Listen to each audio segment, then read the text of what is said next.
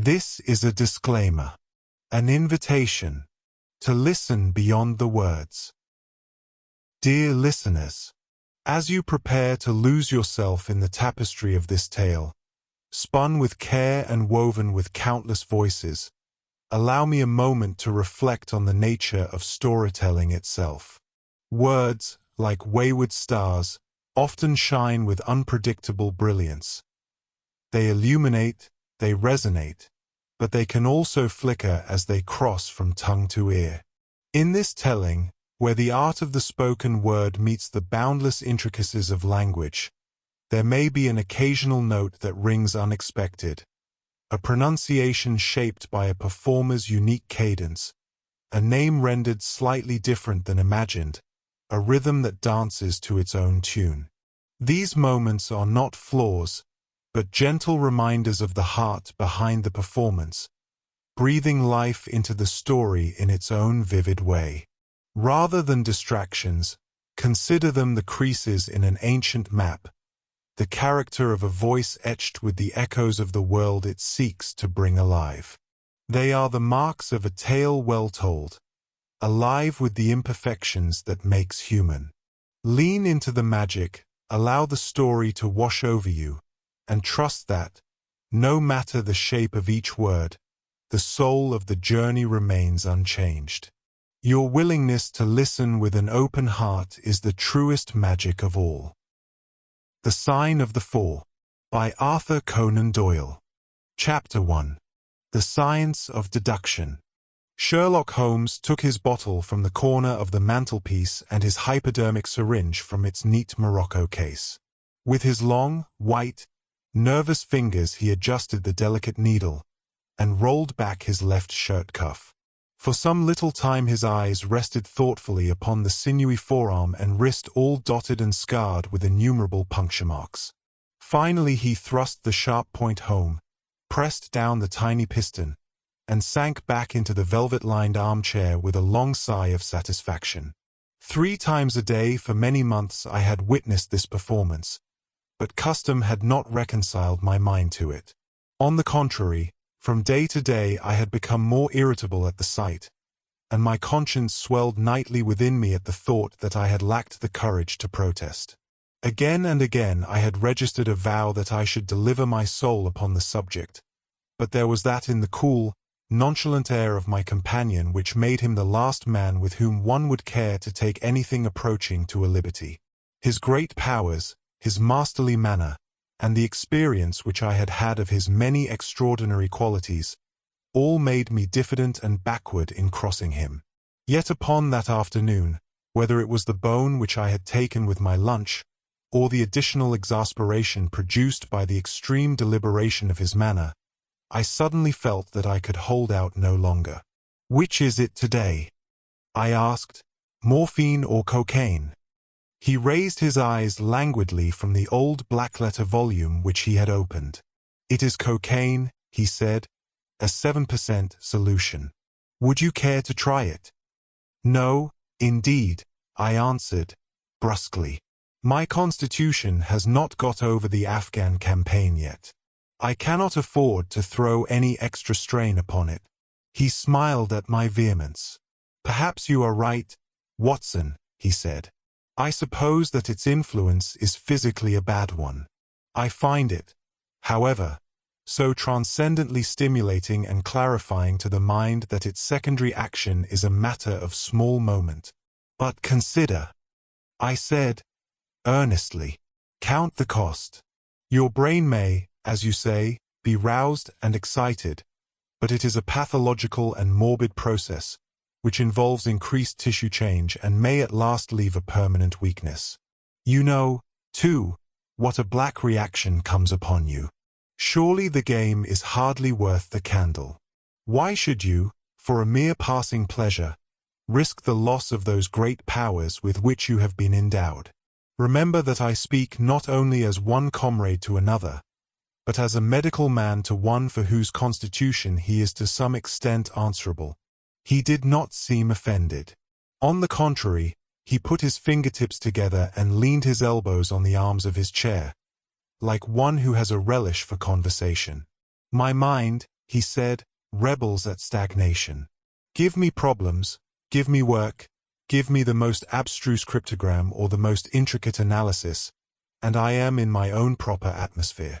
I can dispense then with artificial stimulants. But I abhor the dull routine of existence. I crave for mental exaltation. That is why I have chosen my own particular profession, or rather created it, for I am the only one in the world, the only unofficial detective. I said, raising my eyebrows. The only unofficial consulting detective, he answered. I am the last and highest court of appeal in detection. When Gregson or Lestrade or Athelney Jones are out of their depths, which, by the way, is their normal state, the matter is laid before me. I examine the data, as an expert, and pronounce a specialist's opinion. I claim no credit in such cases. My name figures in no newspaper. The work itself, the pleasure of finding a field for my peculiar powers, is my highest reward. But you have yourself had some experience of my methods of work in the Jefferson Hope case. Yes, indeed, said I, cordially. I was never so struck by anything in my life. I even embodied it in a small brochure with the somewhat fantastic title of A Study in Scarlet. He shook his head sadly. I glanced over it, said he.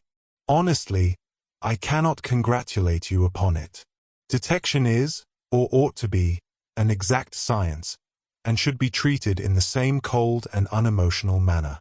You have attempted to tinge it with romanticism, which produces much the same effect as if you worked a love story or an elopement into the fifth proposition of Euclid.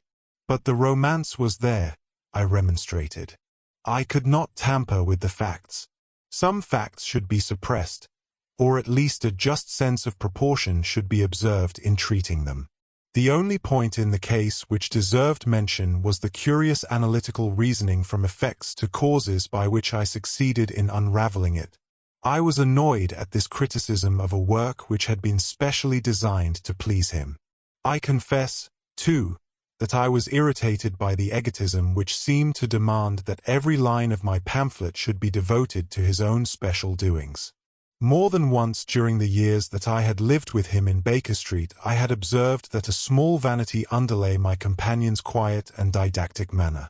I made no remark, however, but sat nursing my wounded leg. I had a Giselle bullet through it some time before, and, though it did not prevent me from walking, it ached wearily at every change of the weather. My practice has extended recently to the continent, said Holmes, after a while, filling up his old briarroot pipe. I was consulted last week by Francois Lavillard, who, as you probably know, has come rather to the front lately in the French detective service. He has all the Celtic power of quick intuition, but he is deficient in the wide range of exact knowledge which is essential to the higher developments of his art. The case was concerned with a will, and possessed some features of interest. I was able to refer him to two parallel cases, the one at Riga in 1857, and the other at St. Louis in 1871, which have suggested to him the true solution. Here is the letter which I had this morning acknowledging my assistance. He tossed over, as he spoke, a crumpled sheet of foreign notepaper.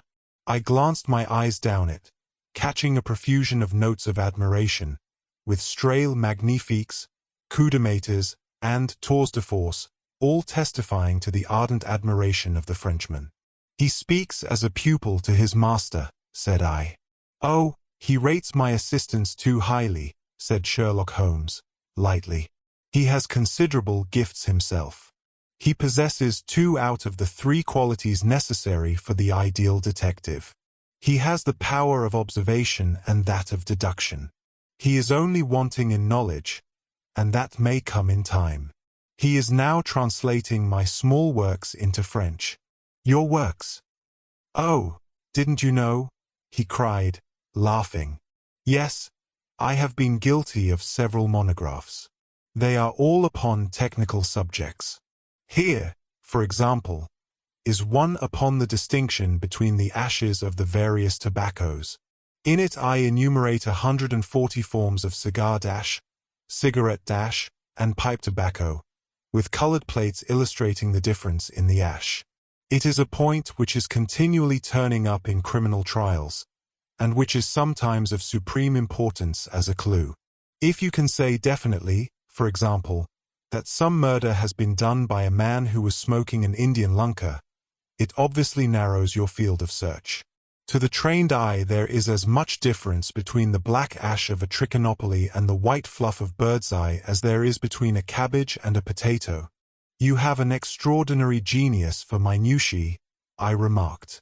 I appreciate their importance. Here is my monograph upon the tracing of footsteps, with some remarks upon the uses of plaster of Paris as a preserver of impresses.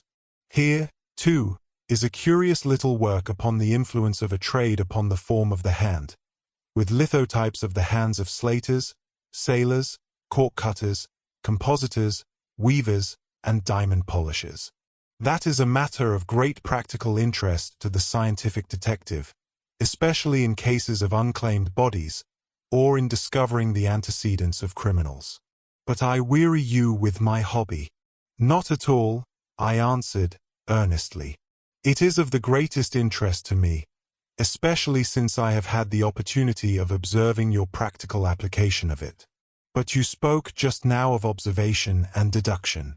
Surely the one to some extent implies the other. Why, hardly, he answered, leaning back luxuriously in his armchair, and sending up thick blue wreaths from his pipe. For example, observation shows me that you have been to the Wigmore Street post office this morning. But deduction lets me know that when there you dispatched a telegram. Right, said I, right on both points. But I confess that I don't see how you arrived at it. It was a sudden impulse upon my part, and I have mentioned it to no one. It is simplicity itself, he remarked, chuckling at my surprise. So absurdly simple that an explanation is superfluous, and yet it may serve to define the limits of observation and of deduction. Observation tells me that you have a little reddish, molded hearing to your instep.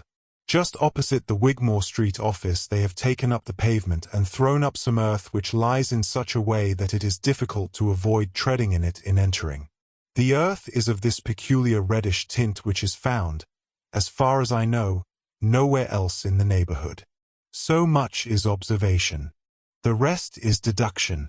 How, then, did you deduce the telegram? Why, of course I knew that you had not written a letter, since I sat opposite to you all morning. I see also in your open desk there that you have a sheet of stamps and a thick bundle of postcards. What could you go into the post office for, then, but to send a wire? Eliminate all other factors, and the one which remains must be the truth. In this case it certainly is so, I replied, after a little thought. The thing, however, is, as you say, of the simplest. Would you think me impertinent if I were to put your theories to a more severe test? On the contrary, he answered, it would prevent me from taking a second dose of cocaine. I should be delighted to look into any problem which you might submit to me. I have heard you say that it is difficult for a man to have any object in daily use without leaving the impress of his individuality upon it in such a way that a trained observer might read it.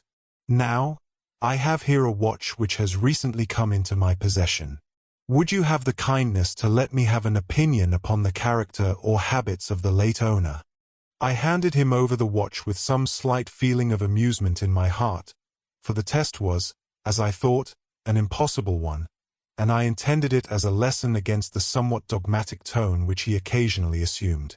He balanced the watch in his hand, gazed hard at the dial, opened the back, and examined the works, first with his naked eyes and then with a powerful convex lens. I could hardly keep from smiling at his crestfallen face when he finally snapped the case to and handed it back. There are hardly any data, he remarked. The watch has been recently cleaned, which robs me of my most suggestive facts. You are right, I answered. It was cleaned before being sent to me. In my heart I accused my companion of putting forward a most lame and impotent excuse to cover his failure. What data could he expect from an uncleaned watch? Though unsatisfactory, my research has not been entirely barren, he observed, staring up at the ceiling with dreamy, lackluster eyes. Subject to your correction, I should judge that the watch belonged to your elder brother, who inherited it from your father. That you gather, no doubt, from the HW upon the back. Quite so. The W suggests your own name.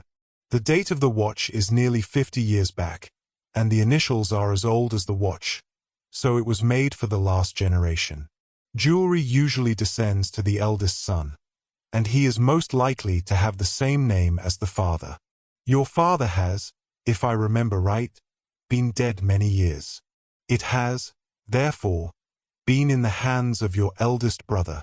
Right, so far, said I. Anything else? He was a man of untidy habits, very untidy and careless.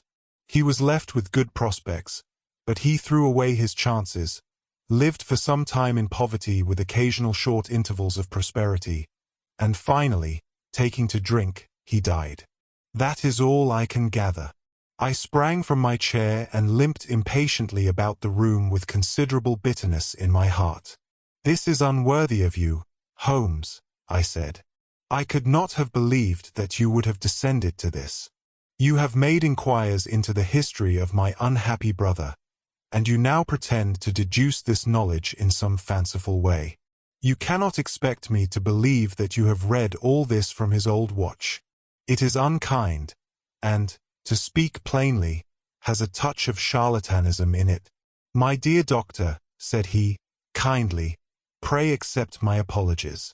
Viewing the matter as an abstract problem, I had forgotten how personal and painful a thing it might be to you. I assure you, however, that I never even knew that you had a brother until you handed me the watch. Then how in the name of all that is wonderful did you get these facts? They are absolutely correct in every particular. Ah, that is good luck. I could only say what was the balance of probability. I did not at all expect to be so accurate. But it was not mere guesswork. No, I never guess. It is a shocking habit, destructive to the logical faculty. What seems strange to you is only so because you do not follow my train of thought or observe the small facts upon which large inferences may depend. For example, I began by stating that your brother was careless. When you observe the lower part of that watch case, you notice that it is not only dinted in 2 places, but it is cut and marked all over from the habit of keeping other hard objects, such as coins or keys, in the same pocket. Surely it is no great feat to assume that a man who treats a 50-guinea watch so cavalierly must be a careless man.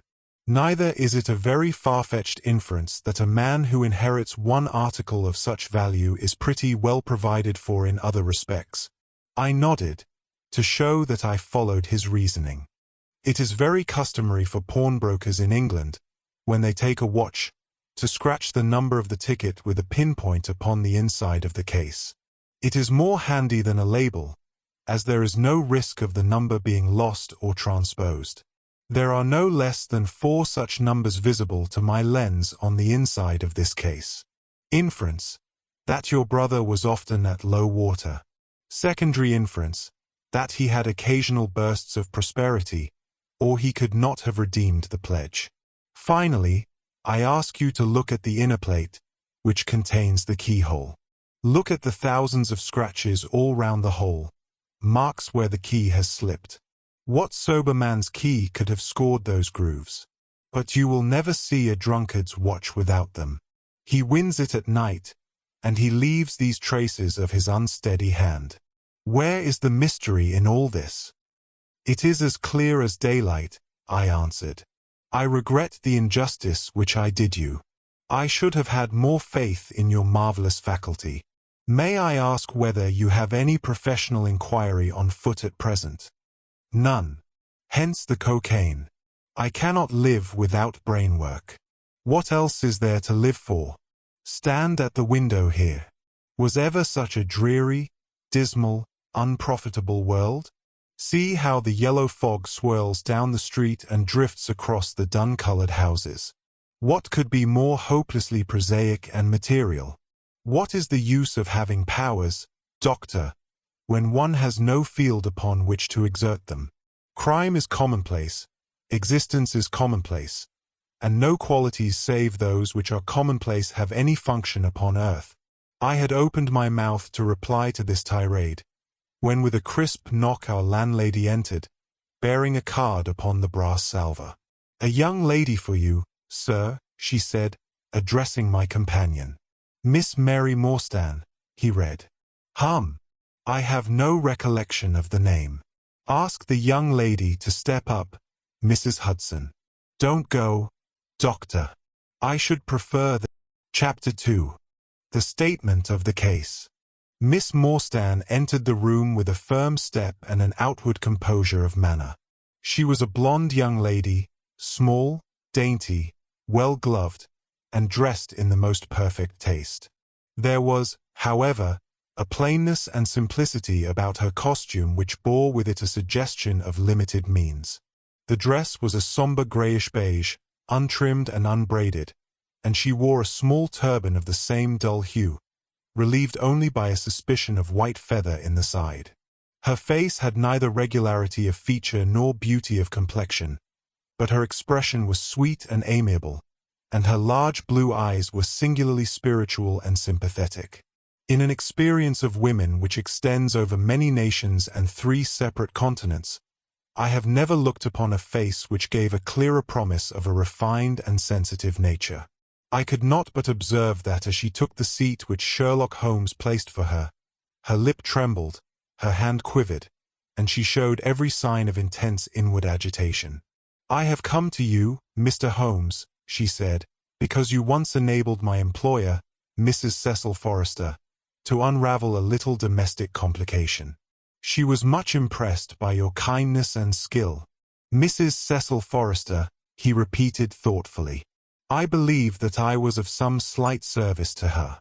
The case, however, as I remember it, was a very simple one." "She did not think so. But at least you cannot say the same of mine. I can hardly imagine anything more strange, more utterly inexplicable, than the situation in which I find myself." Holmes rubbed his hands, and his eyes glistened. He leaned forward in his chair with an expression of extraordinary concentration upon his clew-cut, hawk-like features. "State your case," said he, in brisk, business tones. I felt that my position was an embarrassing one. "You will, I am sure, excuse me," I said, rising from my chair. To my surprise, the young lady held up her gloved hand to detain me. "If your friend," she said, "would be good enough to stop, he might be of inestimable service to me." I relapsed into my chair. "Briefly," she continued, "the facts are these. My father was an officer in an Indian regiment who sent me home when I was quite a child. My mother was dead, and I had no relative in England. I was placed, however, in a comfortable boarding establishment at Edinburgh, and there I remained until I was 17 years of age. In the year 1878 my father, who was senior captain of his regiment, obtained 12 months' leave and came home. He telegraphed to me from London that he had arrived all safe, and directed me to come down at once, giving the Langham Hotel as his address. His message, as I remember, was full of kindness and love. On reaching London I drove to the Langham, and was informed that Captain Morstan was staying there, but that he had gone out the night before and had not yet returned. I waited all day without news of him.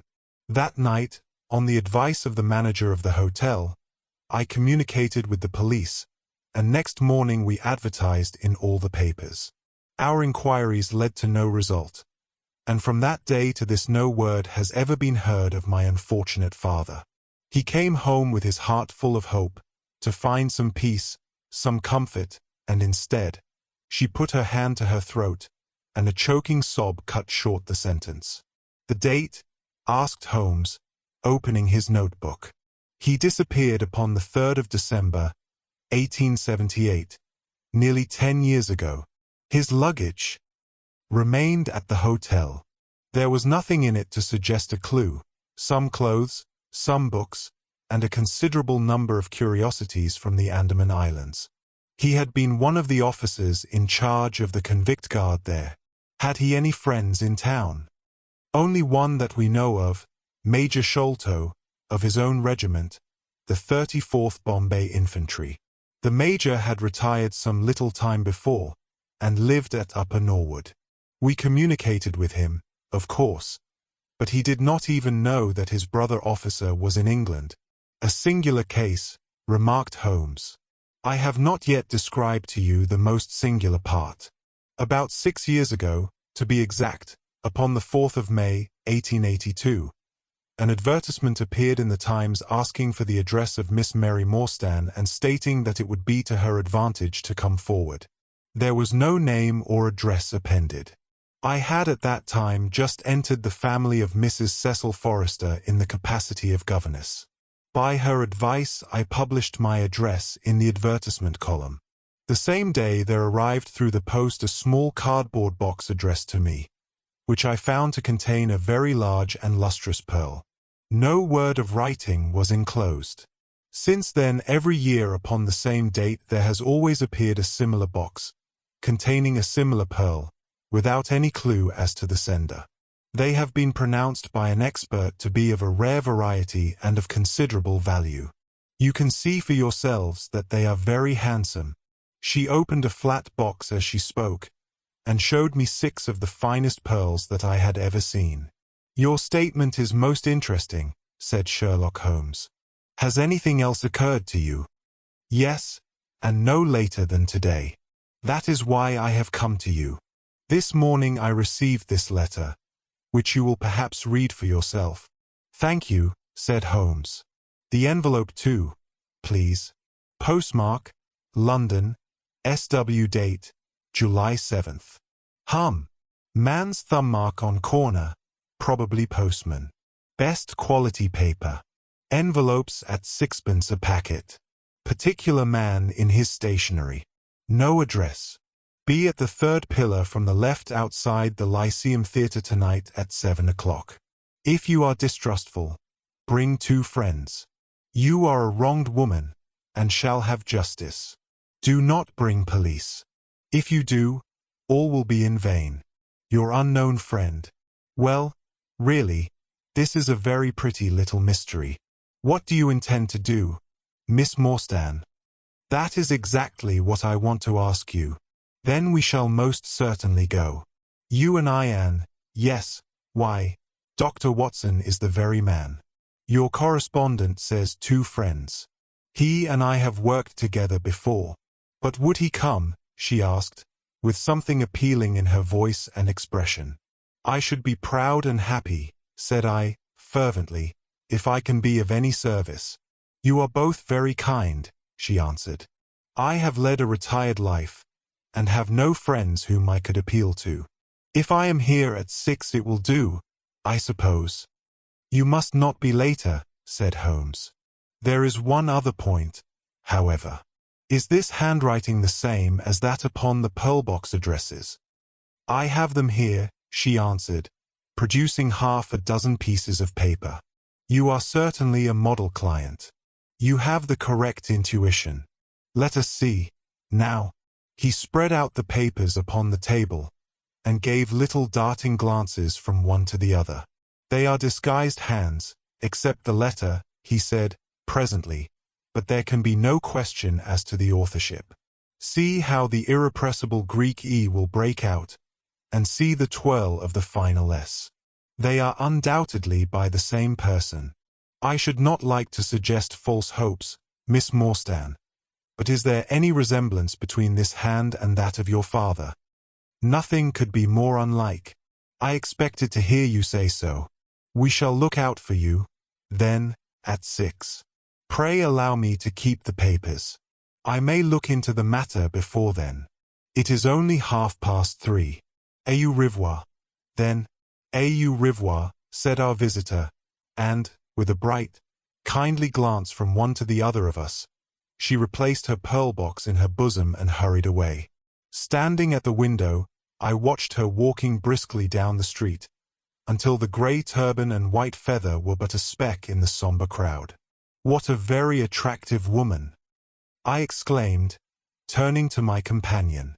He had lit his pipe again, and was leaning back with drooping eyelids. "Is she?" he said, languidly. "I did not observe.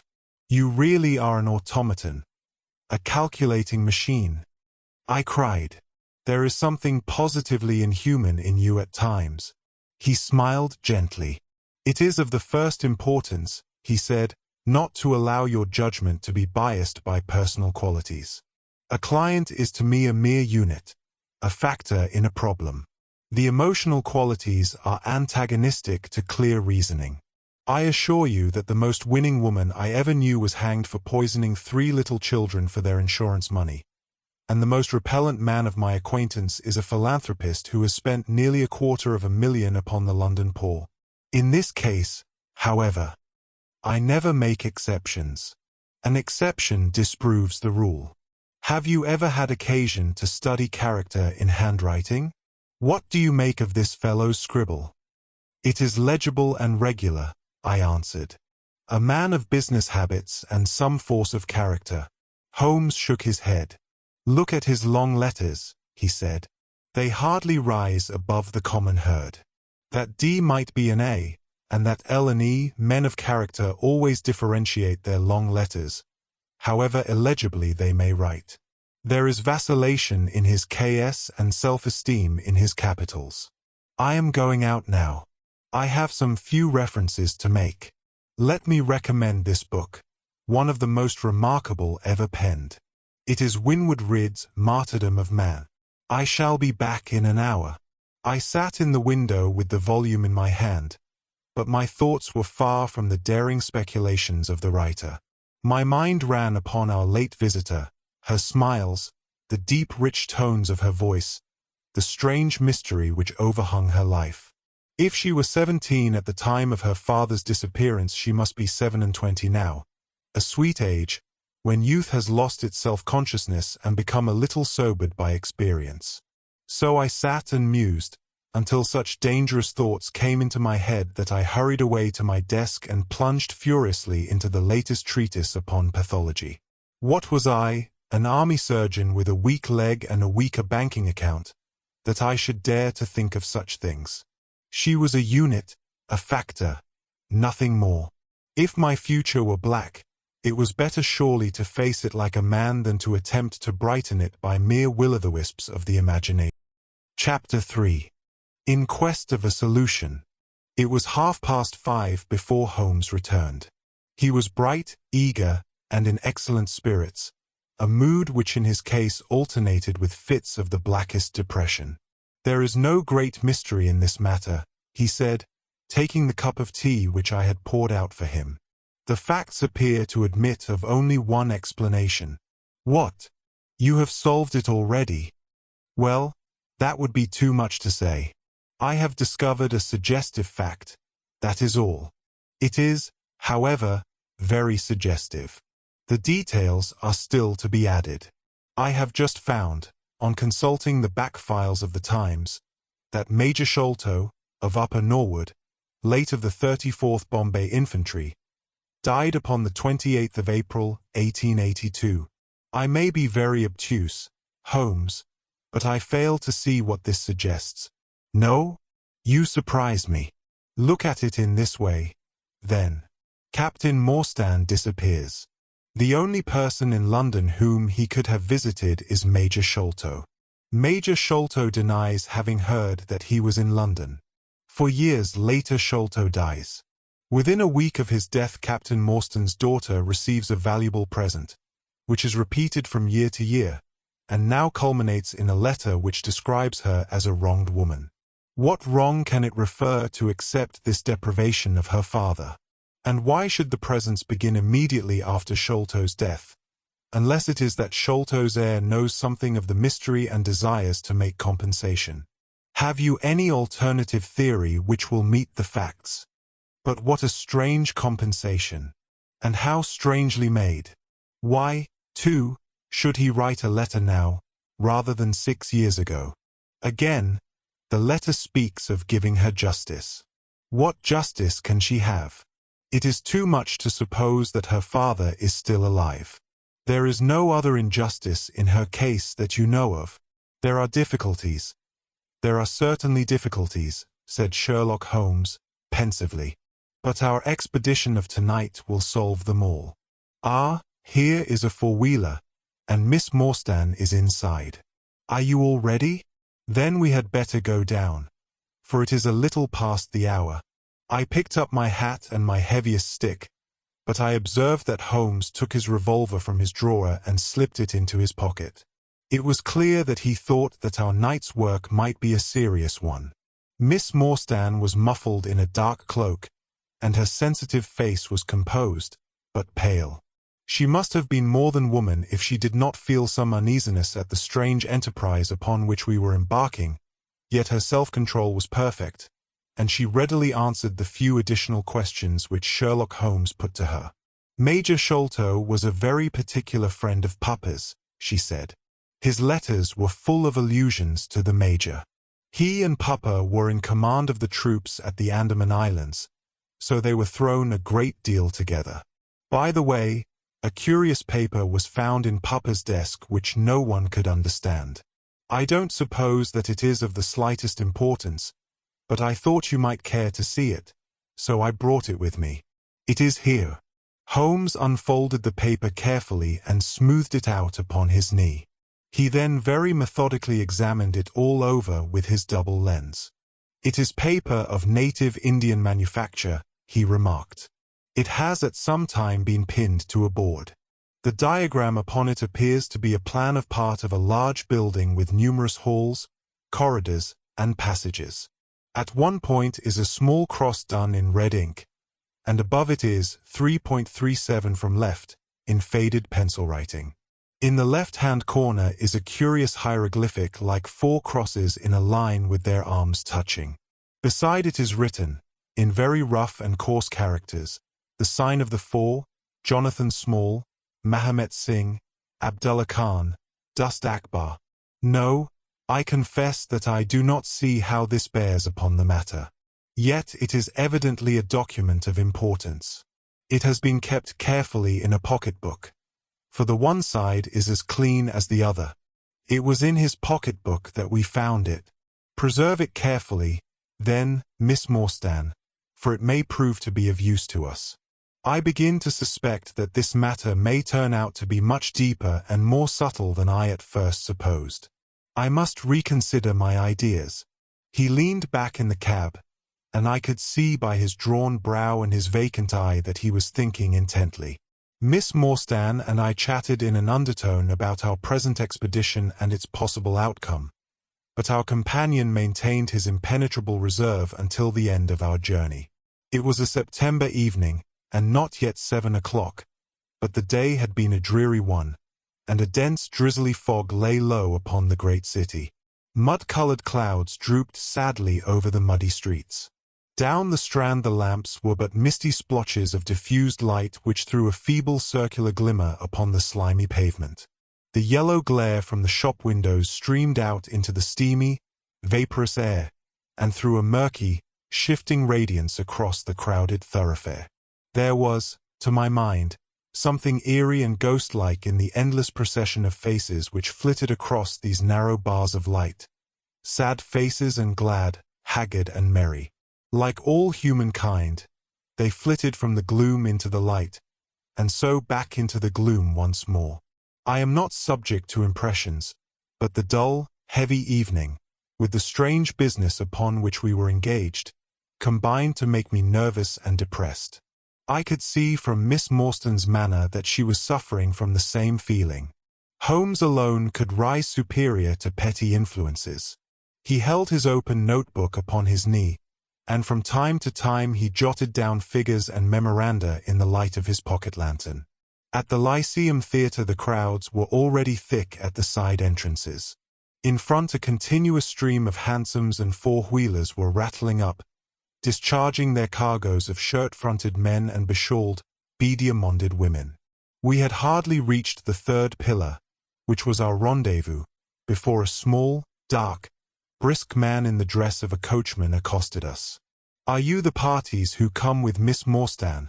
he asked. "I am Miss Morstan, and these two gentlemen are my friends," said she.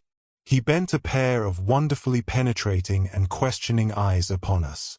"You will excuse me, miss," he said with a certain dogged manner, "but I was to ask you to give me your word that neither of your companions is a police officer." "I give you my word on that," she answered. He gave a shrill whistle, on which a street Arab led across a four-wheeler and opened the door. The man who had addressed us mounted to the box, while we took our places inside. We had hardly done so before the driver whipped up his horse, and we plunged away at a furious pace through the foggy streets. The situation was a curious one. We were driving to an unknown place, on an unknown errand. Yet our invitation was either a complete hoax, which was an inconceivable hypothesis, or else we had good reason to think that important issues might hang upon our journey. Miss Morstan's demeanor was as resolute and collected as ever. I endeavored to cheer and amuse her by reminiscences of my adventures in Afghanistan.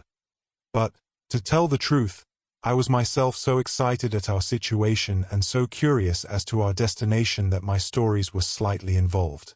To this day she declares that I told her one moving anecdote as to how a musket looked into my tent at the dead of night, and how I fired a double-barreled tiger cub at it.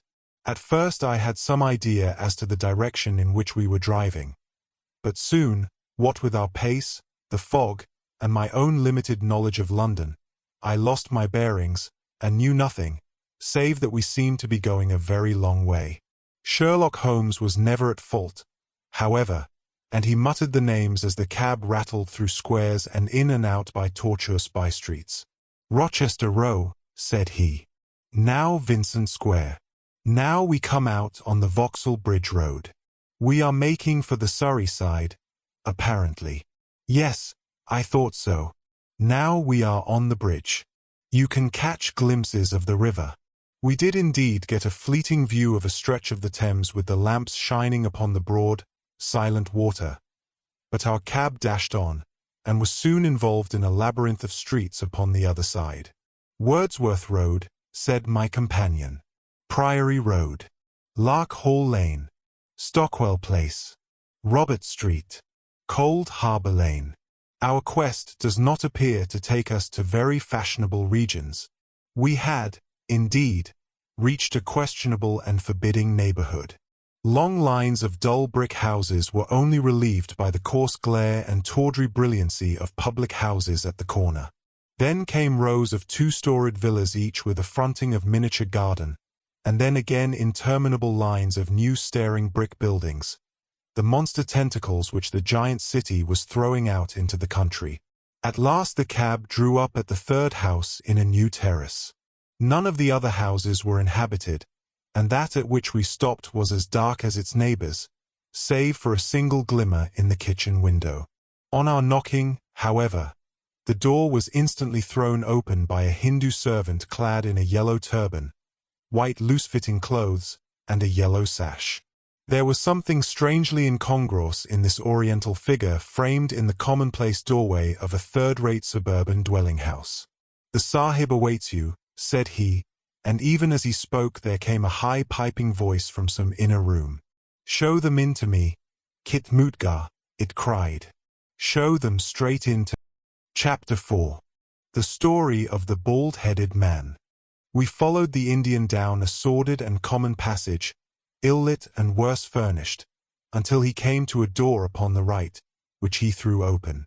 A blaze of yellow light streamed out upon us, and in the center of the glare there stood a small man with a very high head, a bristle of red hair all round the fringe of it, and a bald, shining scalp which shot out from among it like a mountain peak from fir trees.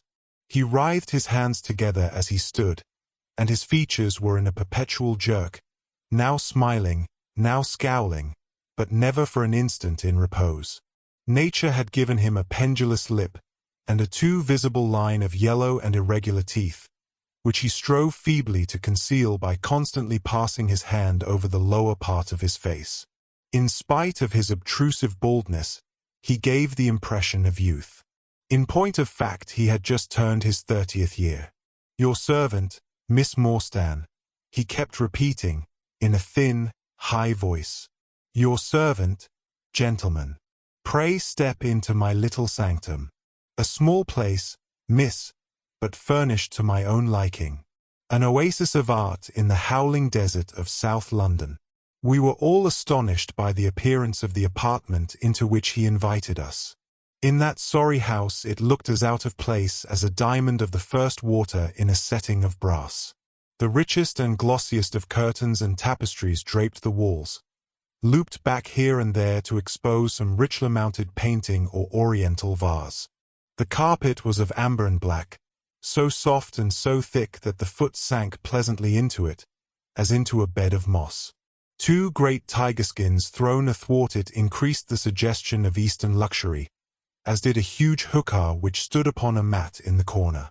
A lamp in the fashion of a silver dove was hung from an almost invisible golden wire in the center of the room. As it burned it filled the air with a subtle and aromatic odor. Mr. Thaddius Sholto, said the little man, still jerking and smiling. That is my name. You are Miss Morstan, of course. And these gentlemen. This is Mr. Sherlock Holmes, and this is Dr. Watson. A doctor, eh? Cried he, much excited. Have you your stethoscope? Might I ask you, would you have the kindness? I have grave doubts as to my mitral valve, if you would be so very good. The aortic I may rely upon, but I should value your opinion upon the mitral. I listened to his heart, as requested, but was unable to find anything amiss, save indeed that he was in an ecstasy of fear, for he shivered from head to foot. It appears to be normal, I said. You have no cause for uneasiness. You will excuse my anxiety, Miss Morstan, he remarked, airily. I am a great sufferer, and I have long had suspicions as to that valve. I am delighted to hear that they are unwarranted. Had your father, Miss Morstan, refrained from throwing a strain upon his heart, he might have been alive now. I could have struck the man across the face, so hot was I at this callous and offhand reference to so delicate a matter. Miss Morstan sat down, and her face grew white to the lips. I knew in my heart that he was dead, said she. I can give you every information, said he, and, what is more, I can do you justice. And I will, too, whatever Brother Bartholomew may say. I am so glad to have your friends here, not only as an escort to you, but also as witnesses to what I am about to do and say. The 3 of us can show a bold front to Brother Bartholomew. But let us have no outsiders, no police or officials. We can settle everything satisfactorily among ourselves, without any interference. Nothing would annoy Brother Bartholomew more than any publicity. He sat down upon a low settee and blinked at us inquiringly with his weak, watery blue eyes. For my part, said Holmes, whatever you may choose to say will go no further. I nodded to show my agreement. That is well, said he. May I offer you a glass of Chianti, Miss Morstan, or of Tokay? I keep no other wines. Shall I open a flask? No? Well, then, I trust that you have no objection to tobacco smoke, to the mild balsamic odor of the Eastern tobacco. I am a little nervous, and I find my hookah an invaluable sedative. He applied a taper to the great bowl, and the smoke bubbled merrily through the rosewater. We sat all 3 in a semicircle, with our heads advanced, and our chins upon our hands, while the strange, jerky little fellow, with his high, shining head, puffed uneasily in the center. When I first determined to make this communication to you, said he, I might have given you my address, but I feared that you might disregard my request and bring unpleasant people with you. I took the liberty, therefore, of making an appointment in such a way that my man Williams might be able to see you first. I have complete confidence in his discretion, and he had orders, if he were dissatisfied, to proceed no further in the matter. You will excuse these precautions, but I am a man of somewhat retiring, and I might even say refined, tastes, and there is nothing more unaesthetic than a policeman. I have a natural shrinking from all forms of rough materialism. I seldom come in contact with the rough crowd. I live, as you see, with some little atmosphere of elegance around me. I may call myself a patron of the arts. It is my weakness. The landscape is a genuine corot, and, though a connoisseur might perhaps throw a doubt upon that Salvator Rosa, there cannot be the least question about the Bouguereau. I am partial to the modern French school. You will excuse me, Mr. Sholto, said Miss Morstan, but I am here at your request to learn something which you desire to tell me. It is very late, and I should desire the interview to be as short as possible. At the best it must take some time, he answered, for we shall certainly have to go to Norwood and see Brother Bartholomew. We shall all go and try if we can get the better of Brother Bartholomew. He is very angry with me for taking the course which has seemed right to me. I had quite high words with him last night. You cannot imagine what a terrible fellow he is when he is angry. If we are to go to Norwood it would perhaps be as well to start at once, I ventured to remark. He laughed until his ears were quite red. That would hardly do, he cried. I don't know what he would say if I brought you in that sudden way. No, I must prepare you by showing you how we all stand to each other. In the first place, I must tell you that there are several points in the story of which I am myself ignorant. I can only lay the facts before you as far as I know them myself. My father was, as you may have guessed, Major John Sholto, once of the Indian Army. He retired some 11 years ago, and came to live at Pondicherry Lodge in Upper Norwood. He had prospered in India, and brought back with him a considerable sum of money, a large collection of valuable curiosities, and a staff of native servants. With these advantages he bought himself a house, and lived in great luxury. My twin brother Bartholomew and I were the only children. I very well remember the sensation which was caused by the disappearance of Captain Morstan. We read the details in the papers, and, knowing that he had been a friend of our father's, we discussed the case freely in his presence. He used to join in our speculations as to what could have happened. Never for an instant did we suspect that he had the whole secret hidden in his own breast, that of all men he alone knew the fate of Arthur Morstan. We did know, however, that some mystery, some positive danger, overhung our father.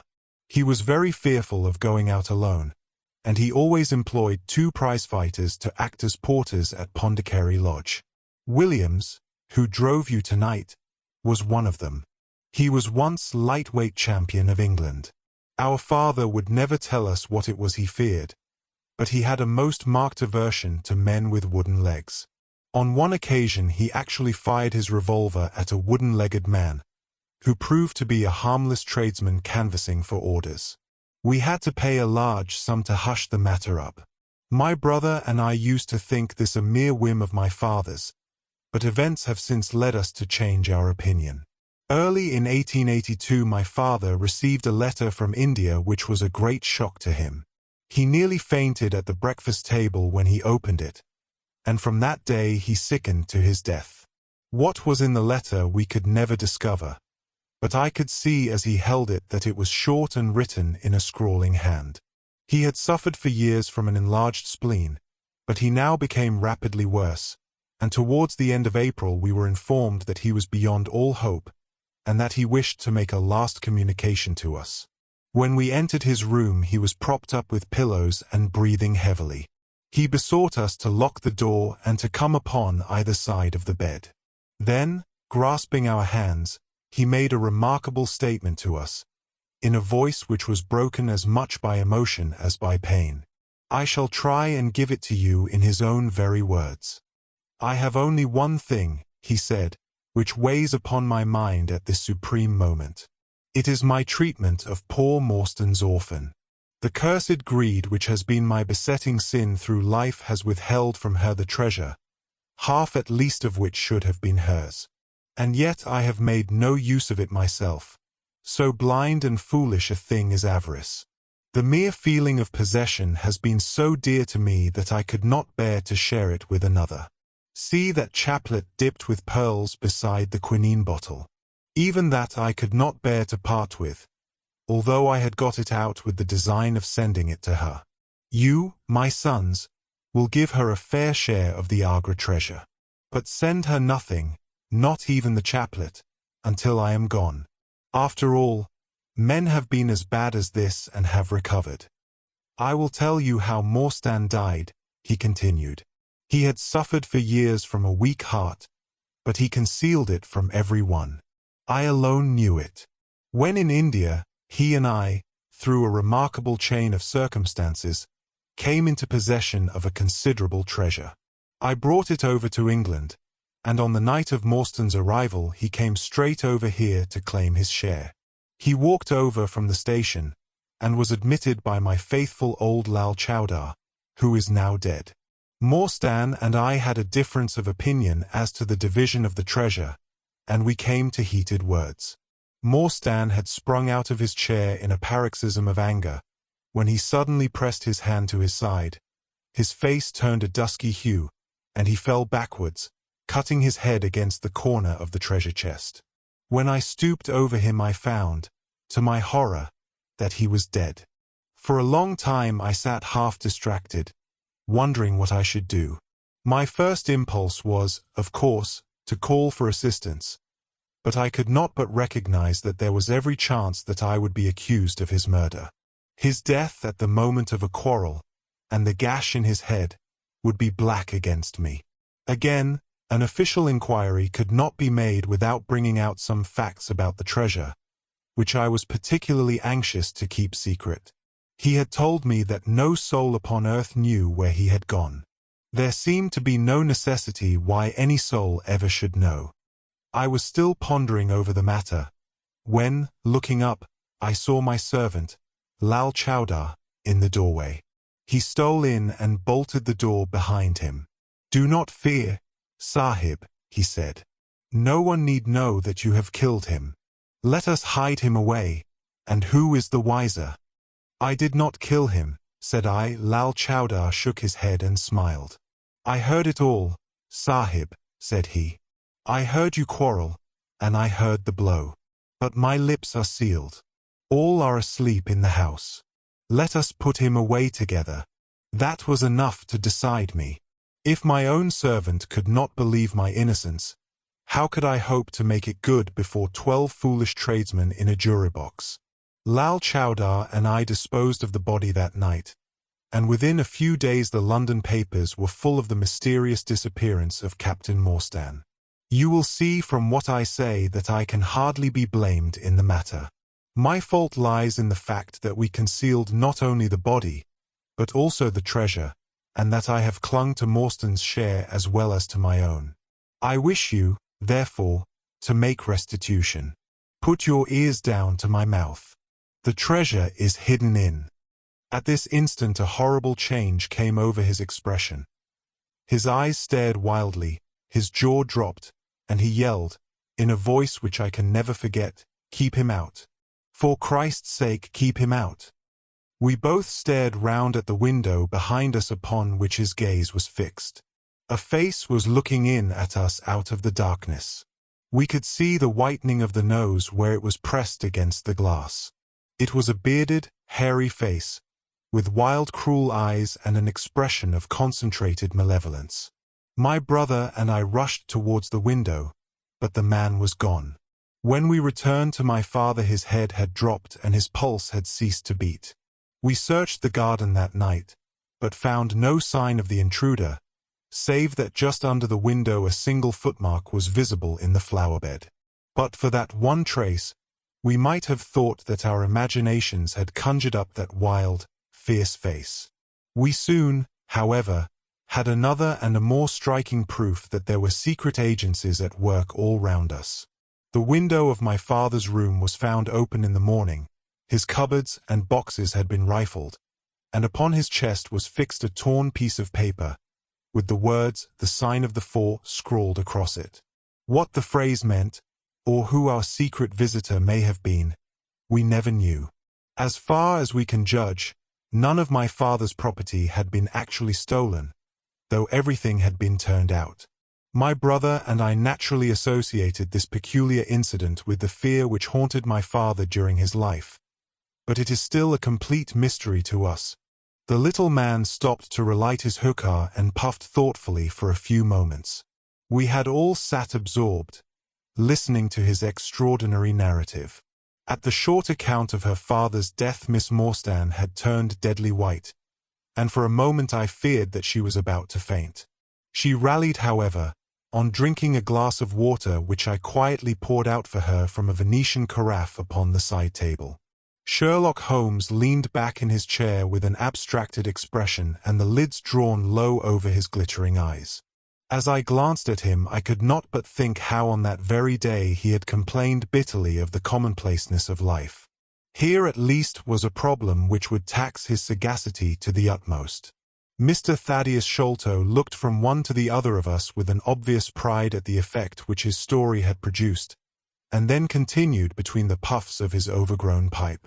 My brother and I, said he, were, as you may imagine, much excited as to the treasure which my father had spoken of.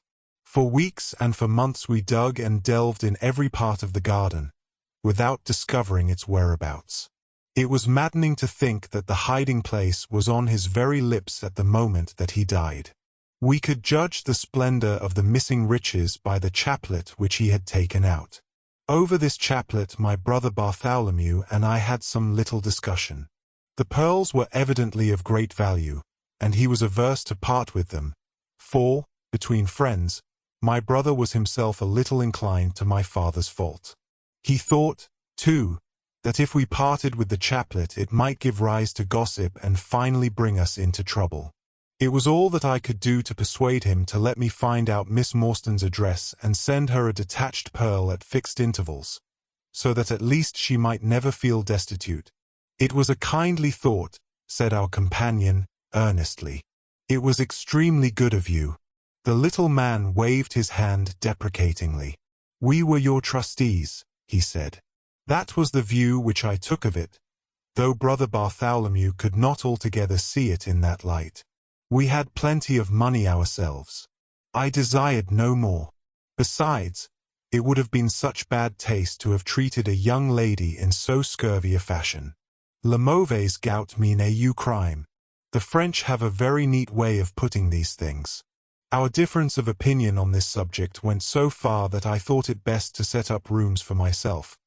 So I left Pondicherry Lodge, taking the old Kitmutgar and Williams with me. Yesterday, however, I learned that an event of extreme importance has occurred. The treasure has been discovered. I instantly communicated with Miss Morstan, and it only remains for us to drive out to Norwood and demand our share. I explained my views last night to brother Bartholomew. So we shall be expected, if not welcome, visitors. Mr. Thaddius Sholto ceased, and sat twitching on his luxurious settee. We all remained silent, with our thoughts upon the new development which the mysterious business had taken. Holmes was the first to spring to his feet. You have done well, sir, from first to last, said he.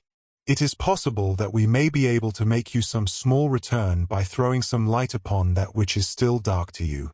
But, as Miss Morstan remarked just now, it is late, and we had best put the matter through without delay. Our new acquaintance very deliberately coiled up the tube of his hookah, and produced from behind a curtain a very long befrogged topcoat with astrakhan collar and cuffs. This he buttoned tightly up, in spite of the extreme closeness of the night, and finished his attire by putting on a rabbit-skin cap with hanging lappets which covered the ears, so that no part of him was visible save his mobile and peaky face. My health is somewhat fragile, he remarked, as he led the way down the passage. I am compelled to be a valetudinarian. Our cab was awaiting us outside, and our program was evidently prearranged, for the driver started off at once at a rapid pace. Thaddius Sholto talked incessantly, in a voice which rose high above the rattle of the wheels. Bartholomew is a clever fellow, said he. How do you think he found out where the treasure was? He had come to the conclusion that it was somewhere indoors, so he worked out all the cubic space of the house, and made measurements everywhere, so that not 1 inch should be unaccounted for. Among other things, he found that the height of the building was 74 feet, but on adding together the heights of all the separate rooms, and making every allowance for the space between, which he ascertained by borings, he could not bring the total to more than 70 feet. There were 4 feet unaccounted for. These could only be at the top of the building. He knocked a hole, therefore, in the lath and plaster ceiling of the highest room, and there, sure enough, he came upon another little garret above it, which had been sealed up and was known to no one. In the center stood the treasure chest, resting upon 2 rafters. He lowered it through the hole, and there it lies. He computes the value of the jewels at not less than £500,000 sterling. At the mention of this gigantic sum we all stared at one another open-eyed. Miss Morstan, could we secure her rights, would change from a needy governess to the richest heiress in England. Surely it was the place of a loyal friend to rejoice at such news. Yet I am ashamed to say that selfishness took me by the soul, and that my heart turned as heavy as lead within me. I stammered out some few halting words of congratulation, and then sat downcast, with my head drooped, deaf to the babble of our new acquaintance. He was clearly a confirmed hypochondriac, and I was dreamily conscious that he was pouring forth interminable trains of symptoms, and imploring information as to the composition and action of innumerable quack nostrums, some of which he bore about in a leather case in his pocket. I trust that he may not remember any of the answers which I gave him that night. Holmes declares that he overheard me caution him against the great danger of taking more than 2 drops of castor oil, while I recommended strychnine in large doses as a sedative. However that may be, I was certainly relieved when our cab pulled up with a jerk and the coachman sprang down to open the door. "This, Miss Morstan, is Pondicherry Lodge," said Mr. Thaddius Sholto, as he... Chapter 5. The Tragedy of Pondicherry Lodge. It was nearly 11 o'clock when we reached this final stage of our night's adventures. We had left the damp fog of the great city behind us, and the night was fairly fine.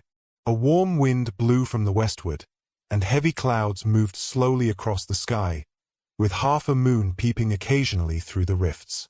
It was clear enough to see for some distance, but Thaddius Sholto took down one of the side lamps from the carriage to give us a better light upon our way. Pondicherry Lodge stood in its own grounds, and was girt round with a very high stone wall topped with broken glass. A single narrow iron-clamped door formed the only means of entrance. On this our guide knocked with a peculiar postman-like rat-tat. "Who is there?" cried a gruff voice from within. "It is I, McMurdo. You surely know my knock by this time." There was a grumbling sound and a clanking and jarring of keys. The door swung heavily back, and a short, deep-chested man stood in the opening, with the yellow light of the lantern shining upon his protruded face and twinkling distrustful eyes.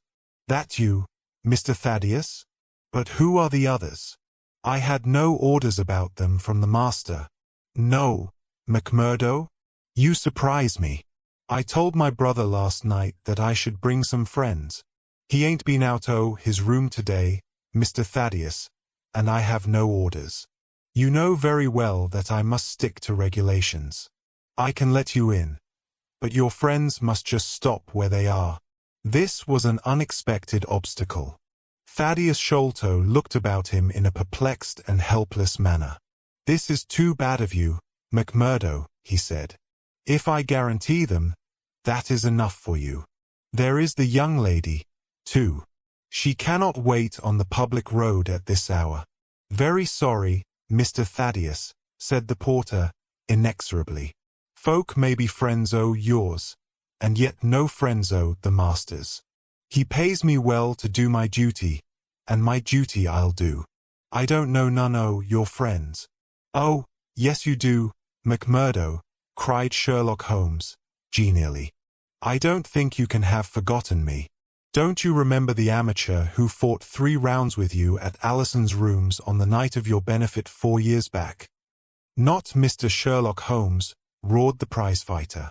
"God's truth. How could I have mistook you?" If instead standing there so quiet you had just stepped up and given me that cross hit of yours under the jaw, I'd known you without a question. Ah, you're one that has wasted your gifts. You have. You might have aimed high, if you had joined the fancy. You see, Watson, if all else fails me I have still one of the scientific professions open to me, said Holmes, laughing. Our friend won't keep us out in the cold now, I am sure. In you come, sir, in you come. You and your friends, he answered.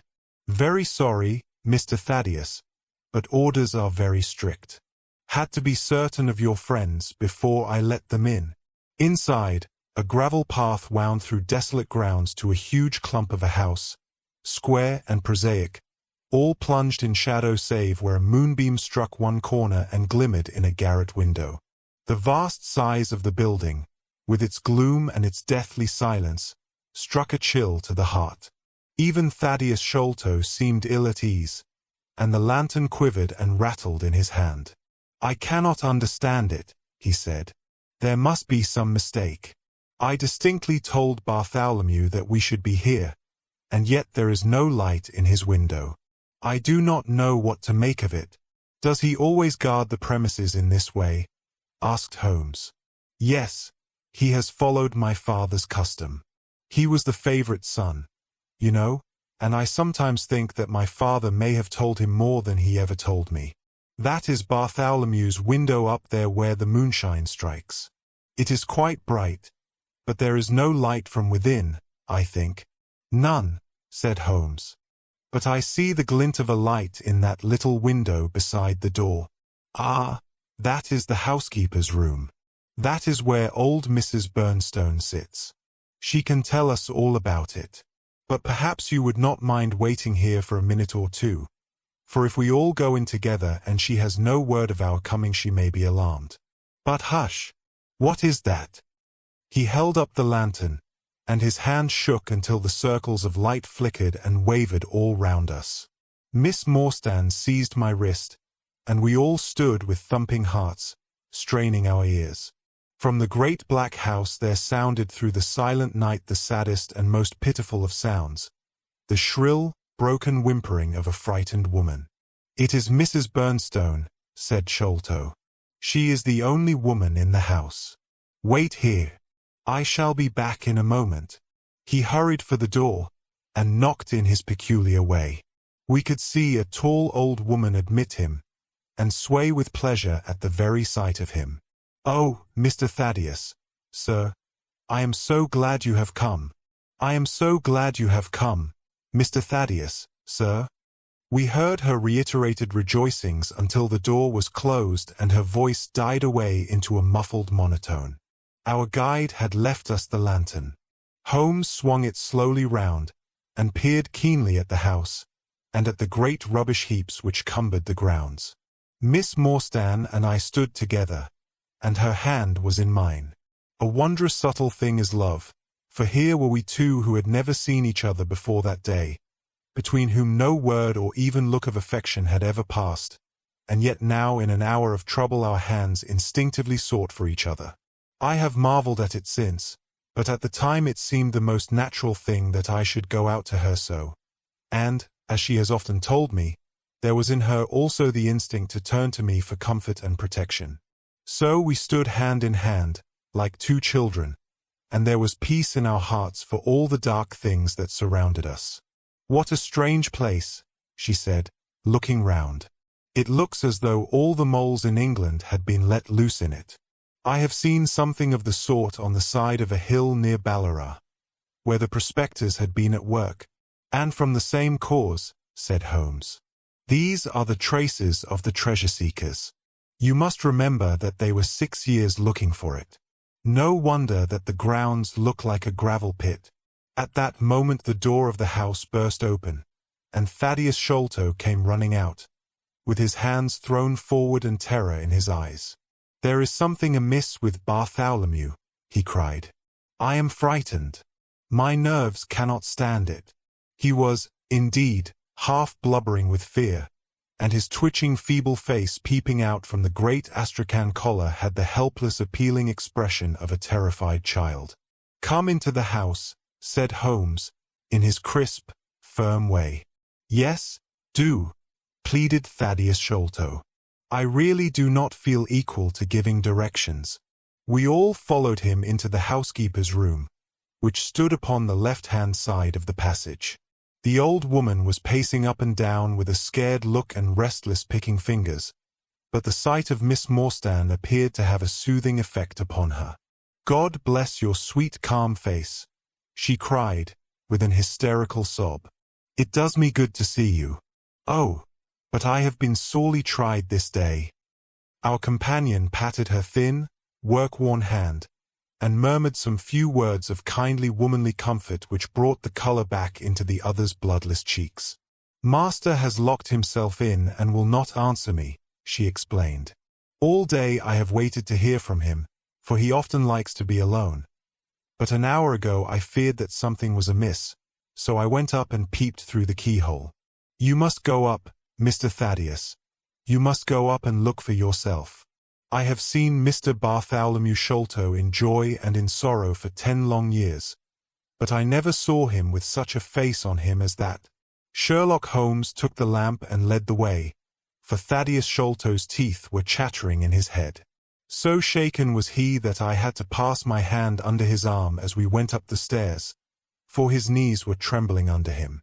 Twice as we ascended, Holmes whipped his lens out of his pocket and carefully examined marks which appeared to me to be mere shapeless smudges of dust upon the coconut matting which served as a stair carpet. He walked slowly from step to step, holding the lamp, and shooting keen glances to right and left.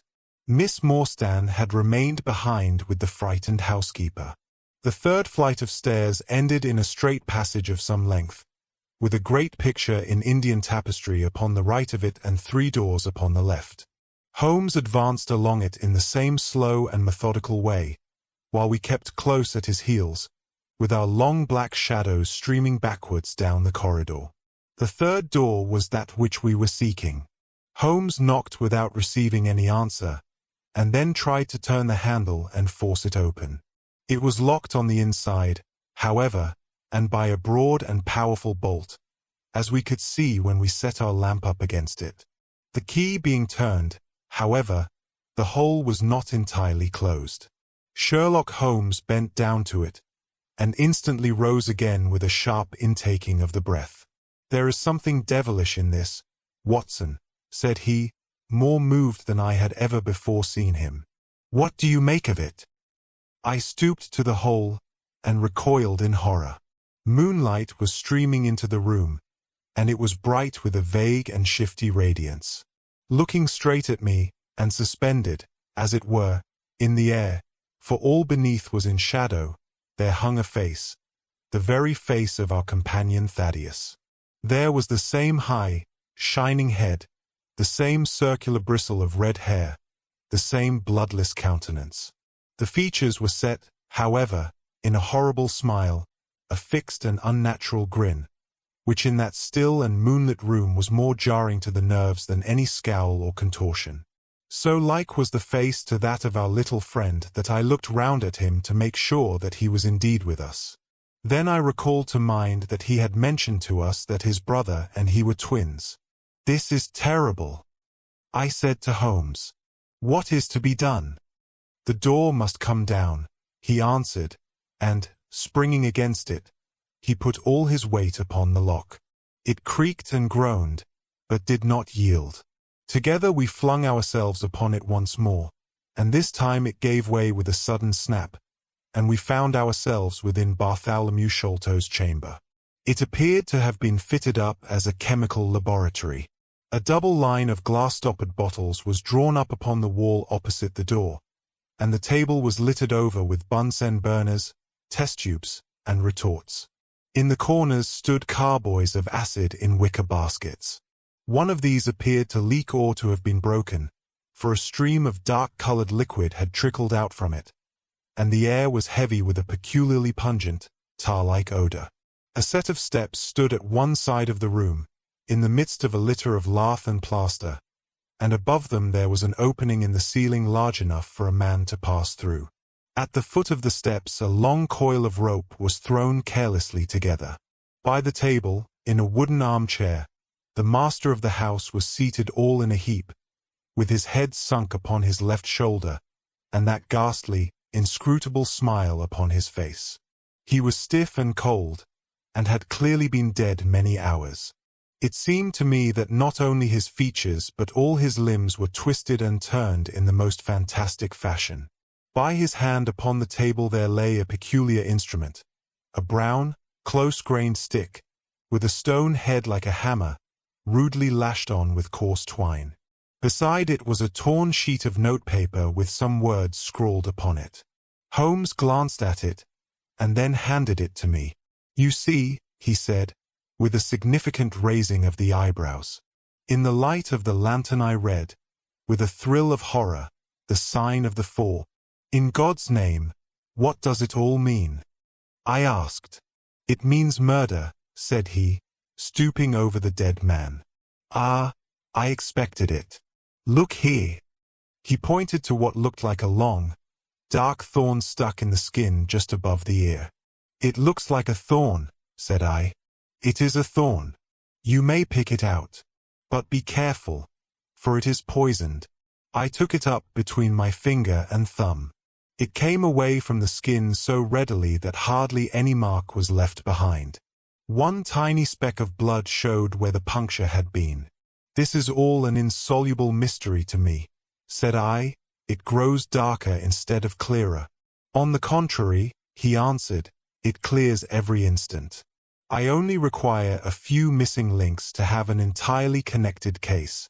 We had almost forgotten our companion's presence since we entered the chamber. He was still standing in the doorway, the very picture of terror, wringing his hands and moaning to himself. Suddenly, however, he broke out into a sharp, querulous cry. "The treasure is gone," he said. "They have robbed him of the treasure. There is the hole through which we lowered it. I helped him to do it. I was the last person who saw him. I left him here last night, and I heard him lock the door as I came downstairs." "What time was that?" "It was 10 o'clock. And now he is dead, and the police will be called in, and I shall be suspected of having had a hand in it." "Oh, yes, I am sure I shall. But you don't think so, gentlemen? Surely you don't think that it was I? Is it likely that I would have brought you here if it were I? Oh, dear! Oh, dear! I know that I shall go mad." He jerked his arms and stamped his feet in a kind of convulsive frenzy. "You have no reason for fear, Mr. Sholto," said Holmes, kindly, putting his hand upon his shoulder. "Take my advice, and drive down to the station to report this matter to the police. Offer to assist them in every way. We shall wait here until your return." The little man obeyed in a half-stupefied fashion, and we heard him stumbling down the stairs in the dark. Chapter 6. Sherlock Holmes gives a demonstration. "Now, Watson," said Holmes, rubbing his hands, "we have half an hour to ourselves. Let us make good use of it. My case is, as I have told you, almost complete. But we must not err on the side of overconfidence. Simple as the case seems now, there may be something deeper underlying it." "Simple!" I ejaculated. "Surely," said he, with something of the air of a clinical professor expounding to his class. "Just sit in the corner there, that your footprints may not complicate matters. Now to work. In the first place, how did these folk come, and how did they go? The door has not been opened since last night. How of the window?" He carried the lamp across to it, muttering his observations aloud the while, but addressing them to himself rather than to me. "Window is snibbed on the inner side. Framework is solid. No hinges at the side. Let us open it. No water pipe near. Roof quite out of reach. Yet a man has mounted by the window. It rained a little last night. Here is the print of a foot in mould upon the sill. And here is a circular muddy mark, and here again upon the floor, and here again by the table. See here, Watson. This is really a very pretty demonstration. I looked at the round, well-defined muddy discs. This is not a footmark, said I. It is something much more valuable to us. It is the impression of a wooden stump. You see here on the sill is the boot mark, a heavy boot with the broad metal heel, and beside it is the mark of the timber toe. It is the wooden-legged man. Quite so. But there has been someone else, a very able and efficient ally. Could you scale that wall, Doctor? I looked out of the open window. The moon still shone brightly on that angle of the house. We were a good 60 feet from the ground, and, look where I would, I could see no foothold, nor as much as a crevice in the brickwork. It is absolutely impossible, I answered. Without aid it is so. But suppose you had a friend up here who lowered you this good stout rope which I see in the corner, securing one end of it to this great hook in the wall. Then, I think, if you were an active man, you might swarm up, wooden leg and all. You would depart, of course, in the same fashion, and your ally would draw up the rope, untie it from the hook, shut the window, snib it on the inside, and get away in the way that he originally came. As a minor point it may be noted, he continued, fingering the rope, that our wooden-legged friend, though a fair climber, was not a professional sailor. His hands were far from horny. My lens discloses more than one blood mark, especially towards the end of the rope, from which I gather that he slipped down with such velocity that he took the skin off his hand. This is all very well, said I, but the thing becomes more unintelligible than ever. How about this mysterious ally? How came he into the room? Yes, the ally, repeated Holmes, pensively. There are features of interest about this ally. He lifts the case from the regions of the commonplace. I fancy that this ally breaks fresh ground in the annals of crime in this country, though parallel cases suggest themselves from India, and, if my memory serves me, from Senegambia. How came he, then? I reiterated. The door is locked. The window is inaccessible. Was it through the chimney? The grate is much too small, he answered. I had already considered that possibility. How then? I persisted. You will not apply my precept, he said, shaking his head. How often have I said to you that when you have eliminated the impossible, whatever remains, however improbable, must be the truth. We know that he did not come through the door, the window, or the chimney. We also know that he could not have been concealed in the room, as there is no concealment possible. Whence, then, did he come? He came through the hole in the roof, I cried. Of course he did. He must have done so. If you will have the kindness to hold the lamp for me, we shall now extend our researches to the room above, the secret room in which the treasure was found. He mounted the steps, and, seizing a rafter with either hand, he swung himself up into the garret. Then, lying on his face, he reached down for the lamp and held it while I followed him. The chamber in which we found ourselves was about 10 feet one way and 6 the other.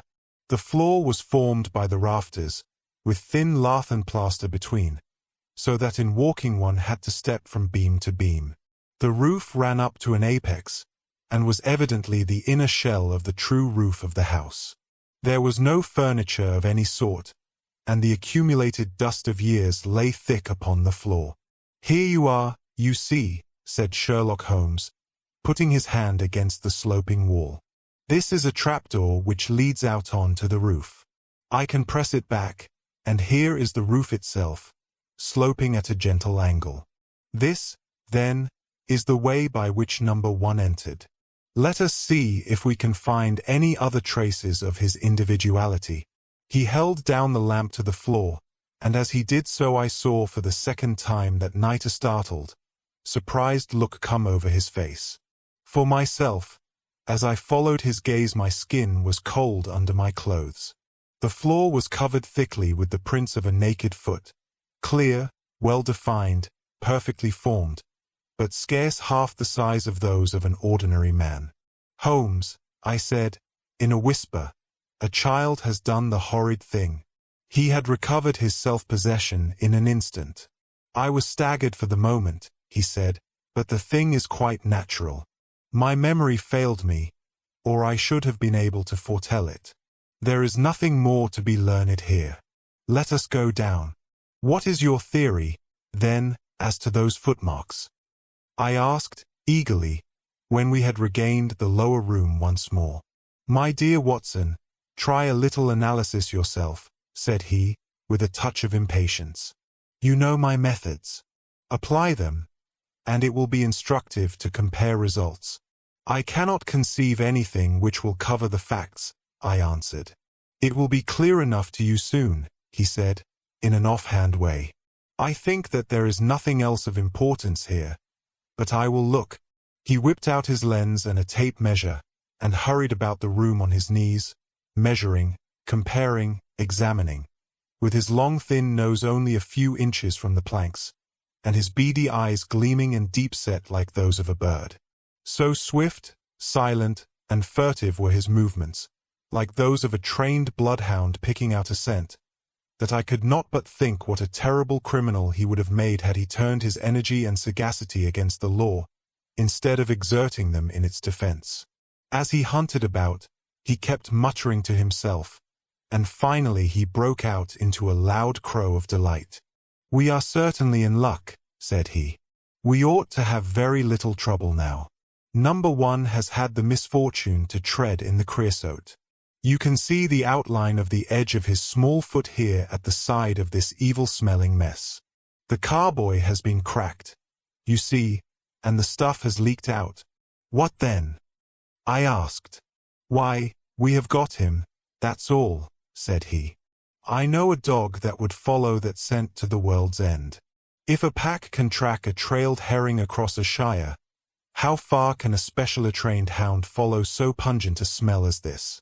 It sounds like a sum in the rule of 3. The answer should give us the, but hello! Here are the accredited representatives of the law." Heavy steps and the clamor of loud voices were audible from below, and the hall door shut with a loud crash. "Before they come," said Holmes, "just put your hand here on this poor fellow's arm, and here on his leg. What do you feel?" "The muscles are as hard as a board," I answered. "Quite so. They are in a state of extreme contraction, far exceeding the usual rigor mortis. Coupled with this distortion of the face, this Hippocratic smile, or risus sardonicus, as the old writers called it, what conclusion would it suggest to your mind?" "Death from some powerful vegetable alkaloid," I answered, "some strychnine-like substance which would produce tetanus." That was the idea which occurred to me the instant I saw the drawn muscles of the face. On getting into the room, I at once looked for the means by which the poison had entered the system. As you saw, I discovered a thorn which had been driven or shot with no great force into the scalp. You observe that the part struck was that which would be turned towards the hole in the ceiling if the man were erect in his chair. Now examine the thorn. I took it up gingerly and held it in the light of the lantern. It was long, sharp, and black, with a glazed look near the point as though some gummy substance had dried upon it. The blunt end had been trimmed and rounded off with a knife. "Is that an English thorn?" he asked. "No, it certainly is not. With all these data you should be able to draw some just inference. But here are the regulars, so the auxiliary forces may beat a retreat." As he spoke, the steps which had been coming nearer sounded loudly on the passage, and a very stout, portly man in a grey suit strode heavily into the room. He was red-faced, burly, and plethoric, with a pair of very small twinkling eyes which looked keenly out from between swollen and puffy pouches. He was closely followed by an inspector in uniform, and by the still palpitating Thaddius Sholto. "Here's a business," he cried, in a muffled, husky voice. "Here's a pretty business. But who are all these? Why, the house seems to be as full as a rabbit warren." "I think you must recollect me, Mr. Athelney Jones," said Holmes, quietly. "Why, of course I do," he wheezed. "It's Mr. Sherlock Holmes, the theorist. Remember you? I'll never forget how you lectured us all on causes and inferences and effects in the Bishopgate jewel case. It's true you set us on the right track, but you'll own now that it was more by good luck than good guidance. It was a piece of very simple reasoning. Oh, come, now, come. Never be ashamed to own up. But what is all this? Bad business. Bad business. Stern facts here. No room for theories. How lucky that I happened to be out at Norwood over another case. I was at the station when the message arrived. What do you think the man died of?" "Oh, this is hardly a case for me to theorize over," said Holmes, dryly. "No, no. Still, we can't deny that you hit the nail on the head sometimes. Dear me. Door locked. I understand. Jewels worth $500,000 missing. How was the window?" "Fastened. But there are steps on the sill." Well, if it was fastened, the steps could have nothing to do with the matter. That's common sense. Man might have died in a fit, but then the jewels are missing. Ha! I have a theory. These flashes come upon me at times. Just step outside, Sergeant, and you, Mr. Sholto. Your friend can remain. What do you think of this, Holmes?" Sholto was, on his own confession, with his brother last night. The brother died in a fit, on which Sholto walked off with the treasure. "How's that?" "On which the dead man very considerately got up and locked the door on the inside." There's a flaw there. Let us apply common sense to the matter. This Thaddius Sholto was with his brother. There was a quarrel, so much we know. The brother is dead and the jewels are gone. So much also we know. No one saw the brother from the time Thaddius left him. His bed had not been slept in. Thaddius is evidently in a most disturbed state of mind. His appearance is, well, not attractive. You see that I am weaving my web round Thaddius. The net begins to close upon him. "You are not quite in possession of the facts yet," said Holmes. "This splinter of wood, which I have every reason to believe to be poisoned, was in the man's scalp where you still see the mark. This card, inscribed as you see it, was on the table, and beside it lay this rather curious stone-headed instrument. How does all that fit into your theory?" "Confirms it in every respect," said the fat detective, pompously. "House is full of Indian curiosities. Thaddius brought this up, and if this splinter be poisonous, Thaddius may as well have made murderous use of it as any other man. The card is some hocus-pocus, a blind, as like as not. The only question is, how did he depart? Ah, of course, here is a hole in the roof. With great activity, considering his bulk, he sprang up the steps and squeezed through into the garret, and immediately afterwards we heard his exulting voice proclaiming that he had found the trapdoor. He can find something," remarked Holmes, shrugging his shoulders. "He has occasional glimmerings of reason. Illinois n'y a pas des sots incommodes qui se qui ont l'esprit." "You see," said Athelney Jones, reappearing down the steps again. "Facts are better than mere theories, after all. My view of the case is confirmed. There is a trapdoor communicating with the roof, and it is partly open. It was I who opened it." "Oh, indeed. You did notice it, then?" He seemed a little crestfallen at the discovery. "Well, whoever noticed it, it shows how our gentleman got away." "Inspector." "Yes, sir, from the passage. Ask Mr. Sholto to step this way. Mr. Sholto, it is my duty to inform you that anything which you may say will be used against you. I arrest you in the Queen's name as being concerned in the death of your brother." "There, now. Didn't I tell you?" cried the poor little man, throwing out his hands, and looking from one to the other of us. "Don't trouble yourself about it, Mr. Sholto," said Holmes. "I think that I can engage to clear you of the charge. Don't promise too much, Mr. Theorist. Don't promise too much, snapped the detective. You may find it a harder matter than you think.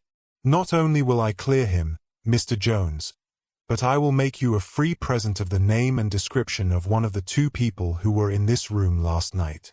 His name, I have every reason to believe, is Jonathan Small. He is a poorly educated man, small, active, with his right leg off, and wearing a wooden stump which is worn away upon the inner side.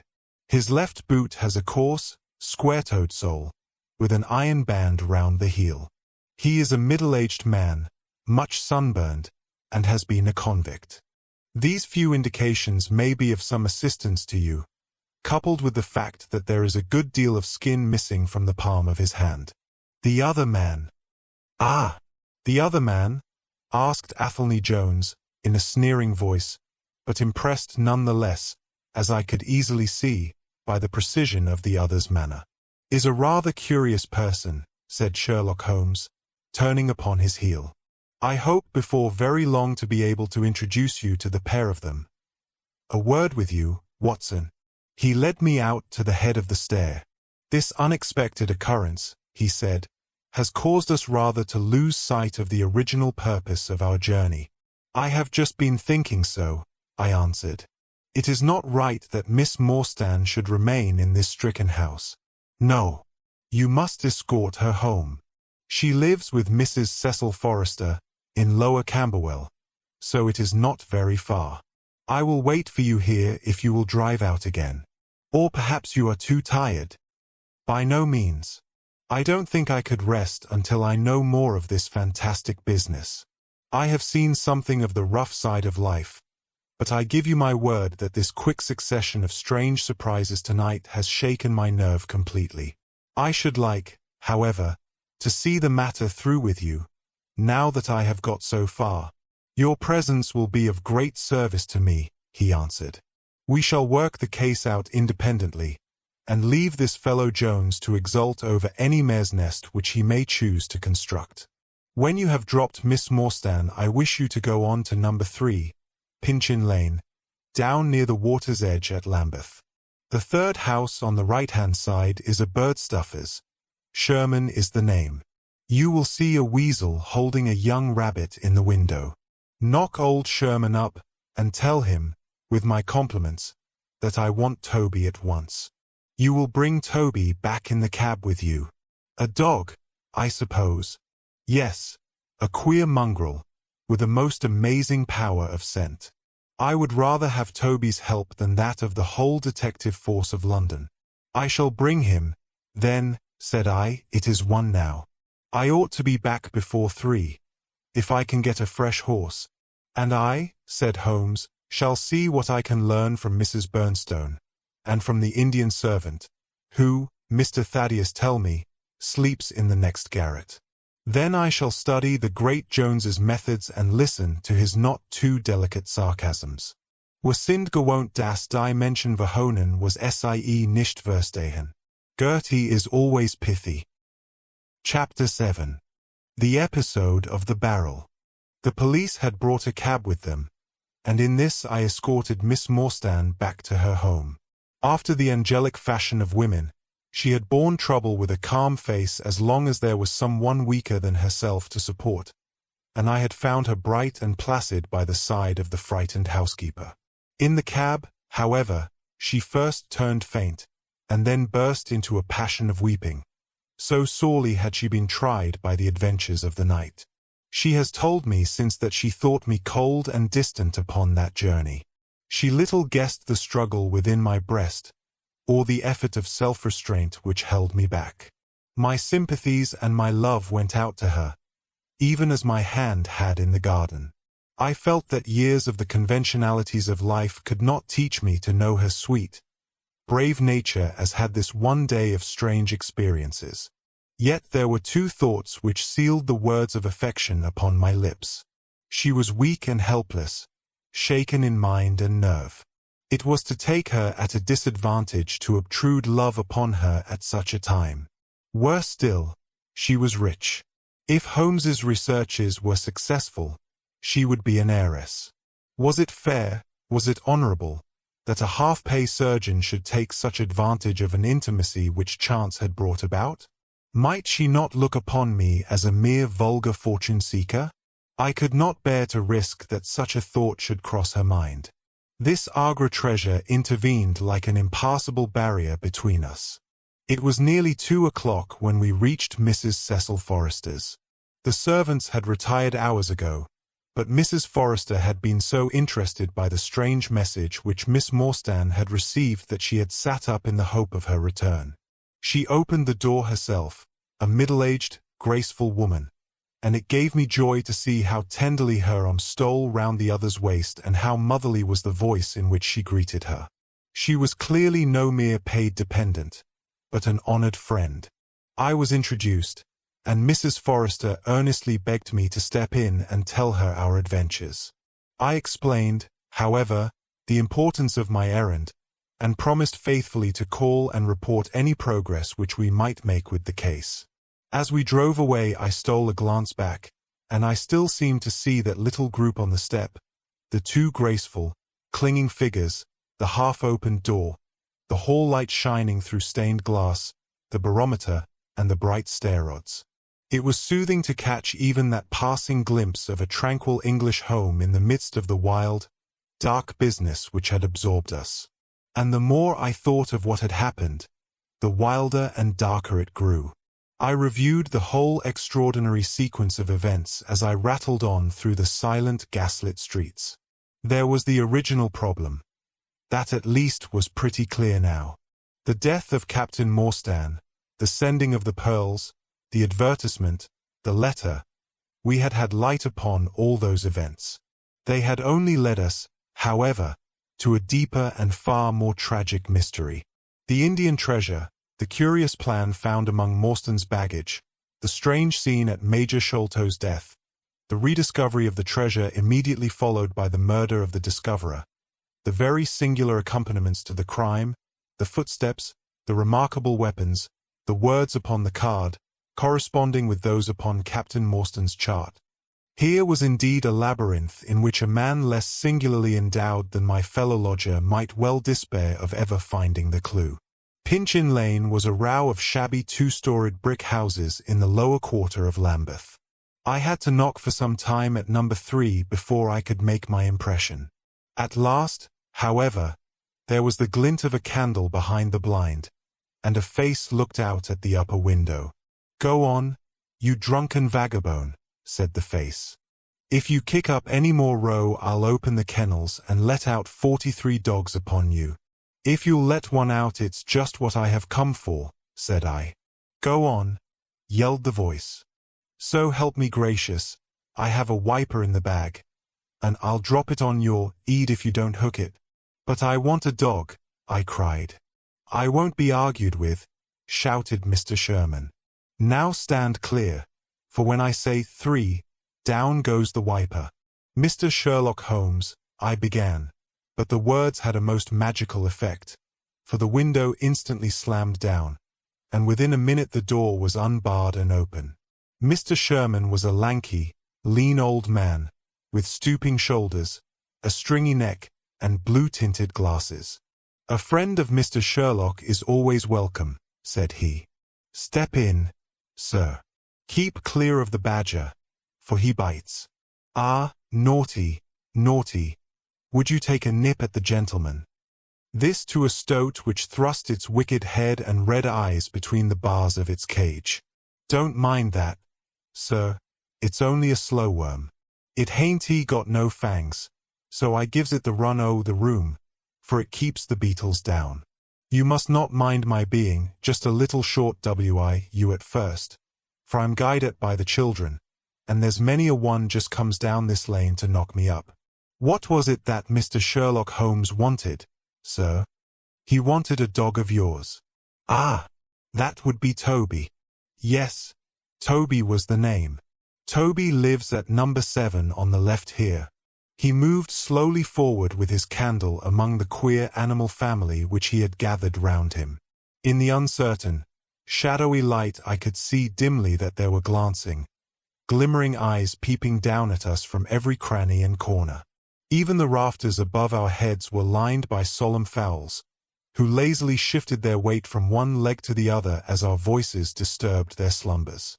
Toby proved to be an ugly, long-haired, lop-eared creature, half spaniel and half lurcher, brown and white in color, with a very clumsy waddling gait.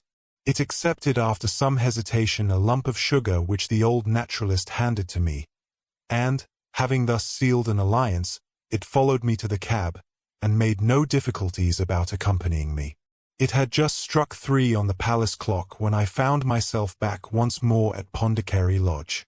The ex-prizefighter McMurdo had, I found, been arrested as an accessory, and both he and Mr. Sholto had been marched off to the station. 2 constables guarded the narrow gate, but they allowed me to pass with the dog on my mentioning the detective's name. Holmes was standing on the doorstep, with his hands in his pockets, smoking his pipe. "Ah, you have him there," said he. "Good dog, then. Athelney Jones has gone. We have had an immense display of energy since you left. He has arrested not only friend Thaddius, but the gatekeeper, the housekeeper, and the Indian servant. We have the place to ourselves, but for a sergeant upstairs. Leave the dog here, and come up." We tied Toby to the hall table, and reascended the stairs. The room was as he had left it, save that a sheet had been draped over the central figure. A weary-looking police sergeant reclined in the corner. "Lend me your bull's-eye, sergeant," said my companion. "Now tie this bit of card round my neck, so as to hang it in front of me. Thank you. Now I must kick off my boots and stockings. Just you carry them down with you, Watson. I am going to do a little climbing, and dip my handkerchief into the creosote. That will do. Now come up into the garret with me for a moment." We clambered up through the hole. Holmes turned his light once more upon the footsteps in the dust. "I wish you particularly to notice these footmarks," he said. "Do you observe anything noteworthy about them?" "They belong," I said, "to a child or a small woman. Apart from their size, though, is there nothing else? They appear to be much as other footmarks." "Not at all. Look here. This is the print of a right foot in the dust. Now I make one with my naked foot beside it. What is the chief difference? Your toes are all cramped together. The other print has each toe distinctly divided." "Quite so. That is the point. Bear that in mind. Now, would you kindly step over to that flap window and smell the edge of the woodwork? I shall stay here, as I have this handkerchief in my hand."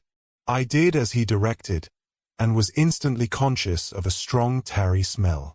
That is where he put his foot in getting out. If you can trace him, I should think that Toby will have no difficulty.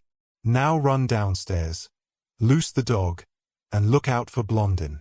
By the time that I got out into the grounds, Sherlock Holmes was on the roof, and I could see him like an enormous glowworm crawling very slowly along the ridge.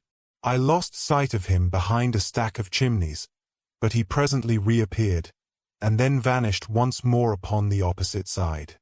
When I made my way round there, I found him seated at one of the corner eaves. "That you, Watson?" he cried.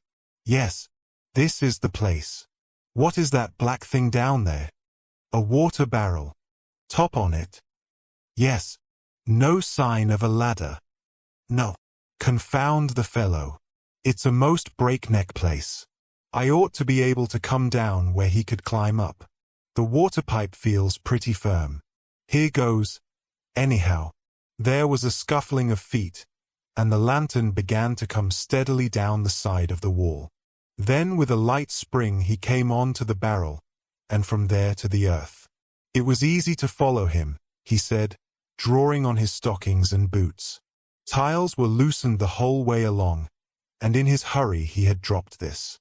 It confirms my diagnosis, as you doctors express it. The object which he held up to me was a small pocket or pouch woven out of colored grasses and with a few tawdry beads strung round it. In shape and size it was not unlike a cigarette case. Inside were half a dozen spines of dark wood, sharp at one end and rounded at the other, like that which had struck Bartholomew Sholto. "They are hellish things," said he. "Look out that you don't prick yourself.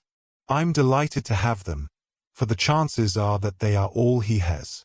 There is the less fear of you or me finding one in our skin before long. I would sooner face a martini bullet, myself. Are you game for a 6-mile trudge, Watson?" "Certainly," I answered. "Your leg will stand it." "Oh, yes. Here you are, doggy. Good old Toby. Smell it, Toby, smell it." He pushed the creosote handkerchief under the dog's nose, while the creature stood with its fluffy legs separated, and with a most comical cock to its head, like a connoisseur sniffing the bouquet of a famous vintage. Holmes then threw the handkerchief to a distance, fastened a stout cord to the mongrel's collar, and led him to the foot of the water barrel. The creature instantly broke into a succession of high, tremulous yelps, and, with his nose on the ground, and his tail in the air, pattered off upon the trail at a pace which strained his leash and kept us at the top of our speed. The east had been gradually whitening, and we could now see some distance in the cold grey light. The square, massive house, with its black, empty windows and high, bare walls, towered up, sad and forlorn, behind us. Our course led right across the grounds, in and out among the trenches and pits with which they were scarred and intersected. The whole place, with its scattered dirt heaps and ill-grown shrubs, had a blighted, ill-omened look which harmonized with the black tragedy which hung over it. On reaching the boundary wall, Toby ran along, whining eagerly, underneath its shadow, and stopped finally in a corner screened by a young beech. Where the two walls joined, several bricks had been loosened, and the crevices left were worn down and rounded upon the lower side, as though they had frequently been used as a ladder. Holmes clambered up, and, taking the dog from me, he dropped it over upon the other side. "There's the print of Woodenleg's hand," he remarked, as I mounted up beside him. "You see the slight smudge of blood upon the white plaster. What a lucky thing it is that we have had no very heavy rain since yesterday. The scent will lie upon the road in spite of their 28-hour start. I confess that I had my doubts myself when I reflected upon the great traffic which had passed along the London road in the interval. My fears were soon appeased, however. Toby never hesitated or swerved, but waddled on in his peculiar rolling fashion. Clearly, the pungent smell of the creosote rose high above all other contending scents. "Do not imagine," said Holmes, "that I depend for my success in this case upon the mere chance of one of these fellows having put his foot in the chemical. I have knowledge now which would enable me to trace them in many different ways. This, however, is the readiest and, since fortune has put it into our hands, I should be culpable if I neglected it. It has, however, prevented the case from becoming the pretty little intellectual problem which it at one time promised to be. There might have been some credit to be gained out of it, but for this too palpable clue. There is credit, and to spare, said I assure you, Holmes, that I marvel at the means by which you obtain your results in this case, even more than I did in the Jefferson Hope murder. The thing seems to me to be deeper and more inexplicable. How, for example, could you describe with such confidence the wooden-legged man? Sure, my dear boy, it was simplicity itself. I don't wish to be theatrical. It is all patent and above board. Two officers who are in command of a convict guard learn an important secret as to buried treasure. A map is drawn for them by an Englishman named Jonathan Small. You remember that we saw the name upon the chart in Captain Morstan's possession. He had signed it in behalf of himself and his associates, the sign of the four, as he somewhat dramatically called it. Aided by this chart, the officers, or one of them, gets the treasure and brings it to England, leaving, we will suppose, some condition under which he received it unfulfilled. Now, then, why did not Jonathan Small get the treasure himself? The answer is obvious. The chart is dated at a time when Morstan was brought into close association with convicts. Jonathan Small did not get the treasure because he and his associates were themselves convicts and could not get away. But that is mere speculation, said I. It is more than that. It is the only hypothesis which covers the facts. Let us see how it fits in with the sequel. Major Sholto remains at peace for some years, happy in the possession of his treasure. Then he receives a letter from India which gives him a great fright. What was that? A letter to say that the men whom he had wronged had been set free, or had escaped. That is much more likely, for he would have known what their term of imprisonment was. It would not have been a surprise to him. What does he do then? He guards himself against a wooden-legged man. A white man, mark you, for he mistakes a white tradesman for him, and actually fires a pistol at him. Now, only one white man's name is on the chart. The others are Hindus or Mohammedans. There is no other white man. Therefore, we may say with confidence that the wooden-legged man is identical with Jonathan Small.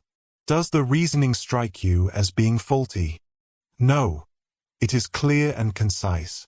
Well, now, let us put ourselves in the place of Jonathan Small. Let us look at it from his point of view. He comes to England with the double idea of regaining what he would consider to be his rights and of having his revenge upon the man who had wronged him. He found out where Sholto lived, and very possibly he established communications with someone inside the house. There is this butler, Lal Rao, whom we have not seen. Mrs. Bernstone gives him far from a good character. Small could not find out, however, where the treasure was hid, for no one ever knew, save the Major and one faithful servant who had died.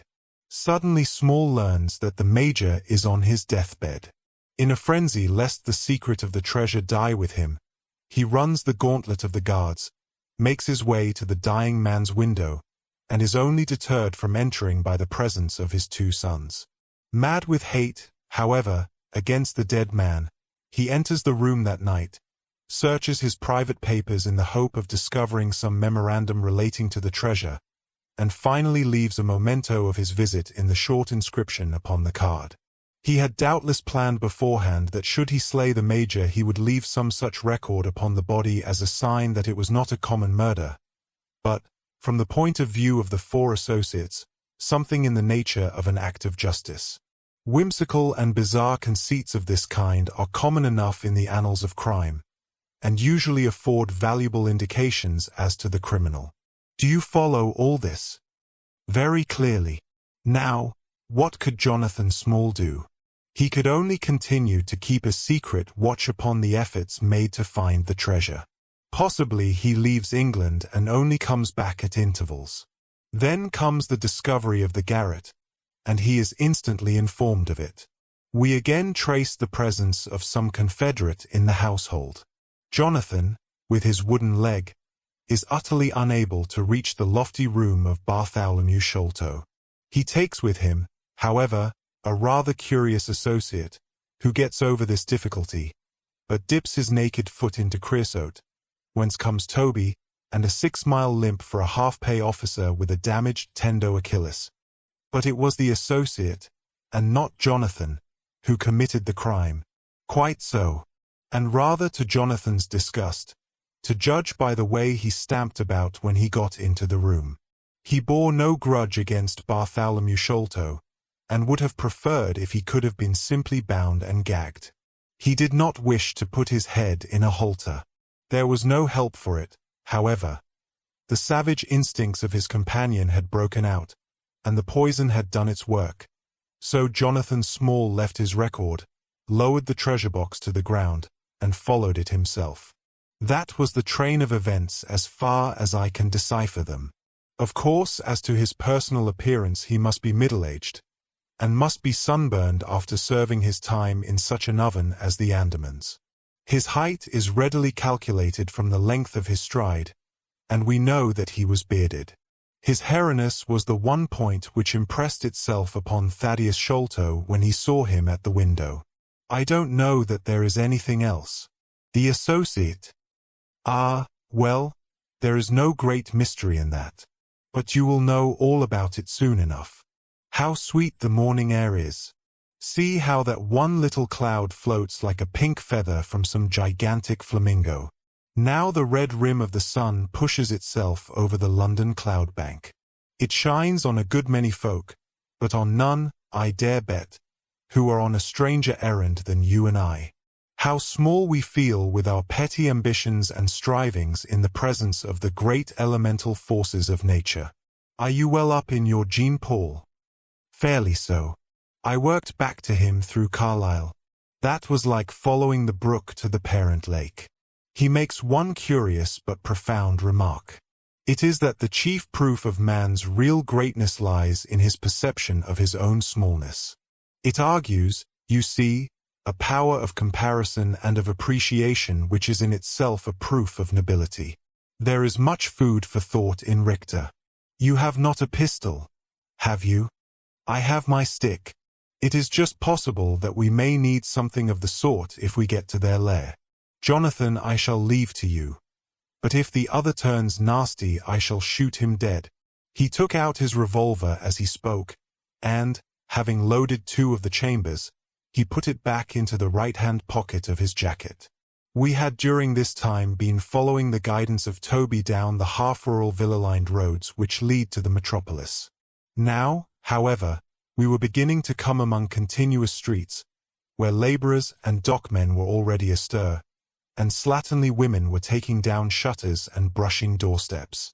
At the square-topped corner public houses business was just beginning, and rough-looking men were emerging, rubbing their sleeves across their beards after their morning wet. Strange dogs sauntered up and stared wonderingly at us as we passed, but our inimitable Toby looked neither to the right nor to the left, but trotted onwards with his nose to the ground and an occasional eager whine which spoke of a hot scent. We had traversed Streatham, Brixton, Camberwell, and now found ourselves in Kennington Lane, having borne away through the side streets to the east of the Oval. The men whom we pursued seemed to have taken a curiously zigzag road, with the idea probably of escaping observation. They had never kept to the main road if a parallel side street would serve their turn. At the foot of Kennington Lane they had edged away to the left through Bond Street and Miles Street. Where the latter street turns into Knight's Place, Toby ceased to advance, but began to run backwards and forwards with one ear cocked and the other drooping, the very picture of canine indecision. Then he waddled round in circles, looking up to us from time to time, as if to ask for sympathy in his embarrassment. "What the deuce is the matter with the dog?" growled Holmes. "They surely would not take a cab, or go off in a balloon." "Perhaps they stood here for some time," I suggested. "Ah, it's all right. He's off again," said my companion, in a tone of relief. He was indeed off, for after sniffing round again he suddenly made up his mind, and darted away with an energy and determination such as he had not yet shown. The scent appeared to be much hotter than before, for he had not even to put his nose on the ground, but tugged at his leash and tried to break into a run. I could see by the gleam in Holmes's eyes that he thought we were nearing the end of our journey. Our course now ran down 9 Elms until we came to Broderick and Nelson's large timber yard, just past the White Eagle Tavern. Here the dog, frantic with excitement, turned down through the side gate into the enclosure, where the sawyers were already at work. On the dog raced through sawdust and shavings, down an alley, round a passage, between 2 woodpiles, and finally, with a triumphant yelp, sprang upon a large barrel which still stood upon the hand trolley on which it had been brought. With lolling tongue and blinking eyes, Toby stood upon the cask, looking from one to the other of us for some sign of appreciation. The staves of the barrel and the wheels of the trolley were smeared with a dark liquid, and the whole air was heavy with the smell of creosote. Sherlock Holmes and I looked blankly at each other, and then burst simultaneously into an uncontrollable fit of laughter. Chapter 8. The Baker Street Irregulars. "What now?" I asked. "Toby has lost his character for infallibility. He acted according to his lights," said Holmes, lifting him down from the barrel and walking him out of the timber yard. If you consider how much creosote is carted about London in one day, it is no great wonder that our trail should have been crossed. It is much used now, especially for the seasoning of wood. Poor Toby is not to blame. We must get on the main scent again, I suppose. Yes. And, fortunately, we have no distance to go. Evidently what puzzled the dog at the corner of Knight's Place was that there were two different trails running in opposite directions. We took the wrong one. It only remains to follow the other.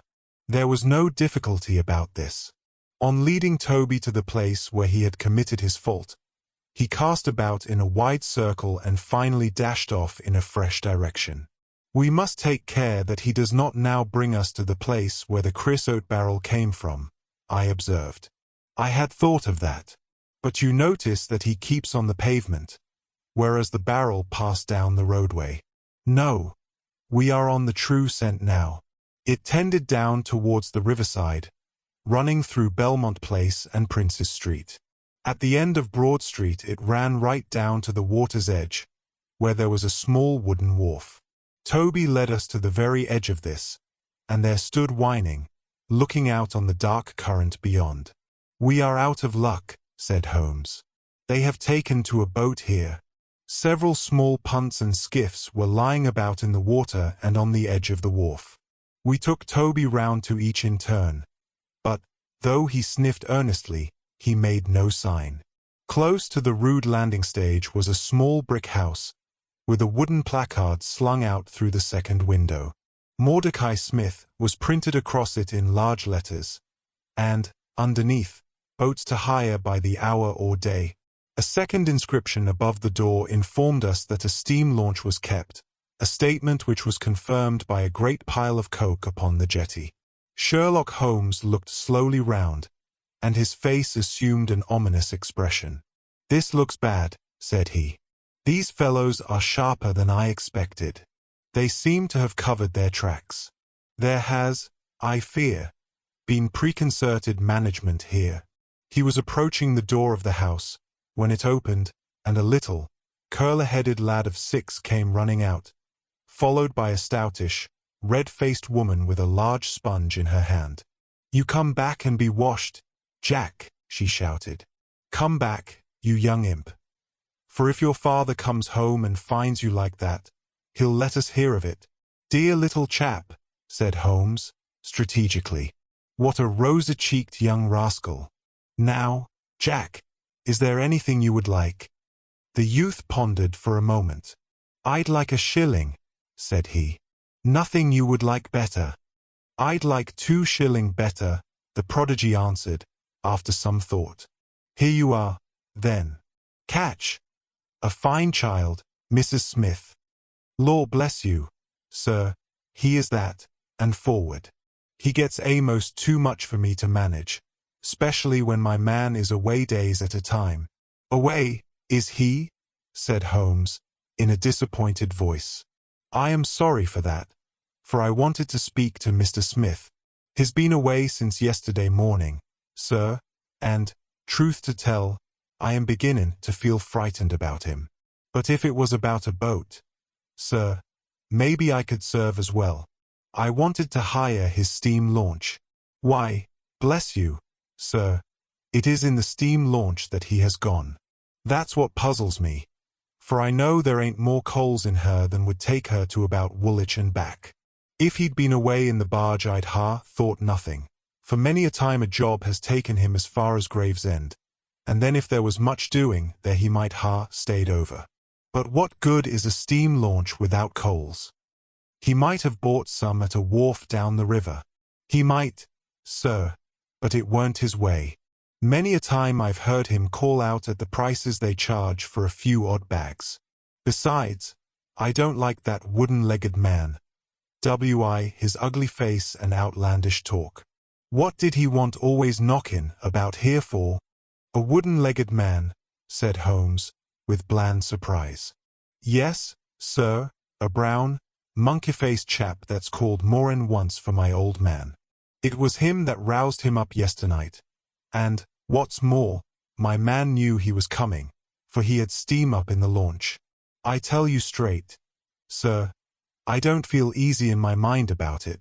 But, my dear Mrs. Smith, said Holmes, shrugging his shoulders, you are frightening yourself about nothing. How could you possibly tell that it was the wooden-legged man who came in the night? I don't quite understand how you can be so sure. His voice, sir. I knew his voice, which is kind-o thick and foggy. He tapped at the window, about 3 it would be. Show a leg, matey, says he. Time to turn out guard. My old man woke up Jim, that's my eldest, and away they went, without so much as a word to me. I could hear the wooden leg clacking on the stones. And was this wooden-legged man alone? Couldn't say, I am sure, sir. I didn't hear no one else. I am sorry, Mrs. Smith, for I wanted a steam launch, and I have heard good reports of the— Let me see, what is her name? The Aurora, sir. Ah! She's not that old green launch with a yellow line, very broad in the beam. No, indeed. She's as trim a little thing as any on the river. She's been fresh painted, black with 2 red streaks. Thanks. I hope that you will hear soon from Mr. Smith. I am going down the river, and if I should see anything of the Aurora I shall let him know that you are uneasy. A black funnel, you say? No, sir. Black with a white band. Ah, of course. It was the sides which were black. Good morning, Mrs. Smith. There is a boatman here with a wherry, Watson. We shall take it and cross the river. The main thing with people of that sort, said Holmes, as we sat in the sheets of the wherry, is never to let them think that their information can be of the slightest importance to you. If you do, they will instantly shut up like an oyster. If you listen to them under protest, as it were, you are very likely to get what you want. Our course now seems pretty clear, said I. What would you do, then? I would engage a launch and go down the river on the track of the Aurora. My dear fellow, it would be a colossal task. She may have touched at any wharf on either side of the stream between here and Greenwich. Below the bridge there is a perfect labyrinth of landing places for miles. It would take you days and days to exhaust them, if you set about it alone. Employ the police, then. No. I shall probably call Athelney Jones in at the last moment. He is not a bad fellow, and I should not like to do anything which would injure him professionally. But I have a fancy for working it out myself. Now that we have gone so far, could we advertise, then, asking for information from wharfingers? Worse and worse. Our men would know that the chase was hot at their heels, and they would be off out of the country. As it is, they are likely enough to leave, but as long as they think they are perfectly safe they will be in no hurry. Jones's energy will be of use to us there, for his view of the case is sure to push itself into the daily press, and the runaways will think that every one is off on the wrong scent. What are we to do, then? I asked, as we landed near Millbank Penitentiary. Take this hansom, drive home, have some breakfast, and get an hour's sleep. It is quite on the cards that we may be afoot tonight again.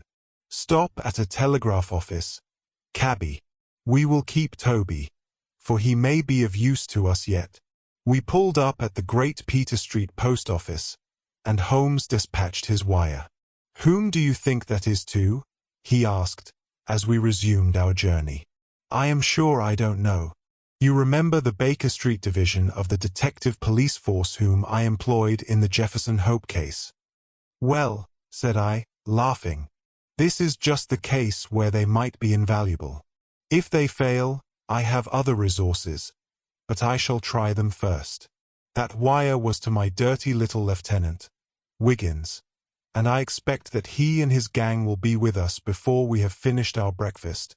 It was between 8 and 9 o'clock now, and I was conscious of a strong reaction after the successive excitements of the night. I was limp and weary, befog in mind and fatigued in body. I had not the professional enthusiasm which carried my companion on, nor could I look at the matter as a mere abstract intellectual problem. As far as the death of Bartholomew Sholto went, I had heard little good of him, and could feel no intense antipathy to his murderers. The treasure, however, was a different matter. That, or part of it, belonged rightfully to Miss Morstan. While there was a chance of recovering it, I was ready to devote my life to the one object. True, if I found it, it would probably put her forever beyond my reach. Yet it would be a petty and selfish love which would be influenced by such a thought as that. If Holmes could work to find the criminals, I had a tenfold stronger reason to urge me on to find the treasure. A bath at Baker Street and a complete change freshened me up wonderfully. When I came down to our room, I found the breakfast laid and Holmes pouring out the coffee.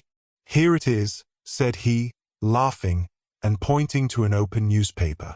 "The energetic Jones and the ubiquitous reporter have fixed it up between them. But you have had enough of the case. Better have your ham and eggs first." I took the paper from him and read the short notice, which was headed "Mysterious Business at Upper Norwood." "About 12 o'clock last night," said the Standard, "Mr. Bartholomew Sholto, of Pondicherry Lodge, Upper Norwood, was found dead in his room under circumstances which point to foul play. As far as we can learn, no actual traces of violence were found upon Mr. Sholto's person, but a valuable collection of Indian gems which the deceased gentleman had inherited from his father has been carried off. The discovery was first made by Mr. Sherlock Holmes and Dr. Watson, who had called at the house with Mr. Thaddius Sholto, brother of the deceased. By a singular piece of good fortune, Mr. Athelney Jones, the well-known member of the detective police force, happened to be at the Norwood police station, and was on the ground within half an hour of the first alarm. His trained and experienced faculties were at once directed towards the detection of the criminals, with the gratifying result that the brother, Thaddius Sholto, has already been arrested, together with the housekeeper, Mrs. Burnstone, an Indian butler named Lalrao, and a porter, or gatekeeper, named McMurdo. It is quite certain that the thief or thieves were well acquainted with the house, for Mr. Jones's well-known technical knowledge and his powers of minute observation have enabled him to prove conclusively that the miscreants could not have entered by the door or by the window, but must have made their way across the roof of the building, and so through a trapdoor into a room which communicated with that in which the body was found. This fact, which has been very clearly made out, proves conclusively that it was no mere haphazard burglary. The prompt and energetic action of the officers of the law shows the great advantage of the presence on such occasions of a single vigorous and masterful mind. We cannot but think that it supplies an argument to those who would wish to see our detectives more decentralized, and so brought into closer and more effective touch with the cases which it is their duty to investigate. "Isn't it gorgeous?" said Holmes, grinning over his coffee cup. "What do you think of it?" "I think that we have had a close shave ourselves of being arrested for the crime." "So do I. I wouldn't answer for our safety now, if he should happen to have another of his attacks of energy." At this moment there was a loud ring at the bell, and I could hear Mrs. Hudson, our landlady, raising her voice in a wail of expostulation and dismay. "By heaven, Holmes," I said, half rising, "I believe that they are really after us." "No, it's not quite so bad as that. It is the unofficial force, the Baker Street irregulars." As he spoke, there came a swift pattering of naked feet upon the stairs, a clatter of high voices, and in rushed a dozen dirty and ragged little street Arabs. There was some show of discipline among them, despite their tumultuous entry, for they instantly drew up in line and stood facing us with expectant faces. One of their number, taller and older than the others, stood forward with an air of lounging superiority which was very funny in such a disreputable little scarecrow. "Got your message, sir," said he, and brought 'em on sharp. 3 bob and a tanner for tickets." "Here you are," said Holmes, producing some silver. "In future they can report to you, Wiggins, and you to me. I cannot have the house invaded in this way. However, it is just as well that you should all hear the instructions. I want to find the whereabouts of a steam launch called the Aurora, Owner Mordecai Smith. Black with 2 red streaks. Funnel black with a white band. She is down the river somewhere.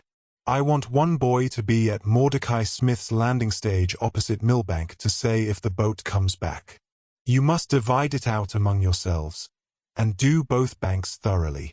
Let me know the moment you have news. Is that all clear? Yes, Governor, said Wiggins. The old scale of pay, and a guinea to the boy who finds the boat. Here's a day in advance. Now off you go. He handed them a shilling each, and away they buzzed down the stairs, and I saw them a moment later streaming down the street. If the launch is above water they will find her, said Holmes, as he rose from the table and lit his pipe. They can go everywhere, see everything, overhear everyone. I expect to hear before evening that they have spotted her. In the meanwhile, we can do nothing but await results. We cannot pick up the broken trail until we find either the Aurora or Mr. Mordecai Smith. Toby could eat these scraps, I dare say. Are you going to bed, Holmes? No, I am not tired. I have a curious constitution. I never remember feeling tired by work, though idleness exhausts me completely. I am going to smoke and to think over this queer business to which my fair client has introduced us. If ever man had an easy task, this of ours ought to be. Wooden-legged men are not so common, but the other man must, I should think, be absolutely unique. That other man again. I have no wish to make a mystery of him, to you, anyway. But you must have formed your own opinion. Now, do consider the data. Diminutive footmarks, toes never fettered by boots, naked feet, stone-headed wooden mace, great agility, small poison darts. What do you make of all this? A savage, I exclaimed. Perhaps one of those Indians who were the associates of Jonathan Small. Hardly that, said he. When first I saw signs of strange weapons I was inclined to think so, but the remarkable character of the footmarks caused me to reconsider my views. Some of the inhabitants of the Indian peninsula are small men, but none could have left such marks as that. The Hindu proper has long and thin feet. The sandal-wearing Mohammedan has the great toe well separated from the others, because the thong is commonly passed between. These little darts, too, could only be shot in one way. They are from a blowpipe. Now, then, where are we to find our savage? South American, I hazarded. He stretched his hand up, and took down a bulky volume from the shelf. This is the first volume of a gazetteer which is now being published. It may be looked upon as the very latest authority. What have we here? Andaman Islands, situated 340 miles to the north of Sumatra, in the Bay of Bengal. Hum, what's all this? Moist climate, coral reefs, sharks, Port Blair, convict barracks, Rutland Island, Cartonwoods. Ah, here we are. The Aborigines of the Andaman Islands may perhaps claim the distinction of being the smallest race upon this earth, though some anthropologists prefer the Bushmen of Africa, the Digger Indians of America, and the Terra del Fuegians. The average height is rather below 4 feet, although many full-grown adults may be found who are very much smaller than this.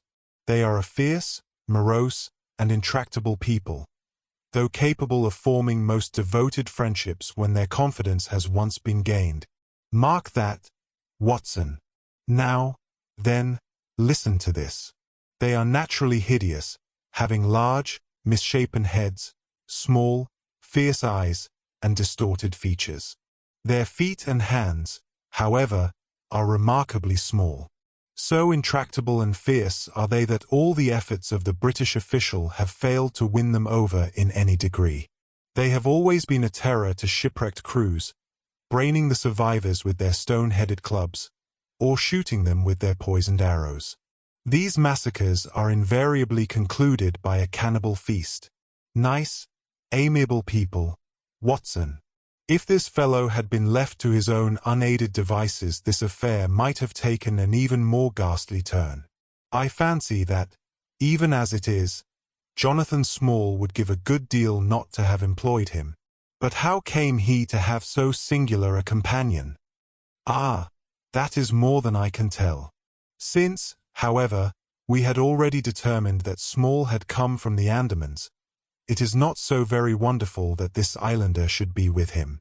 No doubt we shall know all about it in time. Look here, Watson. You look regularly done. Lie down there on the sofa, and see if I can put you to sleep. He took up his violin from the corner, and as I stretched myself out he began to play some low, dreamy, melodious air. His own, no doubt, for he had a remarkable gift for improvisation. I have a vague remembrance of his gaunt limbs, his earnest face, and the rise and fall of his bow. Then I seemed to be floated peacefully away upon a soft sea of sound, until I found myself in dreamland, with the sweet face of Mary Morstan looking. Chapter 9. A break in the chain. It was late in the afternoon before I woke, strengthened and refreshed. Sherlock Holmes still sat exactly as I had left him, save that he had laid aside his violin and was deep in a book. He looked across at me as I stirred, and I noticed that his face was dark and troubled. "You have slept soundly," he said. "I feared that our talk would wake you." "I heard nothing," I answered. "Have you had fresh news, then?" "Unfortunately, no. I confess that I am surprised and disappointed. I expected something definite by this time. Wiggins has just been up to report. He says that no trace can be found of the launch. It is a provoking check, for every hour is of importance. Can I do anything? I am perfectly fresh now, and quite ready for another night's outing." "No, we can do nothing. We can only wait. If we go ourselves, the message might come in our absence, and delay be caused. You can do what you will, but I must remain on guard. Then I shall run over to Camberwell and call upon Mrs. Cecil Forrester. She asked me to, yesterday." "On Mrs. Cecil Forrester?" asked Holmes, with the twinkle of a smile in his eyes. "Well, of course Miss Morstan too. They were anxious to hear what happened." "I would not tell them too much," said Holmes. "Women are never to be entirely trusted. Not the best of them." I did not pause to argue over this atrocious sentiment.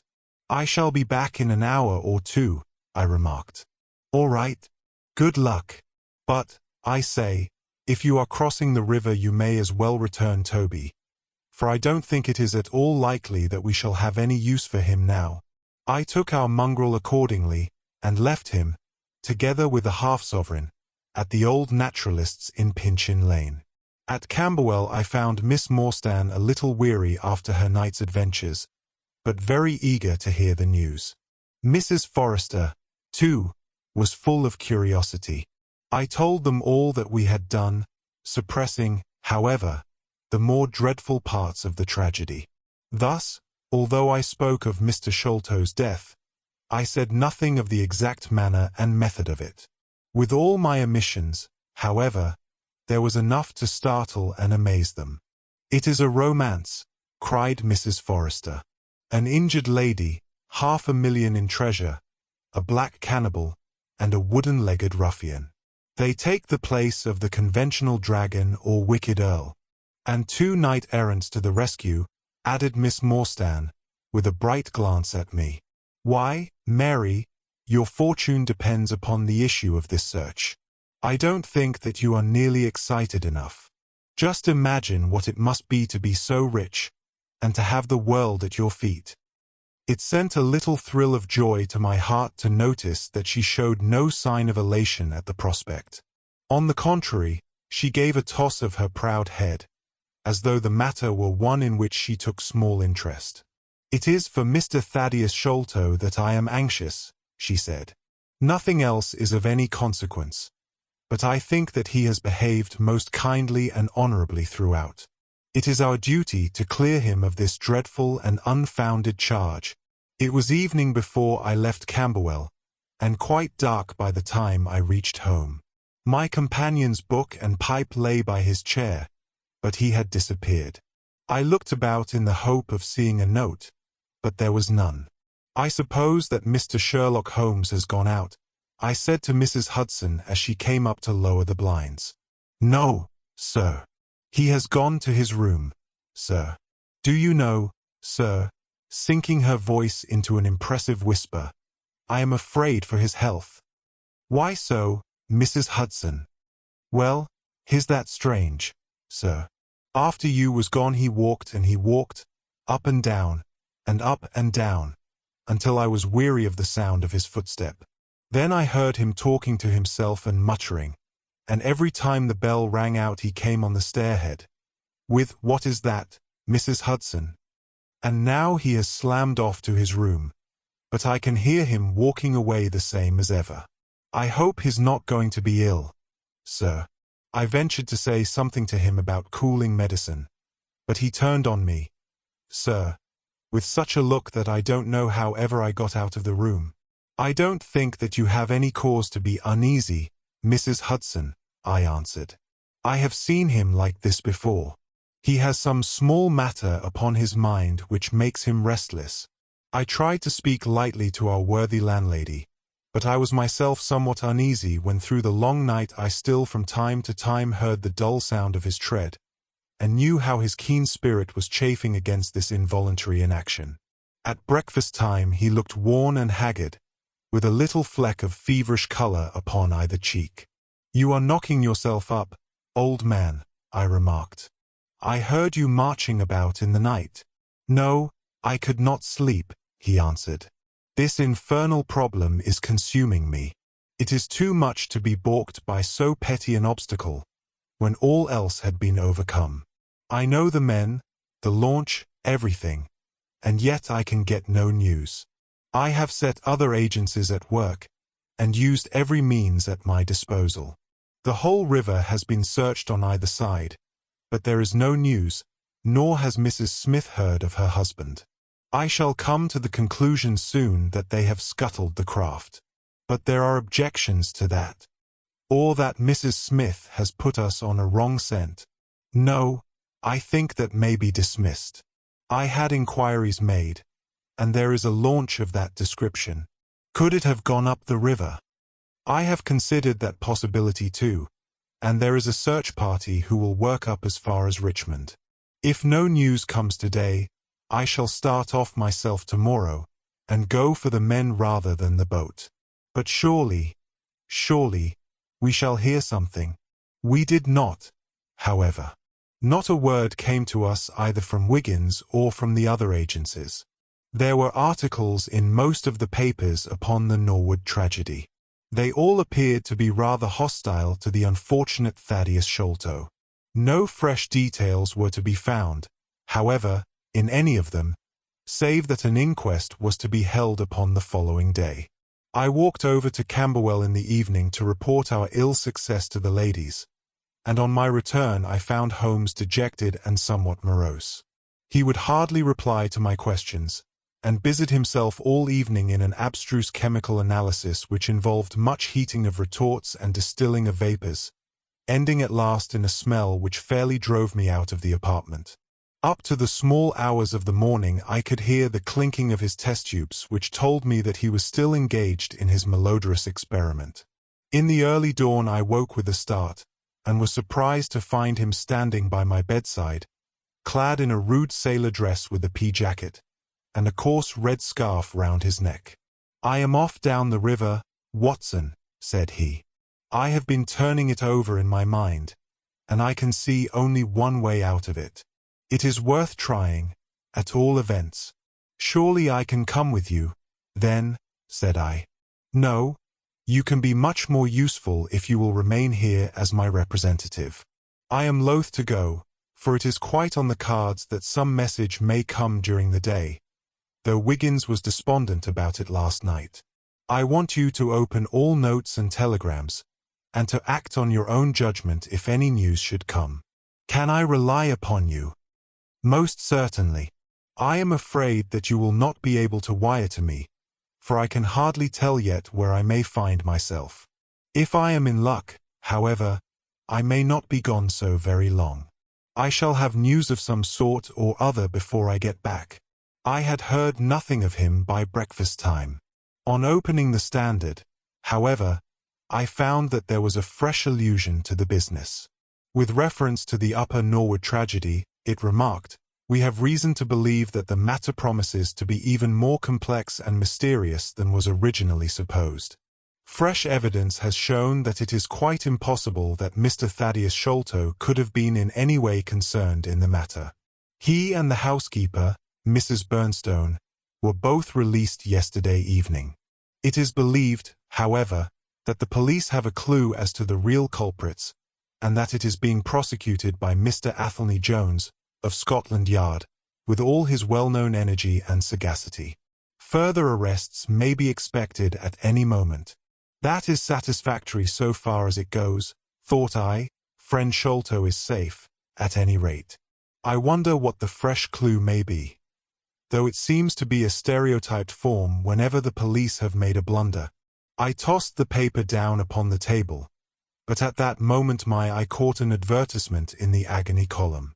It ran in this way: Loster, whereas Mordecai Smith, boatman, and his son, Jim, left Smith's Wharf at or about 3 o'clock last Tuesday morning in the steam launch Aurora, black with 2 red stripes, funnel black with a white band. The sum of £5 will be paid to anyone who can give information to Mrs. Smith, at Smith's Wharf, or at 221B, Baker Street, as to the whereabouts of the said Mordecai Smith and the launch Aurora. This was clearly Holmes's doing. The Baker Street address was enough to prove that. It struck me as rather ingenious, because it might be read by the fugitives without their seeing in it more than the natural anxiety of a wife for her missing husband. It was a long day. Every time that a knock came to the door, or a sharp step passed in the street, I imagined that it was either Holmes returning or an answer to his advertisement. I tried to read, but my thoughts would wander off to our strange quest and to the ill-assorted and villainous pair whom we were pursuing. Could there be, I wondered, some radical flaw in my companion's reasoning? Might he be suffering from some huge self-deception? Was it not possible that his nimble and speculative mind had built up this wild theory upon faulty premises? I had never known him to be wrong, and yet the keenest reasoner may occasionally be deceived. He was likely, I thought, to fall into error through the over-refinement of his logic, his preference for a subtle and bizarre explanation when a plainer and more commonplace one lay ready to his hand. Yet, on the other hand, I had myself seen the evidence, and I had heard the reasons for his deductions.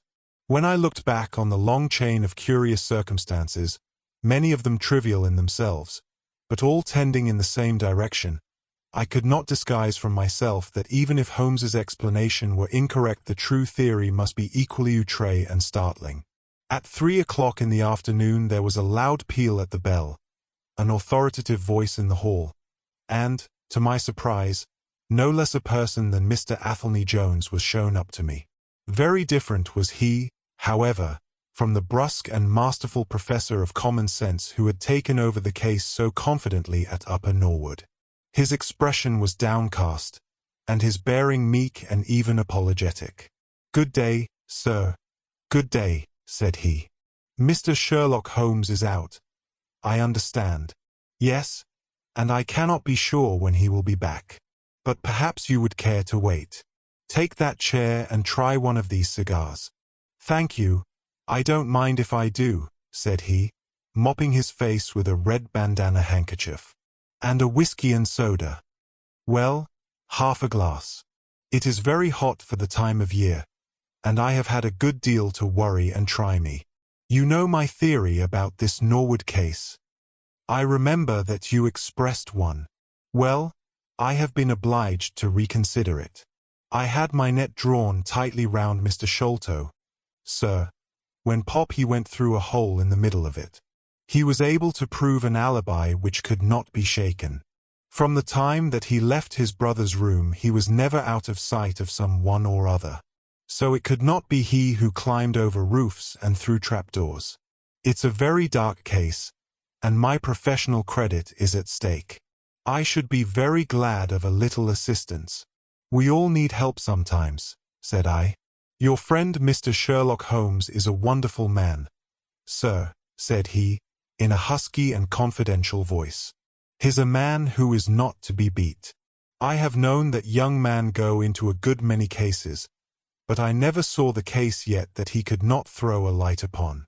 He is irregular in his methods, and a little quick perhaps in jumping at theories, but, on the whole, I think he would have made a most promising officer, and I don't care who knows it. I have had a wire from him this morning, by which I understand that he has got some clue to this Sholto business.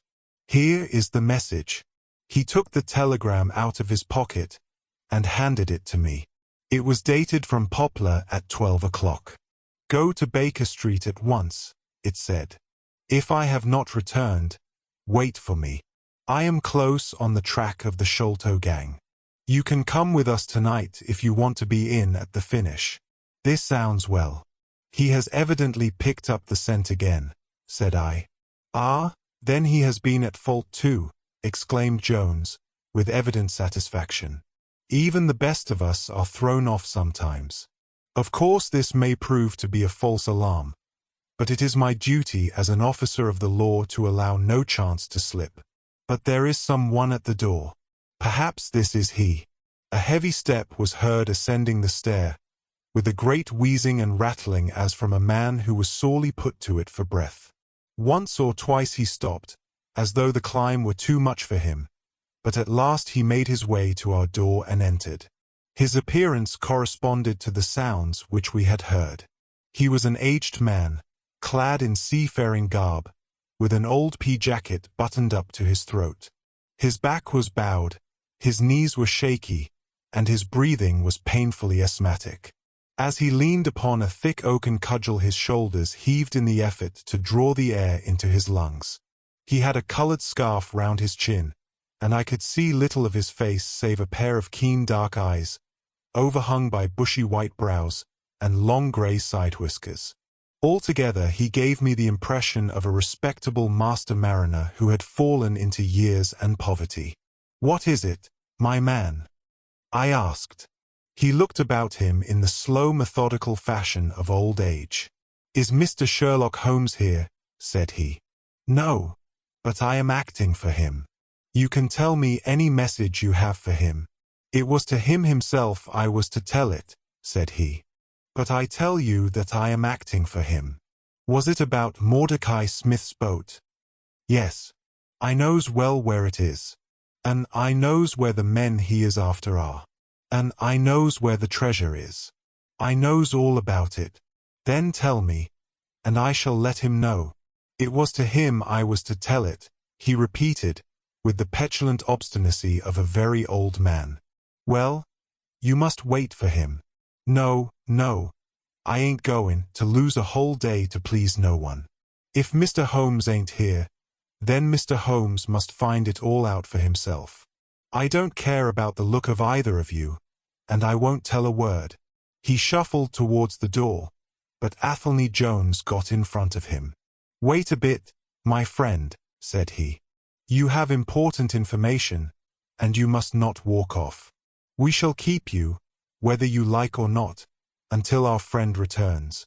The old man made a little run towards the door, but, as Athelney Jones put his broad back up against it, he recognized the uselessness of resistance. "Pretty sort o' treatment this," he cried, stamping his stick. "I come here to see a gentleman, and you too, who I never saw in my life, seize me and treat me in this fashion." "You will be none the worse," I said. "We shall recompense you for the loss of your time. Sit over here on the sofa, and you will not have long to wait." He came across sullenly enough, and seated himself with his face resting on his hands. Jones and I resumed our cigars and our talk. Suddenly, however, Holmes's voice broke in upon us. "I think that you might offer me a cigar too," he said. We both started in our chairs. There was Holmes sitting close to us with an air of quiet amusement. "Holmes!" I exclaimed. "You here? But where is the old man?" "Here is the old man," said he, holding out a heap of white hair. "Here he is, Wig, whiskers, eyebrows, and all. I thought my disguise was pretty good, but I hardly expected that it would stand that test. "Ah, you rogue," cried Jones, highly delighted. "You would have made an actor, and a rare one. You had the proper workhouse cough, and those weak legs of yours are worth £10 a week. I thought I knew the glint of your eye, though. You didn't get away from us so easily. You see, I have been working in that get-up all day," said he, lighting his cigar. "You see, a good many of the criminal classes begin to know me, especially since our friend here took to publishing some of my cases, so I can only go on the warpath under some simple disguise like this." "You got my wire?" "Yes. That was what brought me here." "How has your case prospered?" "It has all come to nothing. I have had to release 2 of my prisoners, and there is no evidence against the other 2. Never mind. We shall give you 2 others in the place of them. But you must put yourself under my orders. You are welcome to all the official credit, but you must act on the line that I point out. Is that agreed?" "Entirely, if you will help me to the men." "Well, then, in the first place I shall want a fast police boat, a steam launch, to be at the Westminster Stairs at 7 o'clock. That is easily managed. There is always one about there, but I can step across the road and telephone to make sure. Then I shall want 2 staunch men, in case of resistance. There will be 2 or 3 in the boat.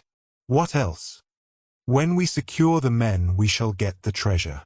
I think that it would be a pleasure to my friend here to take the box round to the young lady to whom half of it rightfully belongs.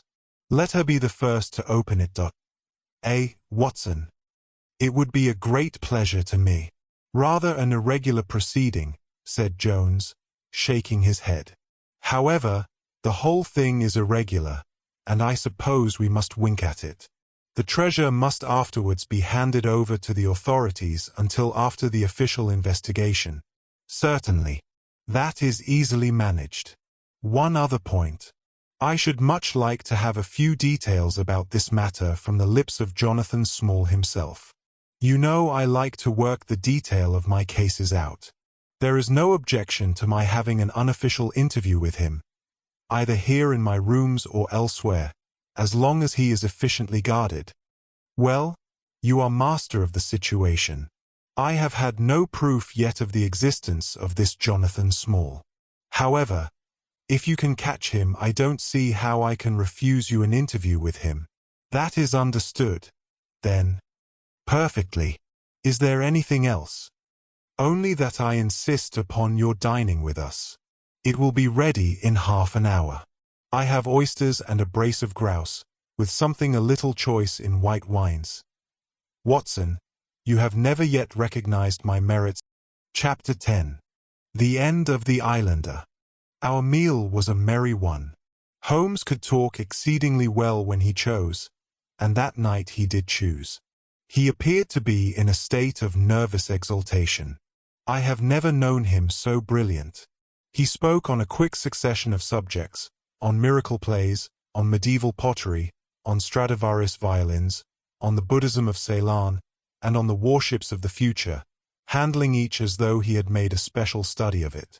His bright humor marked the reaction from his black depression of the preceding days. Athelney Jones proved to be a sociable soul in his hours of relaxation, and faced his dinner with the air of a bon vivant. For myself, I felt elated at the thought that we were nearing the end of our task, and I caught something of Holmes's gaiety. None of us alluded during dinner to the cause which had brought us together. When the cloth was cleared, Holmes glanced at his watch, and filled up 3 glasses with port. "One bumper," said he, "to the success of our little expedition. And now it is high time we were off. Have you a pistol, Watson?" "I have my old service revolver in my desk." "You had best take it, then. It is well to be prepared. I see that the cab is at the door. I ordered it for 6:30. It was a little past 7 before we reached the Westminster Wharf, and found our launch awaiting us. Holmes eyed it critically. Is there anything to mark it as a police boat? Yes, that green lamp at the side. Then take it off. The small change was made. We stepped on board, and the ropes were cast off. Jones, Holmes, and I sat in the stern. There was one man at the rudder, one to tend the engines, and two burly police inspectors forward. Where to? Asked Jones. To the tower. Tell them to stop opposite Jacobson's yard.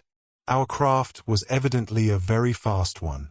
We shot past the long lines of loaded barges as though they were stationary. Holmes smiled with satisfaction as we overhauled a river steamer and left her behind us. We ought to be able to catch anything on the river, he said. Well, hardly that. But there are not many launches to beat us. We shall have to catch the Aurora, and she has a name for being a clipper. I will tell you how the land lies, Watson. You recollect how annoyed I was at being balked by so small a thing? Yes. Well, I gave my mind a thorough rest by plunging into a chemical analysis. One of our greatest statesmen has said that a change of work is the best rest. So it is. When I had succeeded in dissolving the hydrocarbon which I was at work at, I came back to our problem of the Sholtos, and thought the whole matter out again. My boys had been up the river and down the river without result. The launch was not at any landing stage or wharf, nor had it returned. Yet it could hardly have been scuttled to hide their traces, though that always remained as a possible hypothesis if all else failed. I knew this man Small had a certain degree of low cunning, but I did not think him capable of anything in the nature of delicate finesse. That is usually a product of higher education.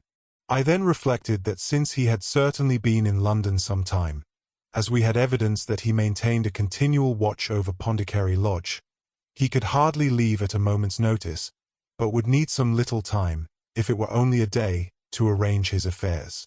That was the balance of probability, at any rate. It seems to me to be a little weak, said I. It is more probable that he had arranged his affairs before ever he set out upon his expedition. No, I hardly think so. This lair of his would be too valuable a retreat in case of need for him to give it up until he was sure that he could do without it. But a second consideration struck me. Jonathan Small must have felt that the peculiar appearance of his companion, however much he may have top-coated him, would give rise to gossip, and possibly be associated with this Norwood tragedy. He was quite sharp enough to see that. They had started from their headquarters under cover of darkness, and he would wish to get back before it was broad light. Now, it was past 3 o'clock, according to Mrs. Smith, when they got the boat. It would be quite bright, and people would be about in an hour or so. Therefore, I argued, they did not go very far. They paid Smith well to hold his tongue, reserved his launch for the final escape, and hurried to their lodgings with the treasure box. In a couple of nights, when they had time to see what view the papers took, and whether there was any suspicion, they would make their way under cover of darkness to some ship at Gravesend or in the Downs, where no doubt they had already arranged for passages to America or the colonies. But the launch? They could not have taken that to their lodgings. Quite so. I argued that the launch must be no great way off, in spite of its invisibility. I then put myself in the place of Small, and looked at it as a man of his capacity would. He would probably consider that to send back the launch or to keep it at a wharf would make pursuit easy if the police did happen to get on his track. How, then, could he conceal the launch and yet have her at hand when wanted? I wondered what I should do myself if I were in his shoes. I could only think of one way of doing it. I might hand the launch over to some boat builder or repairer, with directions to make a trifling change in her. She would then be removed to his shed or yard, and so be effectually concealed, while at the same time I could have her at a few hours' notice. That seems simple enough. It is just these very simple things which are extremely liable to be overlooked. However, I determined to act on the idea. I started at once in this harmless seaman's rig and inquired at all the yards down the river. I drew blank at 15, but at the 16th, Jacobson's, I learned that the Aurora had been handed over to them 2 days ago by a wooden-legged man, with some trivial directions as to her rudder. "There ain't naught amiss with her rudder," said the foreman. "There she lies, with the red streaks." At that moment who should come down but Mordecai Smith, the missing owner? He was rather the worse for liquor. I should not, of course, have known him, but he bellowed out his name and the name of his launch. "I want her tonight at 8 o'clock, said he. 8 o'clock sharp, mind, for I have 2 gentlemen who won't be kept waiting. They had evidently paid him well, for he was very flush of money, chucking shillings about to the men. I followed him some distance, but he subsided into an alehouse. So I went back to the yard, and, happening to pick up one of my boys on the way, I stationed him as a sentry over the launch. He is to stand at water's edge and wave his handkerchief to us when they start. We shall be lying off in the stream, and it will be a strange thing if we do not take men, treasure, and all." "You have planned it all very neatly, whether they are the right men or not," said Jones. "But if the affair were in my hands I should have had a body of police in Jacobson's yard, and arrested them when they came down. Which would have been never. This man Small is a pretty shrewd fellow. He would send a scout on ahead, and if anything made him suspicious lie snug for another week. But you might have stuck to Mordecai Smith, and so been led to their hiding place," said I. "In that case I should have wasted my day. I think that it is 100 to 1 against Smith knowing where they live. As long as he has liquor and good pay, why should he ask questions? They send him messages what to do. No, I thought over every possible course, and this is the best." While this conversation had been proceeding, we had been shooting the long series of bridges which span the Thames. As we passed the city, the last rays of the sun were gilding the cross upon the summit of St. Paul's. It was twilight before we reached the tower. "That is Jacobson's yard," said Holmes, pointing to a bristle of masts and rigging on the Surrey side. "Cruise gently up and down here under cover of this string of lighters." He took a pair of night glasses from his pocket and gazed some time at the shore. "I see my sentry at his post," he remarked, "but no sign of a handkerchief." "Suppose we go downstream a short way and lie in wait for them," said Jones, eagerly. We were all eager by this time, even the policemen and stokers, who had a very vague idea of what was going forward. "We have no right to take anything for granted," Holmes answered. "It is certainly 10 to 1 that they go downstream, but we cannot be certain. From this point we can see the entrance of the yard, and they can hardly see us. It will be a clear night and plenty of light. We must stay where we are. See how the folk swarm over yonder in the gaslight. They are coming from work in the yard, dirty-looking rascals, but I suppose every one has some little immortal spark concealed about him. You would not think it, to look at them. There is no a priori probability about it. A strange enigma is man. Someone calls him a soul concealed in an animal, I suggested. Winwood Reade is good upon the subject, said Holmes. He remarks that, while the individual man is an insoluble puzzle, in the aggregate he becomes a mathematical certainty. You can, for example, never foretell what any one man will do, but you can say with precision what an average number will be up to. Individuals vary, but percentages remain constant. So says the statistician. But do I see a handkerchief? Surely there is a white flutter over yonder. Yes, it is your boy, I cried. I can see him plainly. And there is the Aurora, exclaimed Holmes, and going like the devil. Full speed ahead. Engineer. Make after that launch with the yellow light. By heaven, I shall never forgive myself if she proves to have the heels of us. She had slipped unseen through the yard entrance and passed behind 2 or 3 small craft, so that she had fairly got her speed up before we saw her. Now she was flying down the stream, near in to the shore, going at a tremendous rate. Jones looked gravely at her and shook his head. "She is very fast," he said. "I doubt if we shall catch her." "We must catch her," cried Holmes, between his teeth. "Keep it on, stokers. Make her do all she can. If we burn the boat, we must have them." We were fairly after her now. The furnaces roared, and the powerful engines whizzed and clanked, like a great metallic heart. Her sharp, steep prow cut through the river water and sent 2 rolling waves to right and to left of us. With every throb of the engines we sprang and quivered like a living thing. One great yellow lantern in our bows threw a long, flickering funnel of light in front of us. Right ahead a dark blur upon the water showed where the Aurora lay, and the swirl of white foam behind her spoke of the pace at which she was going. We flashed past barges, steamers, merchant vessels, in and out, behind this one and round the other. Voices hailed us out of the darkness, but still the Aurora thundered on, and still we followed close upon her track. "Pilot on, men, pilot on," cried Holmes, looking down into the engine room, while the fierce glow from below beat upon his eager, aquiline face. "Get every pound of steam you can." "I think we gain a little," said Jones, with his eyes on the Aurora. "I am sure of it," said I. "We shall be up with her in a very few minutes." At that moment, however, as our evil fate would have it, a tug with 3 barges in tow blundered in between us. It was only by putting our helm hard down that we avoided a collision, and before we could round them and recover our way the Aurora had gained a good 200 yards. She was still, however, well in view, and the murky, uncertain twilight was setting into a clear, starlit night. Our boilers were strained to their utmost, and the frail shell vibrated and creaked with the fierce energy which was driving us along. We had shot through the Pool, past the West India Docks, down the long Deptford Reach, and up again after rounding the Isle of Dogs.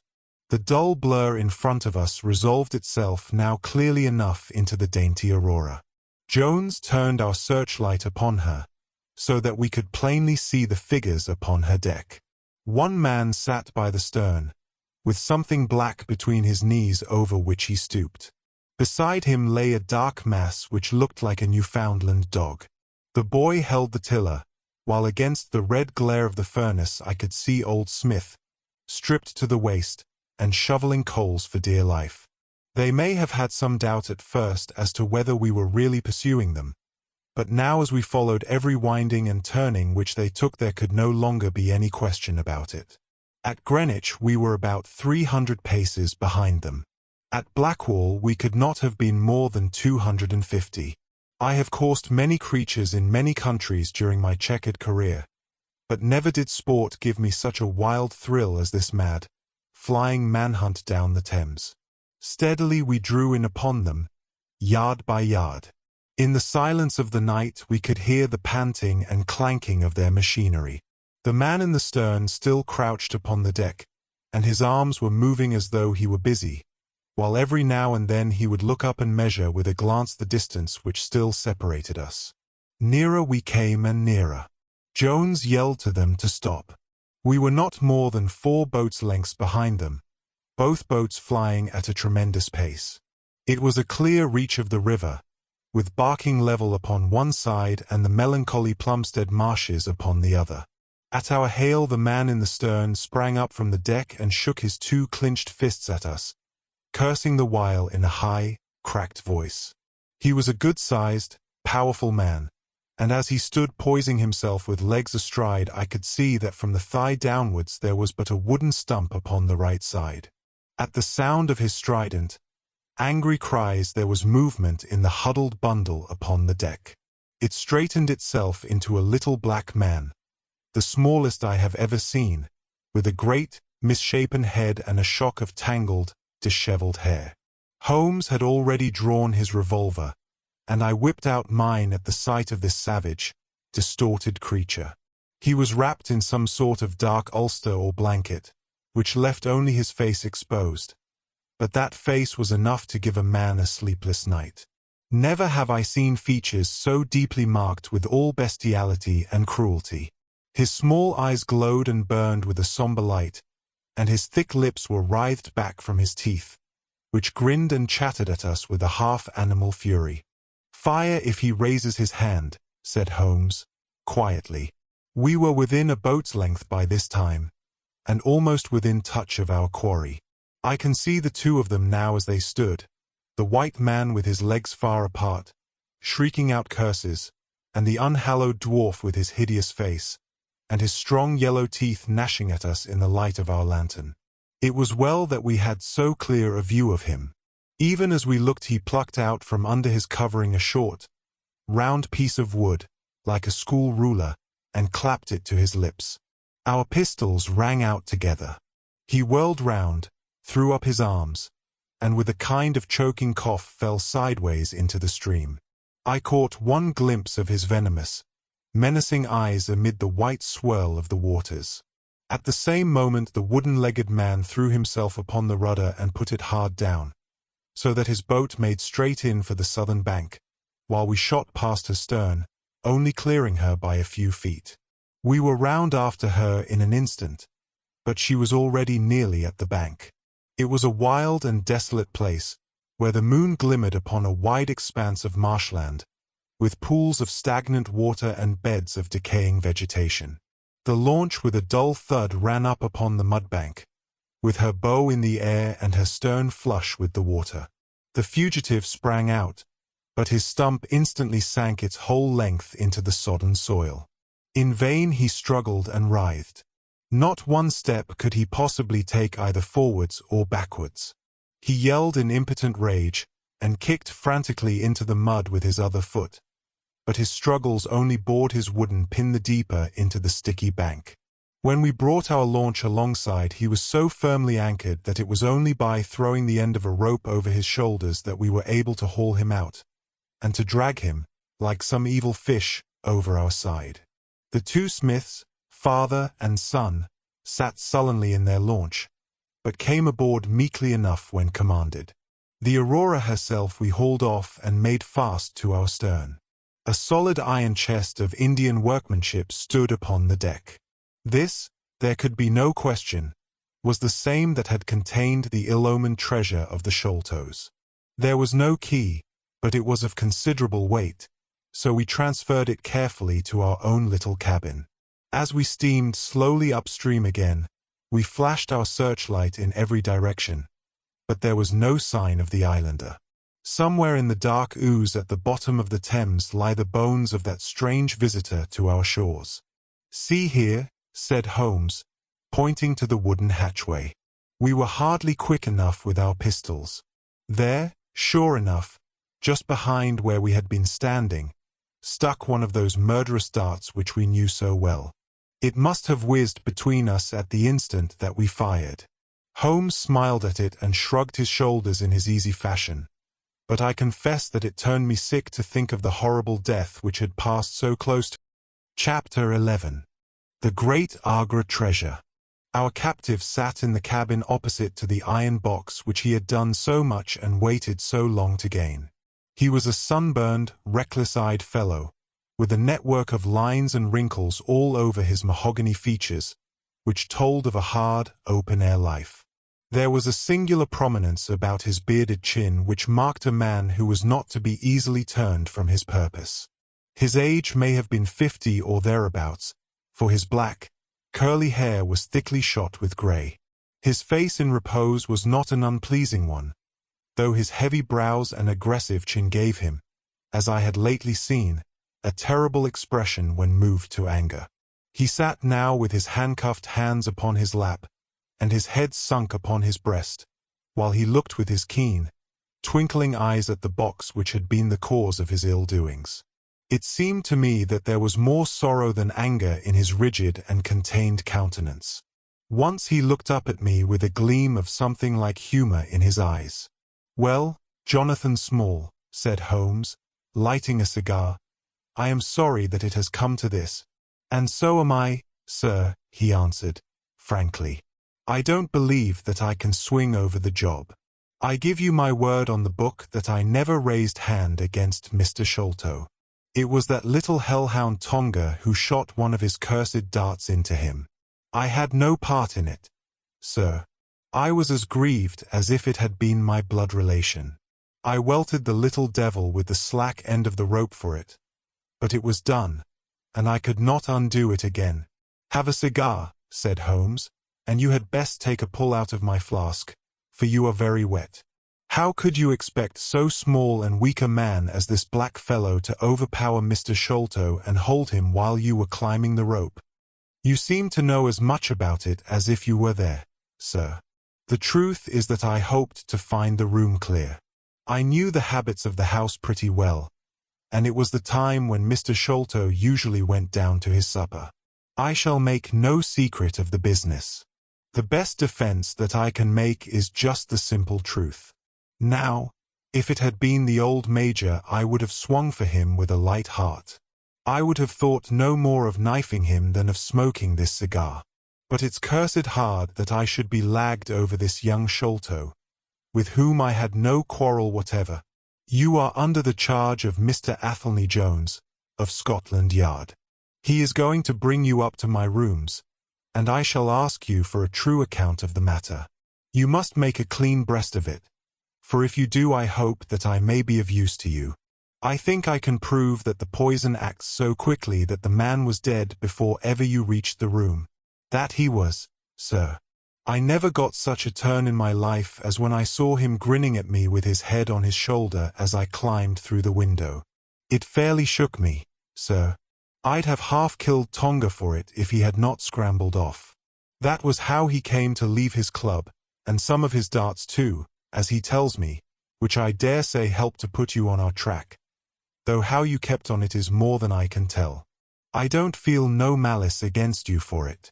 But it does seem a queer thing, he added, with a bitter smile, that I who have a fair claim to nigh upon $500,000 of money should spend the first half of my life building a breakwater in the Andamans, and am like to spend the other half digging drains at Dartmoor.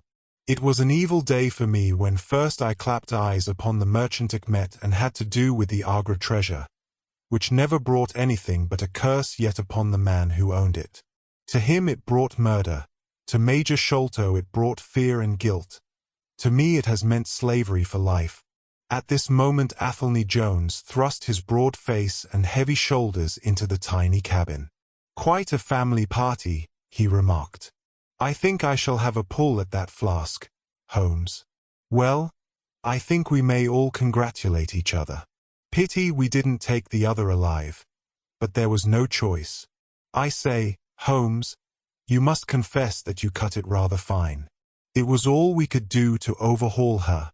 "All is well that ends well," said Holmes. "But I certainly did not know that the Aurora was such a clipper. Smith says she is one of the fastest launches on the river, and that if he had had another man to help him with the engines we should never have caught her. He swears he knew nothing of this Norwood business." "Neither he did," cried our prisoner. "Not a word. I chose his launch because I heard that she was a flyer.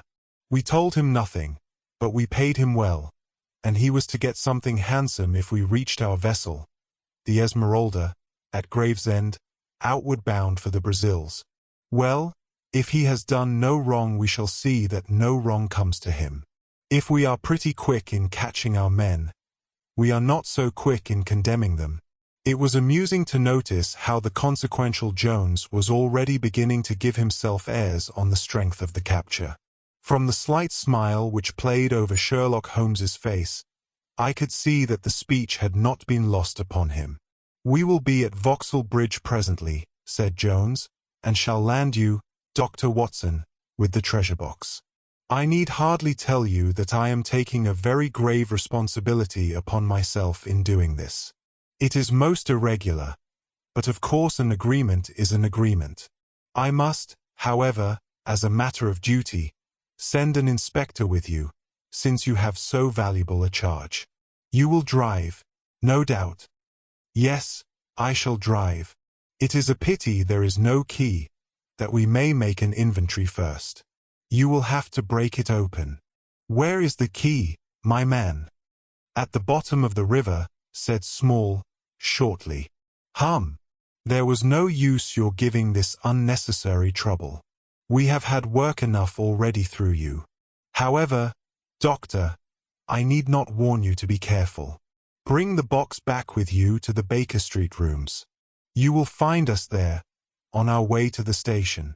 They landed me at Vauxhall, with my heavy iron box, and with a bluff, genial inspector as my companion. A quarter of an hour's drive brought us to Mrs. Cecil Forrester's. The servant seemed surprised at so late a visitor. Mrs. Cecil Forrester was out for the evening, she explained, and likely to be very late. Miss Morstan, however, was in the drawing-room. So to the drawing-room I went, box in hand, leaving the obliging inspector in the cab. She was seated by the open window, dressed in some sort of white diaphanous material, with a little touch of scarlet at the neck and waist. The soft light of a shaded lamp fell upon her as she leaned back in the basket chair, playing over her sweet, grave face, and tinting with a dull, metallic sparkle the rich coils of her luxuriant hair. One white arm and hand drooped over the side of the chair, and her whole pose and figure spoke of an absorbing melancholy. At the sound of my footfall she sprang to her feet, however, and a bright flush of surprise and of pleasure colored her pale cheeks. "I heard a cab drive up," she said. "I thought that Mrs. Forrester had come back very early, but I never dreamed that it might be you. What news have you brought me?" "I have brought something better than news," said I, putting down the box upon the table and speaking jovially and boisterously, though my heart was heavy within me. "I have brought you something which is worth all the news in the world. I have brought you a fortune." She glanced at the iron box. "Is that the treasure, then?" she asked, coolly enough. "Yes, this is the great Agra treasure. Half of it is yours and half is Thaddius Sholto's. You will have a couple of 100,000 each. Think of that. An annuity of £10,000. There will be few richer young ladies in England. Is it not glorious?" I think that I must have been rather overacting my delight, and that she detected a hollow ring in my congratulations, for I saw her eyebrows rise a little, and she glanced at me curiously. "If I have it," said she, "I owe it to you." "No, no," I answered, "not to me, but to my friend Sherlock Holmes. With all the will in the world, I could never have followed up a clue which has taxed even his analytical genius. As it was, we very nearly lost it at the last moment." "Pray sit down and tell me all about it, Dr. Watson," said she. I narrated briefly what had occurred since I had seen her last. Holmes's new method of search, the discovery of the Aurora, the appearance of Athelney Jones, our expedition in the evening, and the wild chase down the Thames. She listened with parted lips and shining eyes to my recital of our adventures.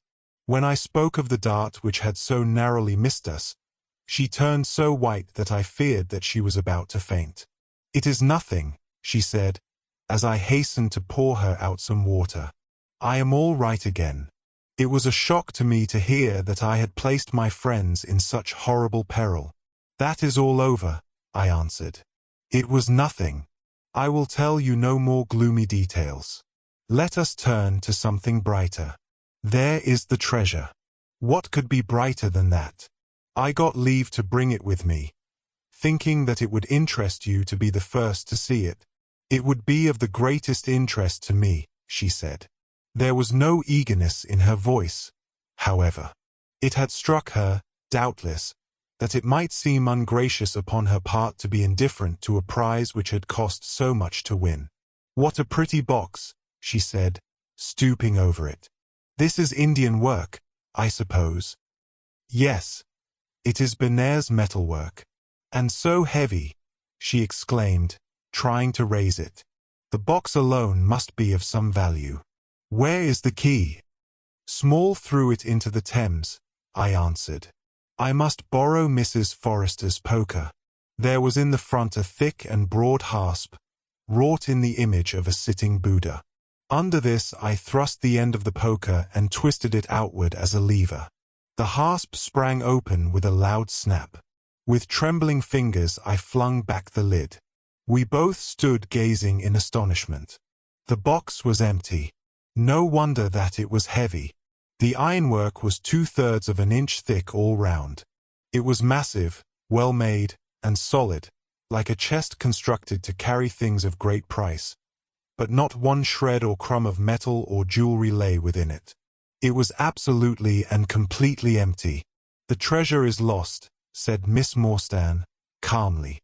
As I listened to the words and realized what they meant, a great shadow seemed to pass from my soul. I did not know how this Agra treasure had weighed me down, until now that it was finally removed. It was selfish, no doubt, disloyal, wrong. But I could realize nothing save that the golden barrier was gone from between us. "Thank God!" I ejaculated from my very heart. She looked at me with a quick, questioning smile. "Why do you say that?" she asked. "Because you are within my reach again," I said, taking her hand. She did not withdraw it. "Because I love you, Mary, as truly as ever a man loved a woman. Because this treasure, these riches, sealed my lips. Now that they are gone, I can tell you how I love you. That is why I said, 'Thank God.' Then I say, 'Thank God,' too," she whispered, as I drew her to my side. Whoever had lost a treasure, I knew that night that I had gained. Chapter 12. The Strange Story of Jonathan Small. A very patient man was that inspector in the cab, for it was a weary time before I rejoined him. His face clouded over when I showed him the empty box. "There goes the reward," said he, gloomily. "Where there is no money there is no pay. This night's work would have been worth a tenner each to Sam Brown and me if the treasure had been there." "Mr. Thaddius Sholto is a rich man," I said. "He will see that you are rewarded, treasure or no."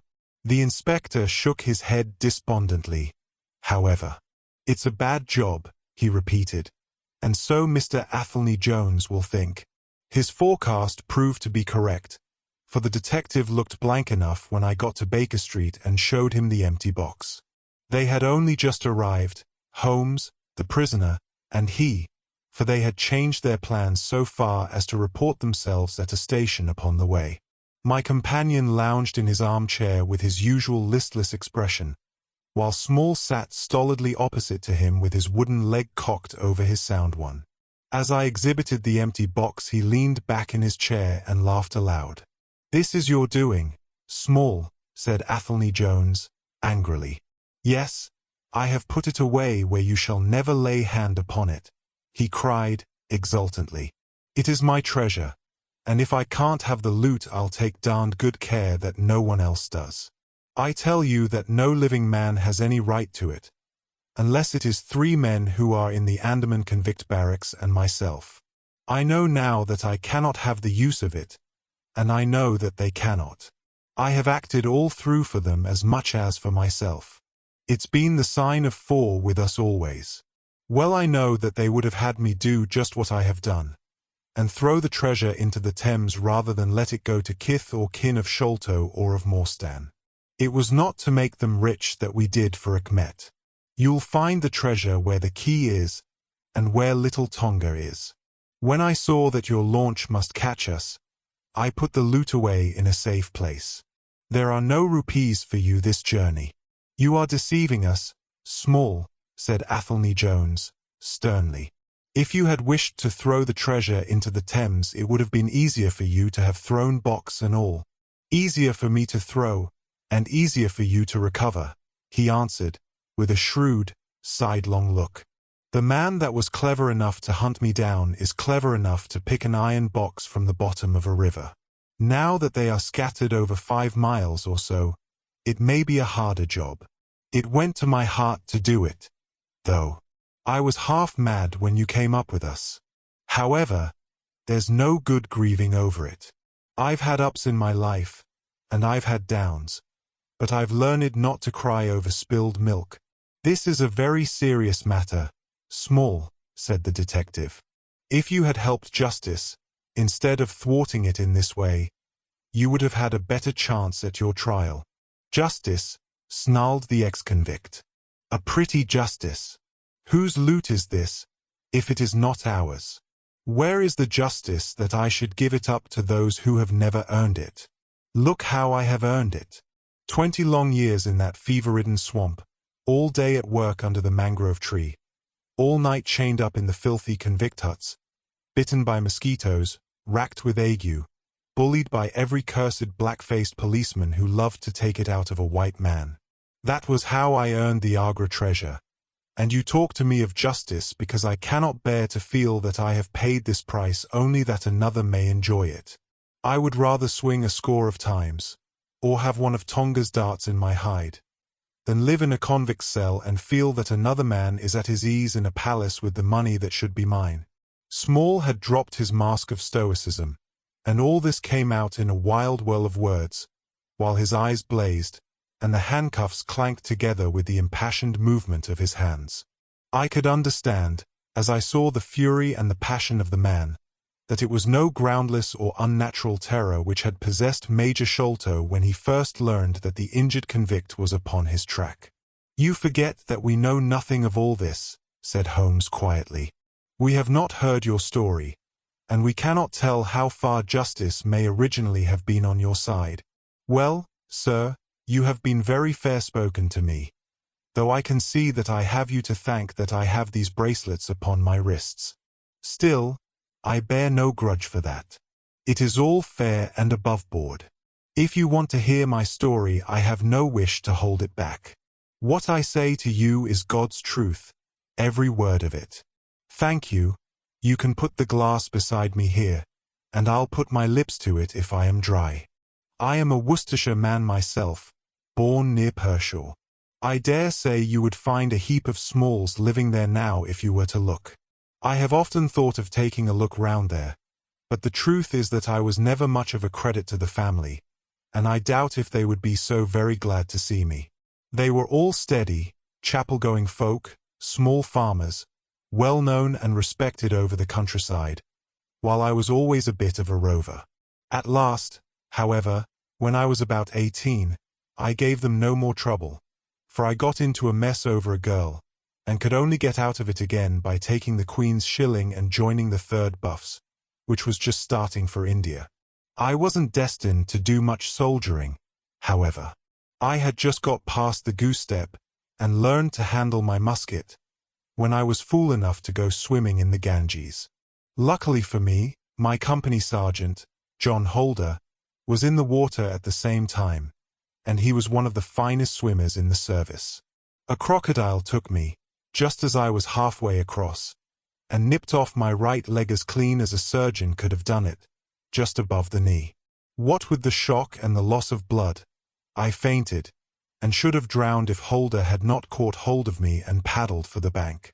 I was 5 months in hospital over it, and when at last I was able to limp out of it with this timber toe strapped to my stump, I found myself invalided out of the army and unfitted for any active occupation. I was, as you can imagine, pretty down on my luck at this time, for I was a useless cripple though not yet in my 20th year. However, my misfortune soon proved to be a blessing in disguise. A man named Abel White, who had come out there as an indigo planter, wanted an overseer to look after his coolies and keep them up to their work. He happened to be a friend of our colonel's, who had taken an interest in me since the accident. To make a long story short, the colonel recommended me strongly for the post and, as the work was mostly to be done on horseback, my leg was no great obstacle, for I had enough knee left to keep good grip on the saddle.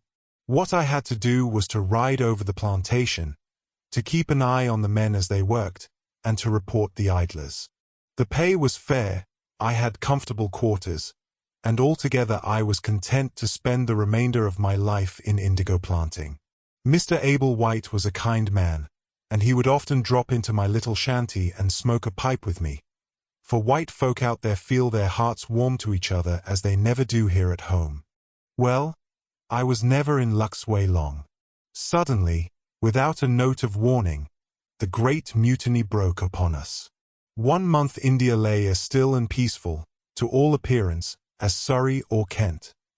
The next there were 200,000 black devils let loose, and the country was a perfect hell. Of course you know all about it, gentlemen, A deal more than I do, very like, since reading is not in my line. I only know what I saw with my own eyes. Our plantation was at a place called Mutra, near the border of the northwest provinces.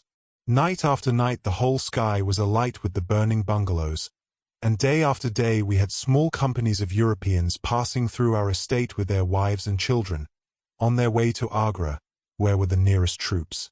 Mr. Abel White was an obstinate man.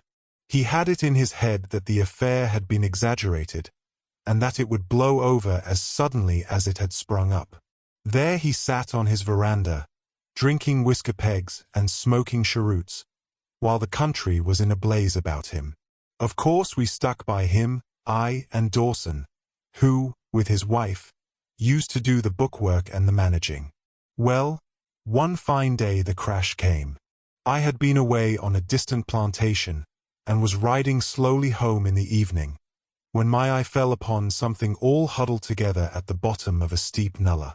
I rode down to see what it was, and the cold struck through my heart when I found it was Dawson's wife, all cut into ribbons, and half eaten by jackals and native dogs.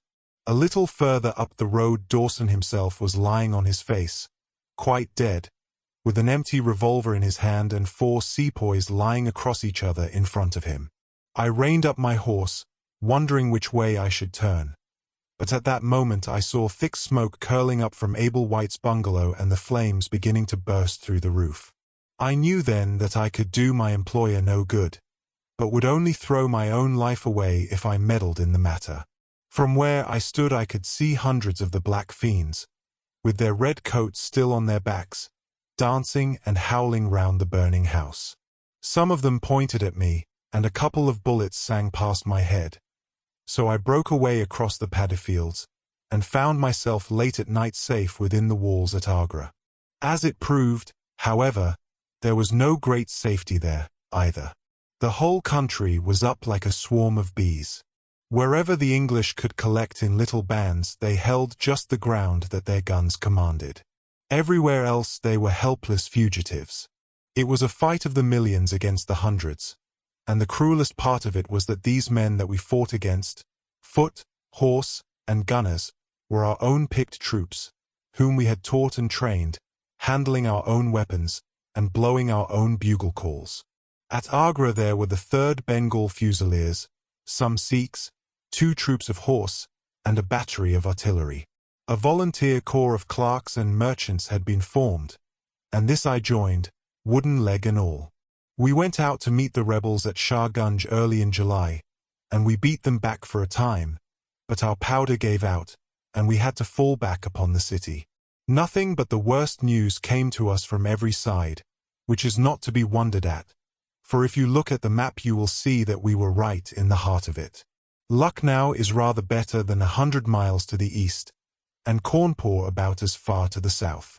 From every point on the compass there was nothing but torture and murder and outrage. The city of Agra is a great place, swarming with fanatics and fierce devil worshippers of all sorts. Our handful of men were lost among the narrow, winding streets.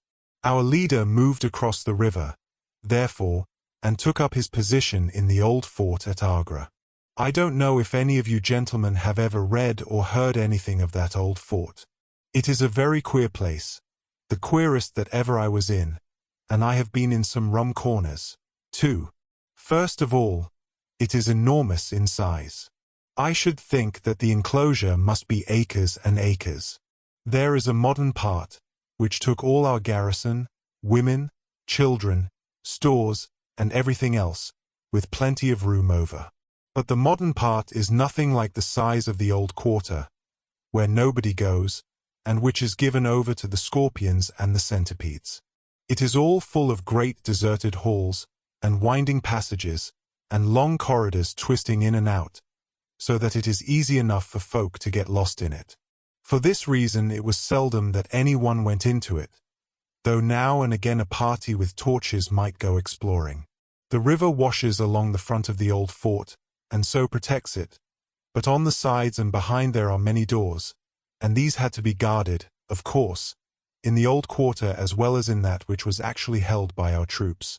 We were short-handed, with hardly men enough to man the angles of the building and to serve the guns.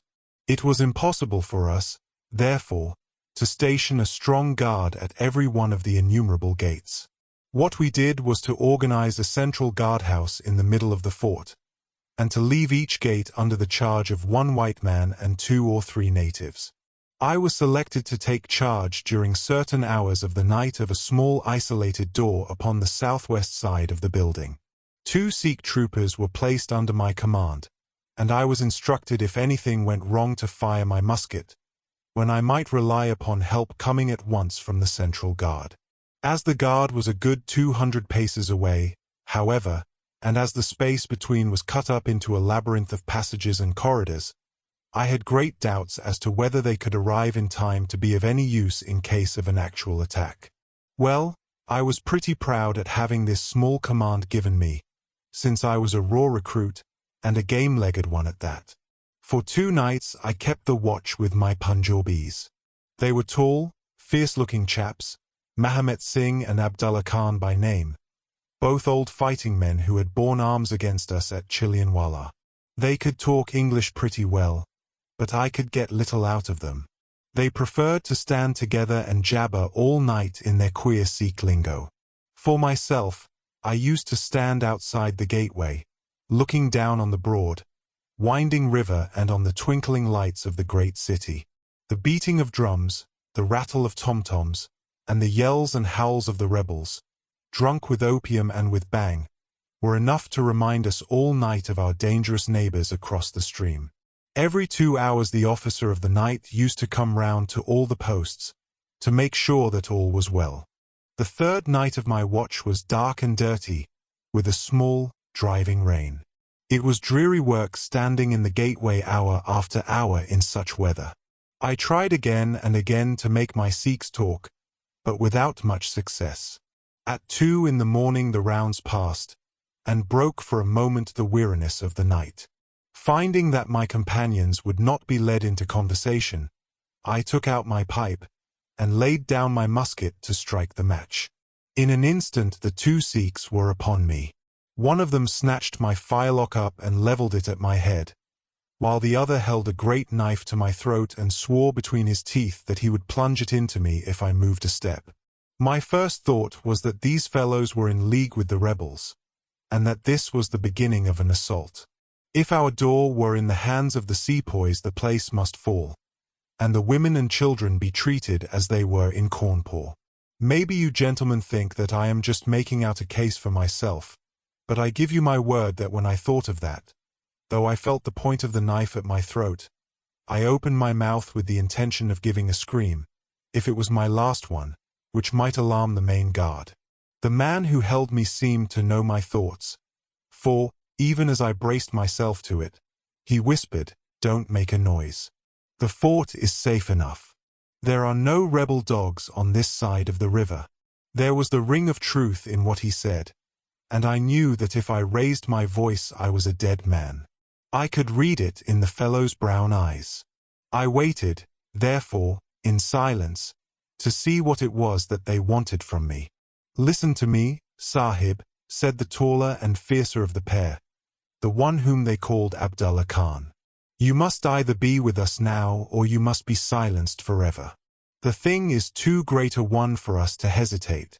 Either you are heart and soul with us on your oath on the cross of the Christians, or your body this night shall be thrown into the ditch and we shall pass over to our brothers in the rebel army. There is no middle way. Which is it to be, death or life? We can only give you 3 minutes to decide, for the time is passing, and all must be done before the rounds come again." "How can I decide?" said I. "You have not told me what you want of me. But I tell you now that if it is anything against the safety of the fort I will have no truck with it. So you can drive home your knife and welcome." "It is nothing against the fort," said he.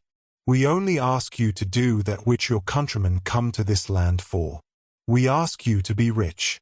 If you will be one of us this night, we will swear to you upon the naked knife, and by the threefold oath which no Sikh was ever known to break, that you shall have your fair share of the loot. 1/4 of the treasure shall be yours. We can say no fairer. But what is the treasure, then? I asked. I am as ready to be rich as you can be, if you will but show me how it can be done. You will swear, then, said he, by the bones of your father, by the honor of your mother, by the cross of your faith, to raise no hand and speak no word against us, either now or afterwards. I will swear it, I answered, provided that the fort is not endangered. Then my comrade and I will swear that you shall have a quarter of the treasure which shall be equally divided among the four of us. There are but three, said I. No, Dust Akbar must have his share. We can tell the tale to you while we await them. Do you stand at the gate, Mahomet Singh, and give notice of their coming. The thing stands thus, Sahib, and I tell it to you because I know that an oath is binding upon a Feringhi, and that we may trust you. Had you been a lying Hindu, though you had sworn by all the gods in their false temples, your blood would have been upon the knife, and your body in the water. But the Sikh knows the Englishman, and the Englishman knows the Sikh. Hearken, then, to what I have to say. There is a Raja in the northern provinces who has much wealth, though his lands are small. Much has come to him from his father, and more still he has set by himself, for he is of a low nature and hoards his gold rather than spend it. When the troubles broke out, he would be friends both with the lion and the tiger, with the sepoy and with the company's Raj. Soon, however, it seemed to him that the white men's day was come, for through all the land he could hear of nothing but of their death and their overthrow. Yet, being a careful man, he made such plans that, come what might, half at least of his treasure should be left to him. That which was in gold and silver he kept by him in the vaults of his palace, but the most precious stones and the choicest pearls that he put in an iron box, and sent it by a trusty servant who, under the guise of a merchant, should take it to the fort at Agra, there to lie until the land is at peace. Thus, if the rebels won he would have his money, but if the company conquered his jewels would be saved to him. Having thus divided his hoard, he threw himself into the cause of the sepoys, since they were strong upon his borders. By doing this, mark you, Sahib, his property becomes the due of those who have been true to their salt. This pretended merchant, who travels under the name of Achmet, is now in the city of Agra, and desires to gain his way into the fort. He has with him as traveling companion my foster brother Dust Akbar, who knows his secret. Dust Akbar has promised this night to lead him to a side postern of the fort, and has chosen this one for his purpose. Here he will come presently, and here he will find Mahomet Singh and myself awaiting him. The place is lonely, and none shall know of his coming. The world shall know of the merchant Achmet no more, but the great treasure of the Raja shall be divided among us. What say you to it, Sahib? In Worcestershire the life of a man seems a great and a sacred thing, but it is very different when there is fire and blood all round you and you have been used to meeting death at every turn. Whether Achmet the merchant lived or died was a thing as light as air to me, but at the talk about the treasure my heart turned to it, and I thought of what I might do in the old country with it, and how my folk would stare when they saw their ne'er-do-well coming back with his pockets full of gold moidores. I had, therefore, already made up my mind. Abdullah Khan, however, thinking that I hesitated, pressed the matter more closely. Consider, Sahib, said he, that if this man is taken by the commandant he will be hung or shot, and his jewels taken by the government, so that no man will be a rupee the better for them. Now, since we do the taking of him, why should we not do the rest as well? The jewels will be as well with us as in the company's coffers. There will be enough to make every one of us rich men and great chiefs. No one can know about the matter, for here we are cut off from all men. What could be better for the purpose? Say again, then, Sahib, whether you are with us, or if we must look upon you as an enemy. I am with you heart and soul, said I. It is well, he answered, handing me back my firelock.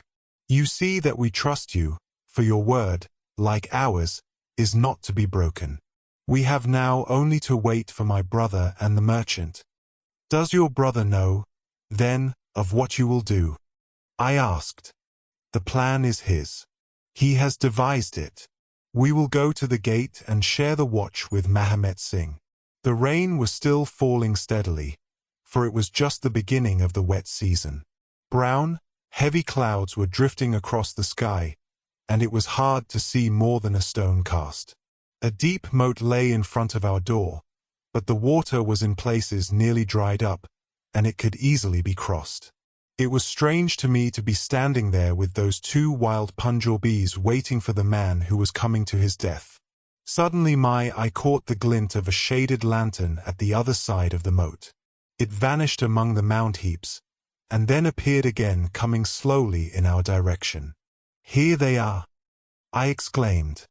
"You will challenge him, Sahib, as usual," whispered Abdullah. "Give him no cause for fear.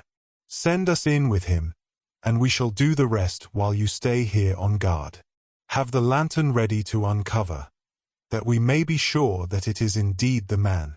The light had flickered onwards, now stopping and now advancing, until I could see two dark figures upon the other side of the moat. I let them scramble down the sloping bank, splash through the mire, and climb halfway up to the gate, before I challenged them. "Who goes there?" said I, in a subdued voice. "Friends," came the answer. I uncovered my lantern and threw a flood of light upon them. The first was an enormous Sikh, with a black beard which swept nearly down to his cummerbund. Outside of a show I have never seen so tall a man. The other was a little, fat, round fellow, with a great yellow turban, and a bundle in his hand, done up in a shawl. He seemed to be all in a quiver with fear, for his hands twitched as if he had the ague, and his head kept turning to left and right with two bright little twinkling eyes, like a mouse when he ventures out from his hole. It gave me the chills to think of killing him, but I thought of the treasure, and my heart set as hard as a flint within me. When he saw my white face he gave a little chirrup of joy and came running up towards me. "Your protection, Sahib," he panted. "Your protection for the unhappy merchant Achmet. I have travelled across Rajputana that I might seek the shelter of the fort at Agra. I have been robbed and beaten and abused because I have been the friend of the company. It is a blessed night this when I am once more in safety, I and my poor possessions." "What have you in the bundle?" I asked. "An iron box," he answered, "which contains one or two little family matters which are of no value to others, but which I should be sorry to lose.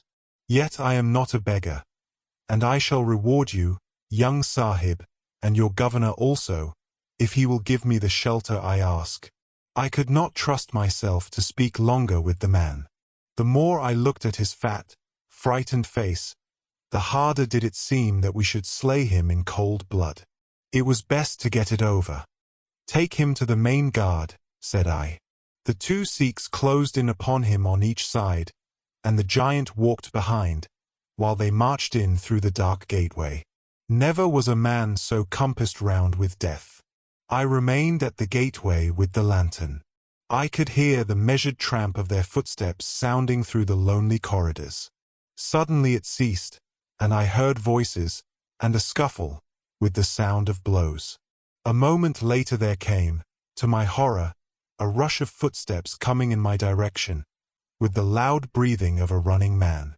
I turned my lantern down the long, straight passage, and there was the fat man, running like the wind, with a smear of blood across his face, and close at his heels, bounding like a tiger, the great black-bearded Sikh, with a knife flashing in his hand.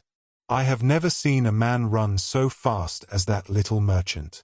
He was gaining on the Sikh, and I could see that if he once passed me and got to the open air he would save himself yet. My heart softened to him, but again the thought of his treasure turned me hard and bitter.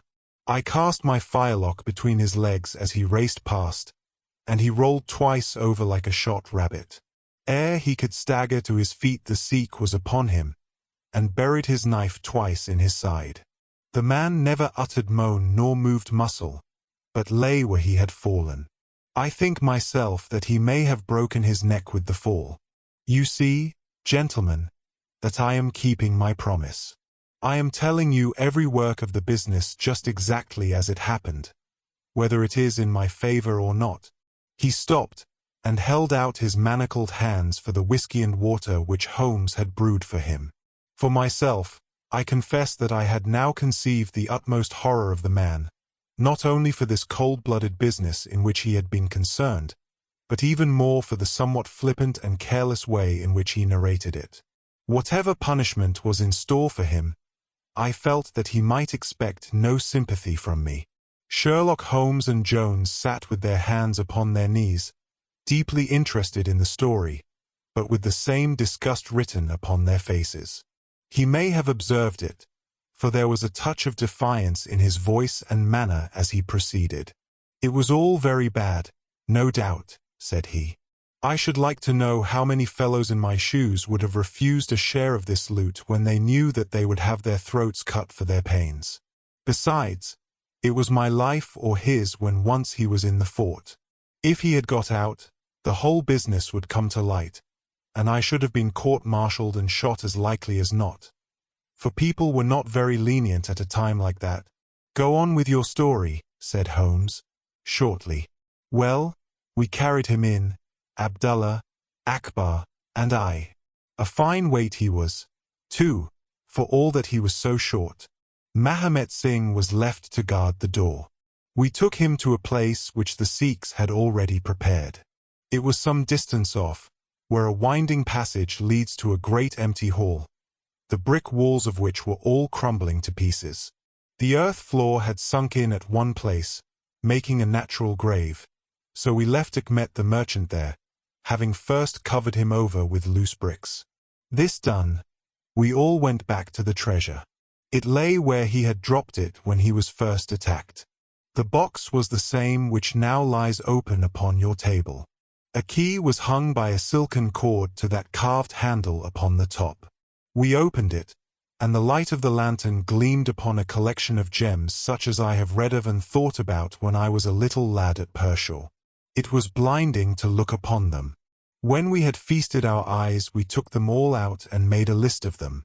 There were 143 diamonds of the first water, including one which has been called, I believe, the Great Mogul, and is said to be the second largest stone in existence. Then there were 97 very fine emeralds, and 170 rubies, some of which, however, were small. There were 40 carbuncles, 210 sapphires, 61 agates, and a great quantity of beryls, onyxes, cat's eyes, turquoises, and other stones, the very names of which I did not know at the time, though I have become more familiar with them since. Besides this, there were nearly 300 very fine pearls, 12 of which were set in a gold coronet. By the way, these last had been taken out of the chest and were not there when I recovered it. After we had counted our treasures, we put them back into the chest and carried them to the gateway to show them to Mahomet Singh. Then we solemnly renewed our oath to stand by each other and be true to our secret. We agreed to conceal our loot in a safe place until the country should be at peace again, and then to divide it equally among ourselves.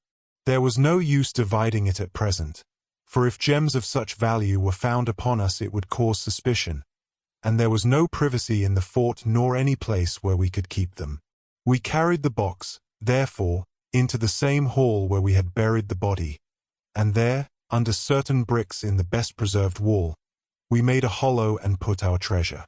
We made careful note of the place, and next day I drew 4 plans, one for each of us, and put the sign of the 4 of us at the bottom, for we had sworn that we should each always act for all, so that none might take advantage. That is an oath that I can put my hand to my heart and swear that I have never broken.